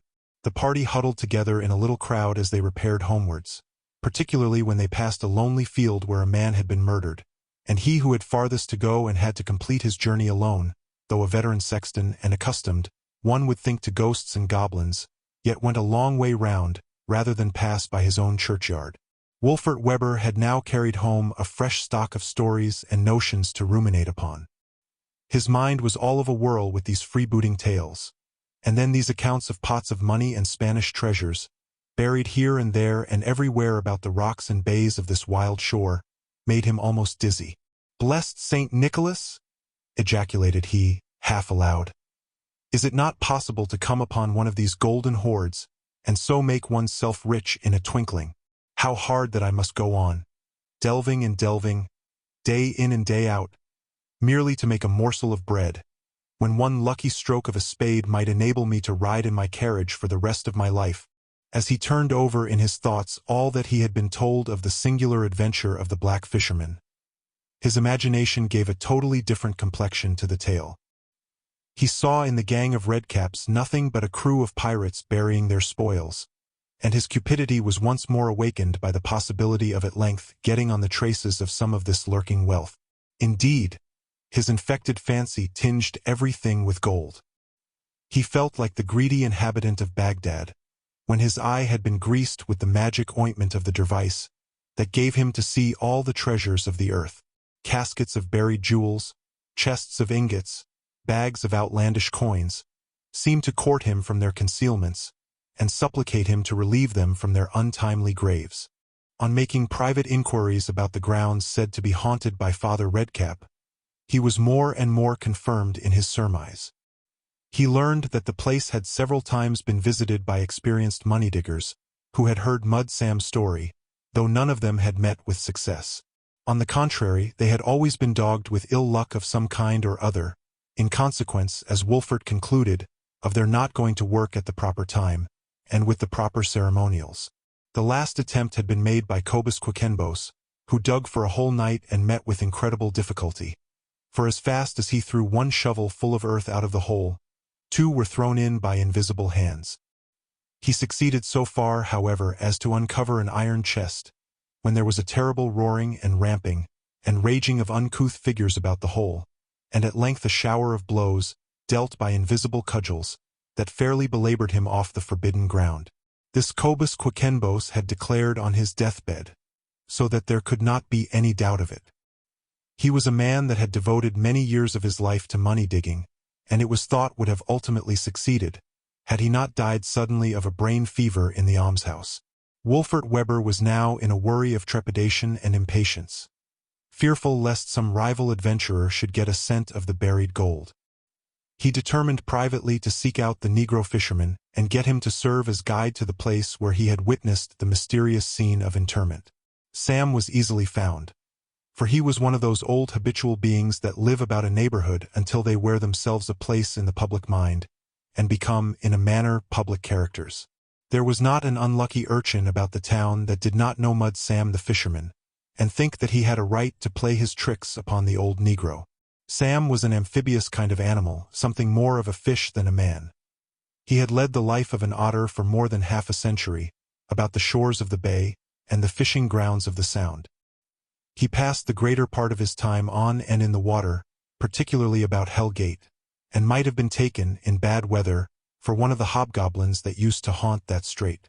There would he be seen at all times and in all weathers, sometimes in his skiff, anchored among the eddies, or prowling, like a shark about some wreck, where the fish are supposed to be most abundant, sometimes seated on a rock from hour to hour, looming through mist and drizzle, like a solitary heron watching for its prey.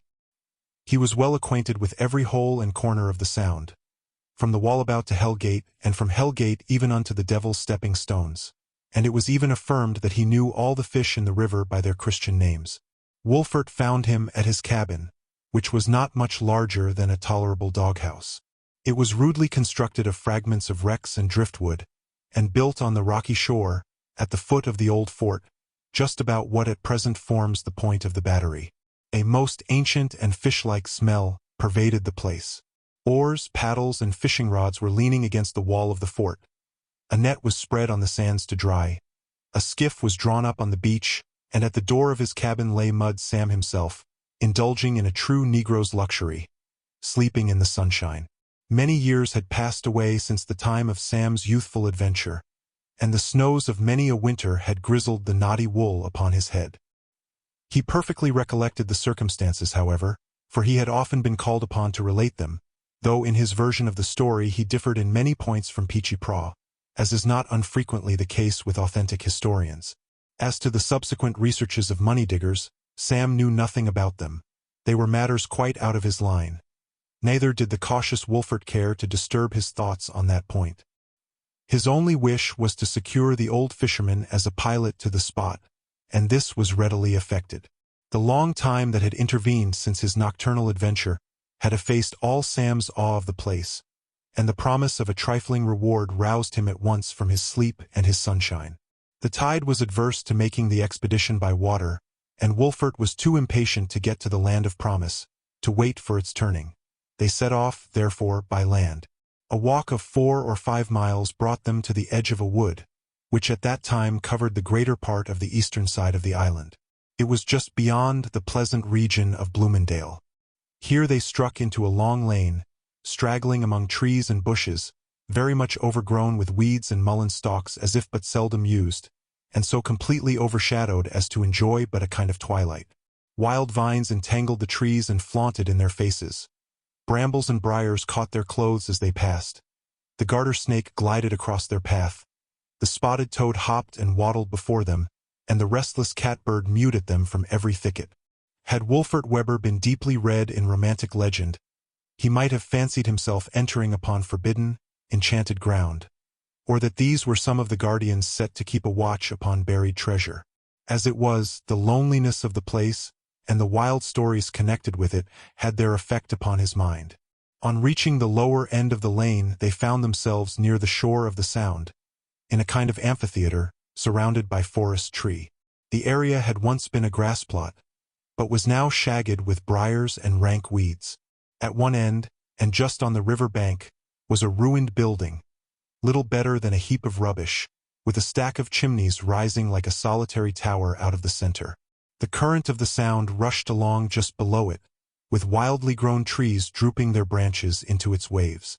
Wolfert had not a doubt that this was the haunted house of Father Redcap, and called to mind the story of Peechy Prauw. The evening was approaching, and the light falling dubiously among these places gave a melancholy tone to the scene, well calculated to foster any lurking feeling of awe or superstition. The night hawk, wheeling about in the highest regions of the air, emitted his peevish, boding cry. The woodpecker gave a lonely tap now and then on some hollow tree, and the firebird, as he streamed by them with his deep red plumage, seemed like some genius flitting about this region of mystery. They now came to an enclosure that had once been a garden. It extended along the foot of a rocky ridge, but was little better than a wilderness of weeds, with here and there a matted rosebush, or a peach or plum tree grown wild and ragged, and covered with moss. At the lower end of the garden they passed a kind of vault in the side of the bank, facing the water. It had the look of a root house. The door, though decayed, was still strong, and appeared to have been recently patched up. Wolfert pushed it open. It gave a harsh grating upon its hinges, and striking against something like a box, a rattling sound ensued, and a skull rolled on the floor.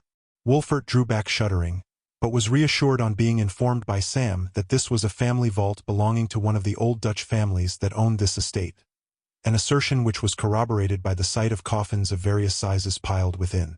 Sam had been familiar with all these scenes when a boy, and now knew that he could not be far from the place of which they were in quest.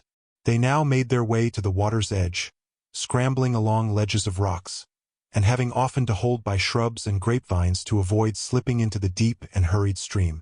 At length they came to a small cove, or rather indent of the shore. It was protected by steep rocks and overshadowed by a thick copse of oaks and chestnuts, so as to be sheltered and almost concealed. The beach sloped gradually within the cove, but the current swept deep and black and rapid along its jutting points. Sam paused, raised his remnant of a hat, and scratched his grizzled poll for a moment, as he regarded this nook. Then suddenly clapping his hands, he stepped exultingly forward, and pointing to a large iron ring, stapled firmly in the rock, just where a broad shelve of stone furnished a commodious landing place. It was the very spot where the Redcaps had landed. Years had changed the more perishable features of the scene, but rock and iron yield slowly to the influence of time. On looking more narrowly, Wolfert remarked 3 crosses cut in the rock just above the ring, which had no doubt some mysterious signification. Old Sam now readily recognized the overhanging rock under which his skiff had been sheltered during the thundergust. To follow up the course which the Midnight Gang had taken, however, was a harder task.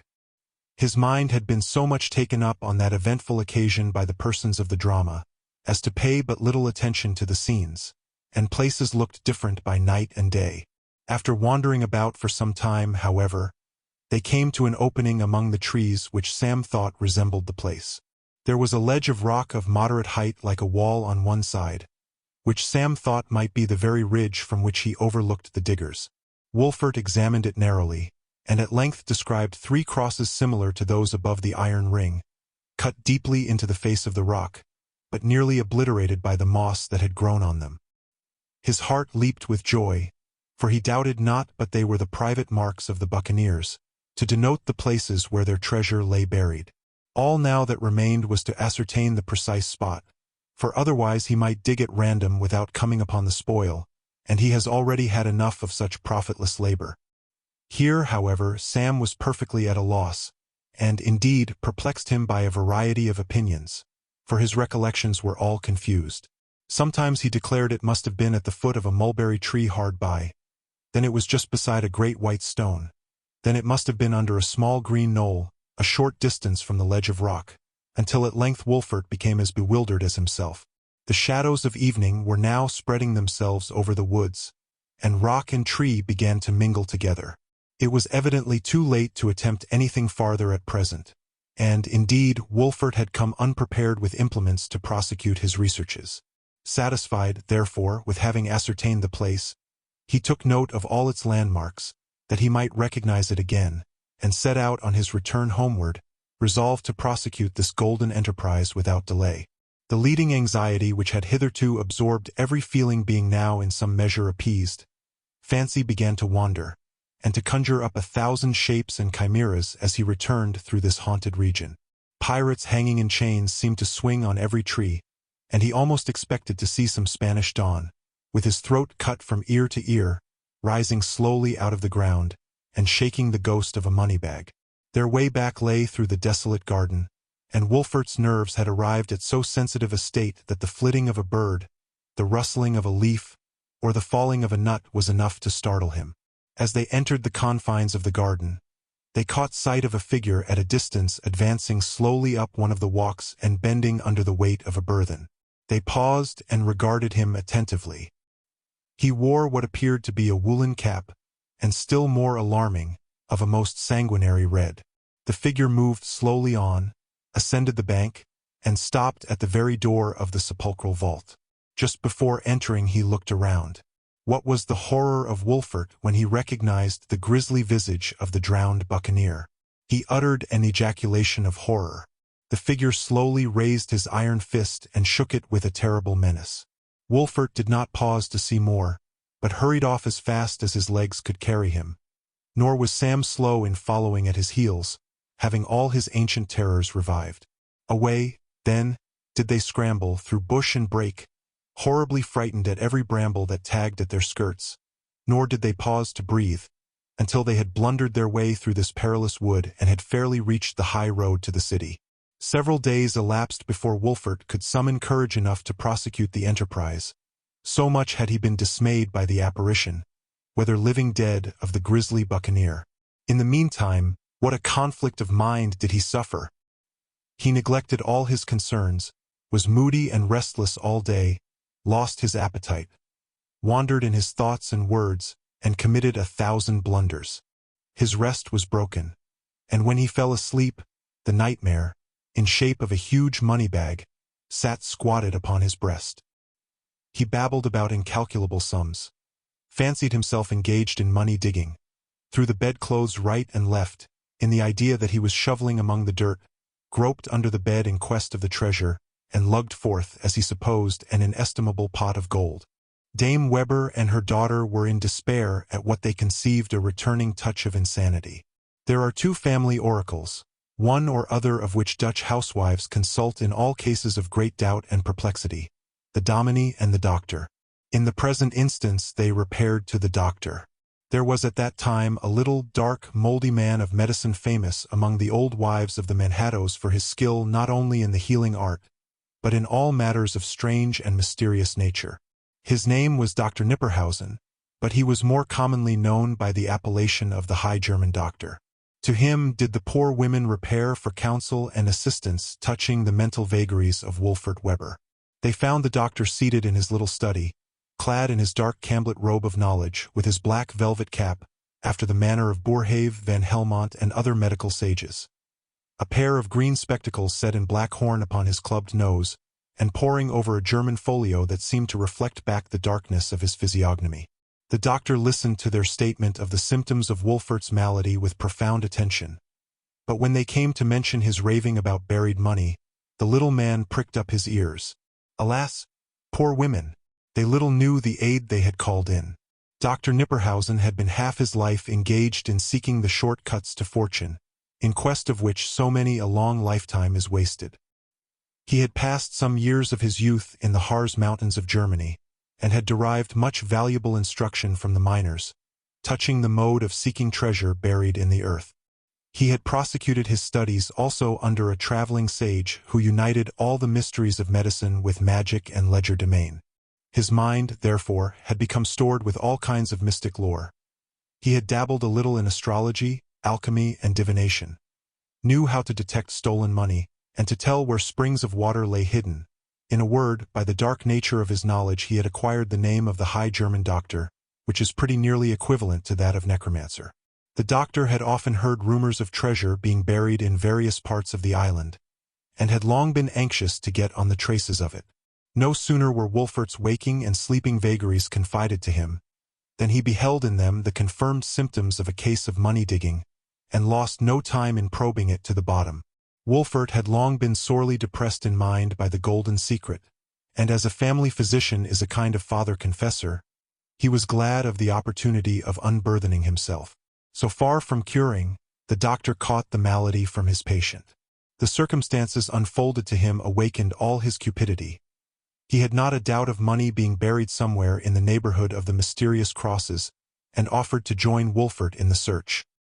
He informed him that much secrecy and caution must be observed in enterprises of the kind, that money is only to be digged for at night, with certain forms and ceremonies, the burning of drugs, the repeating of mystic words, and above all, that the seekers must be provided with a divining rod, which had the wonderful property of pointing to the very spot on the surface of the earth under which treasure lay hidden. As the doctor had given much of his mind to these matters, he charged himself with all the necessary preparations, and, as the quarter of the moon was propitious, he undertook to have the divining rod ready by a certain night. Wolfert's heart leaped with joy at having met with so learned and able a coadjutor. Everything went on secretly but swimmingly. The doctor had many consultations with his patient, and the good women of the household lauded the comforting effect of his visits. In the meantime, the wonderful divining rod, that great key to nature's secrets, was duly prepared. The doctor had thumbed over all his books of knowledge for the occasion, and Mud Sam was engaged to take them in his skiff to the scene of enterprise, to work with spade and pickaxe in unearthing the treasure, and to freight his bark with the weighty spoils they were certain of finding. At length the appointed night arrived for this perilous undertaking.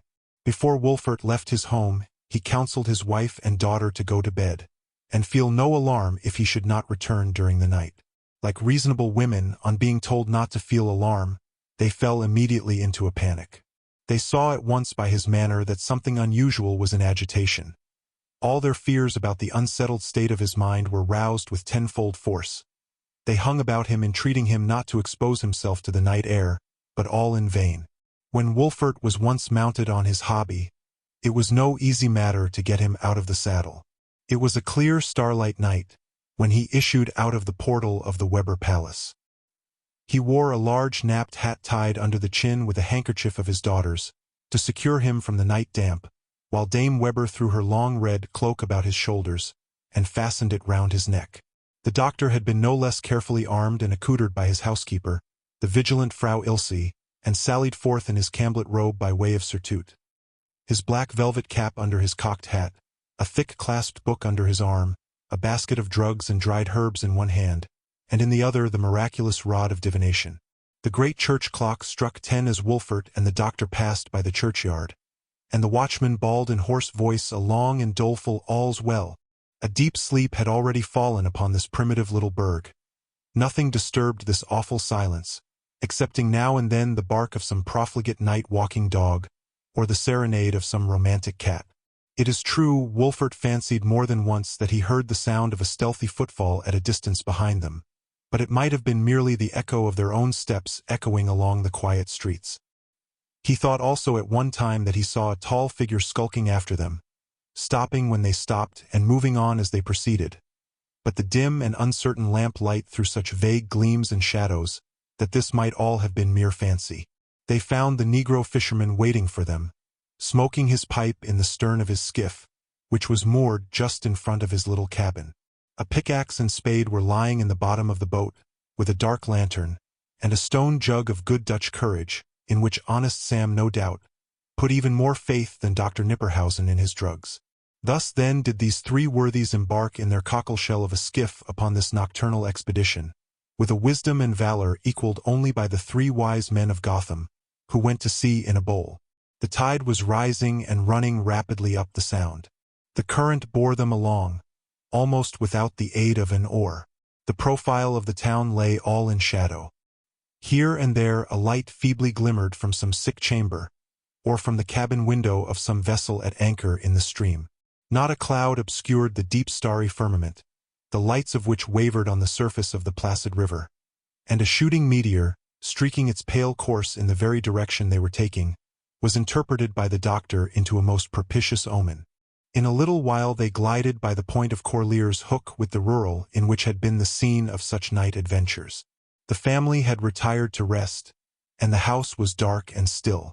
Wolfert felt a chill pass over him as they passed the point where the buccaneer had disappeared. He pointed it out to Dr. Nipperhausen. While regarding it, they thought they saw a boat actually lurking at the very place. But the shore cast such a shadow over the border of the water that they could discern nothing distinctly. They had not proceeded far when they heard the low sounds of distant oars, as if cautiously pulled. Sam plied his oars with redoubled vigor, and knowing all the eddies and currents of the stream, soon left their followers, if such they were, far astern. In a little while they stretched across Turtle Bay and Kip's Bay, then shrouded themselves in the deep shadows of the Manhattan shore, and glided swiftly along, secure from observation.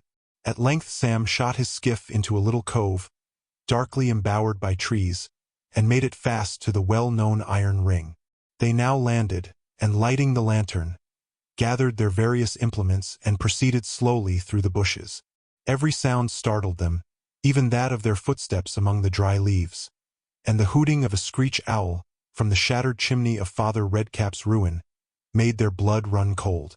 In spite of all Wolfert's caution in taking note of the landmarks, it was some time before they could find the open place among the trees, where the treasure was supposed to be buried. At length they came to the ledge of rock, and on examining its surface by the aid of the lantern, Wolfert recognized the 3 mystic crosses. Their hearts beat quick, for the momentous trial was at hand that was to determine their hopes. The lantern was now held by Wolfert Weber, while the doctor produced the divining rod. It was a forked twig, one end of which was grasped firmly in each hand, while the center, forming the stem, pointed perpendicularly upwards.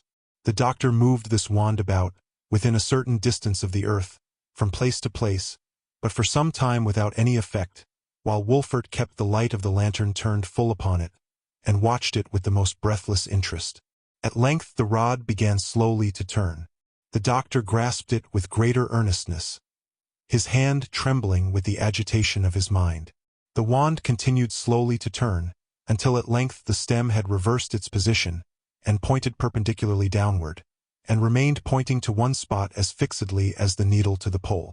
"This is the spot," said the doctor in an almost inaudible tone. Wolfert's heart was in his throat. "Shall I dig?" said Sam, grasping the spade. "Pot's 2 cents, no?" replied the little doctor hastily. He now ordered his companions to keep close by him and to maintain the most inflexible silence. That certain precautions must be taken, and ceremonies used to prevent the evil spirits which keep about buried treasure from doing them any harm. The doctor then drew a circle round the place, enough to include the whole party. He next gathered dry twigs and leaves, and made a fire, upon which he threw certain drugs and dried herbs which he had brought in his basket. A thick smoke rose, diffusing a potent odor, savoring marvelously of brimstone and asafoetida, which, however grateful it might be to the olfactory nerves of spirits, nearly strangled poor Wolfert, and produced a fit of coughing and wheezing that made the whole grove resound. Dr. Knipperhausen then unclasped the volume which he had brought under his arm, which was printed in red and black characters in German text. While Wolfert held the lantern, the doctor, by the aid of his spectacles, read off several forms of conjuration in Latin and German. He then ordered Sam to seize the pickaxe and proceed to work. The close-bound soil gave obstinate signs of not having been disturbed for many a year. After having picked his way through the surface, Sam came to a bed of sand and gravel, which he threw briskly to right and left with the spade. "Hark!" said Wolfert, who fancied he heard a trampling among the dry leaves, and a rustling through the bushes. Sam paused for a moment, and they listened. No footstep was near. The bat flitted about them in silence. A bird roused from its nest by the light which glared up among the trees, flew circling about the flame. In the profound stillness of the woodland they could distinguish the current rippling along the rocky shore, and the distant murmuring and roaring of Hell Gate. Sam continued his labors, and had already digged a considerable hole. The doctor stood on the edge, reading formulae every now and then from the black-letter volume, or throwing more drugs and herbs upon the fire, while Wolfert bent anxiously over the pit, watching every stroke of the spade. Anyone witnessing the scene thus strangely lighted up by fire, lantern, and the reflection of Wolfert's red mantle, might have mistaken the little doctor for some foul magician, busied in his incantations, and the grizzled-headed Sam as some swart goblin, obedient to his commands. At length the spade of the fisherman struck upon something that sounded hollow. The sound vibrated to Wolfert's heart. He struck his spade again. "'Tis a chest," said Sam. "Full of gold.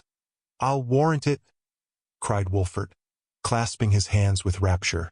Scarcely had he uttered the words when a sound from overhead caught his ear. He cast up his eyes, and lo! By the expiring light of the fire he beheld, just over the disk of the rock, what appeared to be the grim visage of the drowned buccaneer, grinning hideously down upon him. Wolfert gave a loud cry and let fall the lantern. His panic communicated itself to his companions. The Negro leaped out of the hole. The doctor dropped his book and basket and began to pray in German. All was horror and confusion. The fire was scattered about, the lantern extinguished. In their hurry-scurry they ran against and confounded one another. They fancied a legion of hobgoblins let loose upon them, and that they saw by the fitful gleams of the scattered embers, strange figures in red caps gibbering and ramping around them. The doctor ran one way, Mud Sam another, and Wolfert made for the waterside. As he plunged struggling onwards through bush and brake, he heard the tread of someone in pursuit. He scrambled frantically forward. The footsteps gained upon him. He felt himself grasped by his cloak, when suddenly his pursuer was attacked in turn. A fierce fight and struggle ensued. A pistol was discharged that lit up rock and bush for a period, and showed two figures grappling together. All was then darker than ever. The contest continued. The combatants clenched each other, and panted and groaned, and rolled among the rocks. There was snarling and growling as of a cur, mingled with curses in which Wolfert fancied he could recognize the voice of the buccaneer. He would fain have fled, but he was on the brink of a precipice and could go no farther. Again the parties were on their feet. Again there was a tugging and struggling, as if strength alone could decide the combat, until one was precipitated from the brow of the cliff and sent headlong into the deep stream that whirled below. Wolfert heard the plunge, and a kind of strangling bubbling murmur, but the darkness of the night hid everything from view, and the swiftness of the current swept everything instantly out of hearing. One of the combatants was disposed of, but whether friend or foe Wolfert could not tell, nor whether they might not both be foes. He heard the survivor approach, and his terror revived. He saw, where the profile of the rocks rose against the horizon, a human form advancing. He could not be mistaken. It must be the buccaneer. Whither should he fly? A precipice was on one side, a murderer on the other. The enemy approached. He was close at hand. Wolfert attempted to let himself down the face of the cliff. His cloak caught in a thorn that grew on the edge. He was jerked from off his feet and held dangling in the air, half choked by the string with which his careful wife had fastened the garment round his neck. Wolfert thought his last moment had arrived. Already had he committed his soul to St. Nicholas, when the string broke and he tumbled down the bank, bumping from rock to rock and bush to bush, and leaving the red cloak fluttering like a bloody banner in the air. It was a long while before Wolfert came to himself. When he opened his eyes, the ruddy streaks of the morning were already shooting up the sky. He found himself lying in the bottom of a boat, grievously battered. He attempted to sit up but was too sore and stiff to move. A voice requested him in friendly accents to lie still. He turned his eyes toward the speaker. It was Dirk Waldron. He had dogged the party, at the earnest request of Dame Weber and her daughter, who, with the laudable curiosity of their sex, had pried into the secret consultations of Wolfert and the doctor. Dirk had been completely distanced in following the light skiff of the fisherman, and had just come in time to rescue the poor money-digger from his pursuer. Thus ended this perilous enterprise. The doctor and Mud Sam severally found their way back to the Manhattoes, each having some dreadful tale of peril to relate. As to poor Wolfert, instead of returning in triumph, laden with bags of gold, he was borne home on a shutter, followed by a rabble-rout of curious urchins. His wife and daughter saw the dismal pageant from a distance, and alarmed the neighborhood with their cries. They thought the poor man had suddenly settled the great debt of nature in one of his wayward moods. Finding him, however, still living, they had him conveyed speedily to bed, and a jury of old matrons of the neighborhood assembled to determine how he should be doctored. The whole town was in a buzz with the story of the money-diggers. Many repaired to the scene of the previous night's adventures, but though they found the very place of the digging, they discovered nothing that compensated for their trouble. Some say they found the fragments of an oaken chest and an iron pot lid, which savored strongly of hidden money, and that in the old family vault there were traces of holes and boxes, but this is all very dubious. In fact, the secret of all this story has never to this day been discovered, whether any treasure was ever actually buried at that place, whether, if so, it was carried off at night by those who had buried it, or whether it still remains there under the guardianship of gnomes and spirits until it shall be properly sought for, is all matter of conjecture.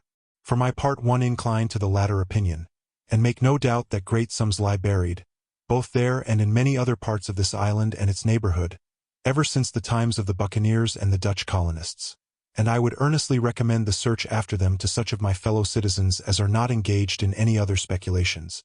There were many conjectures formed, also, as to who and what was the strange man of the seas who had domineered over the little fraternity at Corlear's Hook for a time, disappeared so strangely and reappeared so fearfully.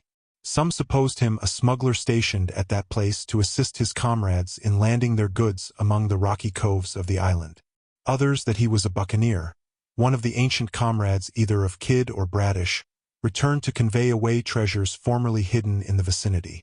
The only circumstance that throws anything like a vague light over this mysterious matter is a report that prevailed of a strange foreign-built shallop, with the look of a picaroon, having been seen hovering about the Sound for several days without landing or reporting herself, though boats were seen going to and from her at night, and that she was seen standing out of the mouth of the harbor, in the gray of the dawn after the catastrophe of the money-diggers. I must not omit to mention another report, also, which I confess is rather apocryphal, of the buccaneer, who was supposed to have been drowned, being seen before daybreak, with a lantern in his hand, seated astride his great sea-chest and sailing through Hell Gate, which just then began to roar and bellow with redoubled fury. While all the gossip world was thus filled with talk and rumor, poor Wolfert lay sick and sorrowful in his bed, bruised in body and sorely beaten down in mind. His wife and daughter did all they could to bind up his wounds, both corporal and spiritual. The good old dame never stirred from his bedside, where she sat knitting from morning till night, while his daughter busied herself about him with the fondest care. Nor did they lack assistance from abroad. Whatever may be said of the desertions of friends in distress, they had no complaint of the kind to make. Not an old wife of the neighborhood but abandoned her work to crowd to the mansion of Wolfert Weber, inquire after his health and the particulars of his story. Not one came, moreover, without her little pipkin of pennyroyal, sage, balm, or other herb tea, delighted at an opportunity of signalizing her kindness and her doctorship. What drenchings did not the poor Wolfert undergo, and all in vain. It was a moving sight to behold him wasting away day by day, growing thinner and ghastlier, and staring with rueful visage from under an old patchwork counterpane upon the jury of matrons kindly assembled to sigh and groan and look unhappy around him.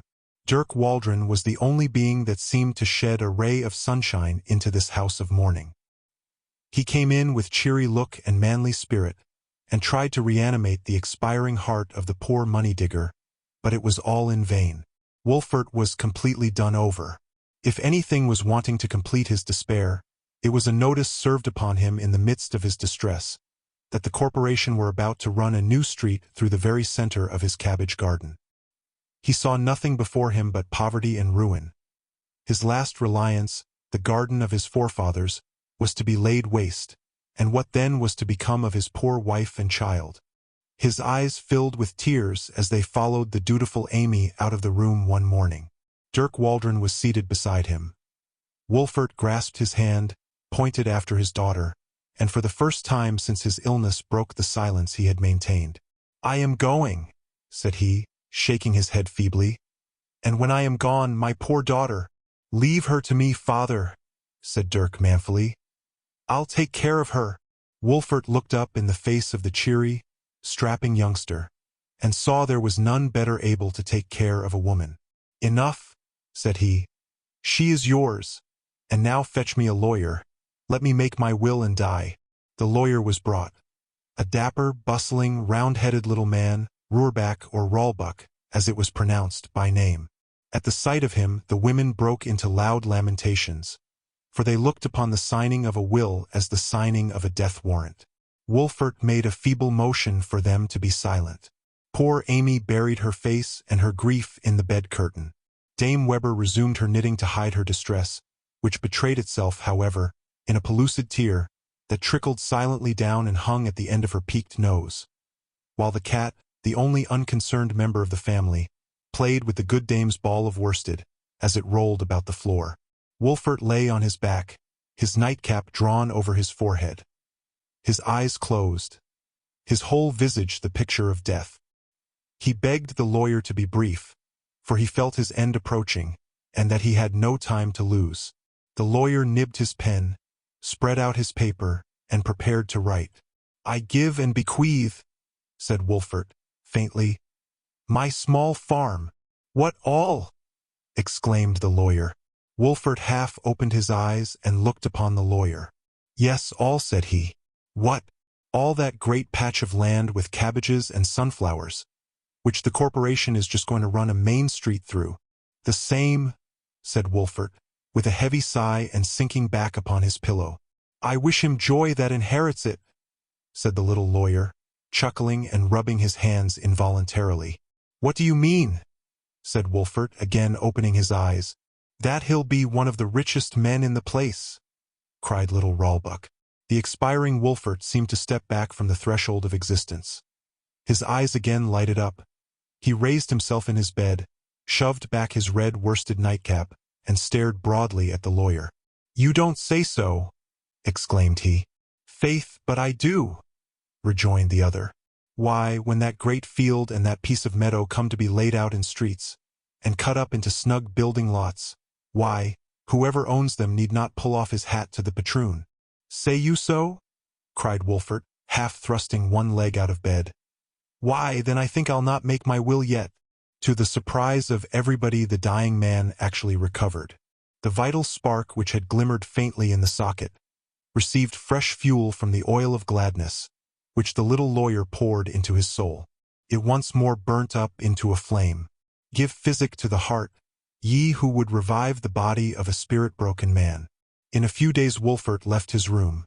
In a few days more his table was covered with deeds, plans of streets and building lots. Little Rollbuck was constantly with him, his right-hand man and adviser, and instead of making his will, assisted in the more agreeable task of making his fortune.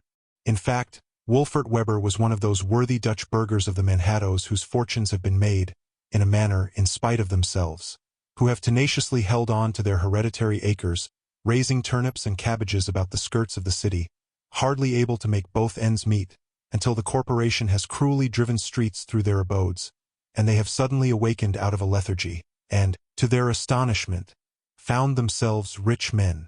Before many months had elapsed, a great bustling street passed through the very center of the Weber garden, just where Wolfert had dreamed of finding a treasure.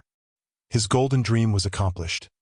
He did indeed find an unlooked-for source of wealth, for, when his paternal lands were distributed into building lots and rented out to safe tenants instead of producing a paltry crop of cabbages, they returned him an abundant crop of rents, insomuch that on quarter day it was a goodly sight to see his tenants rapping at his door from morning to night, each with a little round-bellied bag of money, the golden produce of the soil. The ancient mansion of his forefathers was still kept up, but instead of being a little yellow-fronted Dutch house in a garden, it now stood boldly in the midst of a street, the grand house of the neighborhood. For Wolfert enlarged it with a wing on each side, and a cupola or tea-room on top, where he might climb up and smoke his pipe in hot weather. And in the course of time the whole mansion was overrun by the chubby-faced progeny of Amy Weber and Dirk Waldron.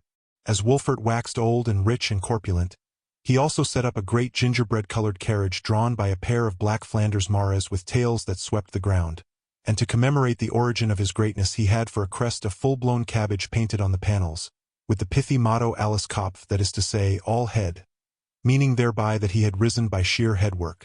To fill the measure of his greatness, in the fullness of time the renowned Ram rapidly slept with his fathers, and Wolfert Weber succeeded to the leathern-bottomed armchair in the inn parlor at Corlear's Hook, where he long reigned greatly honored and respected, insomuch that he was never known to tell a story without its being believed, nor to utter a joke without its being laughed at.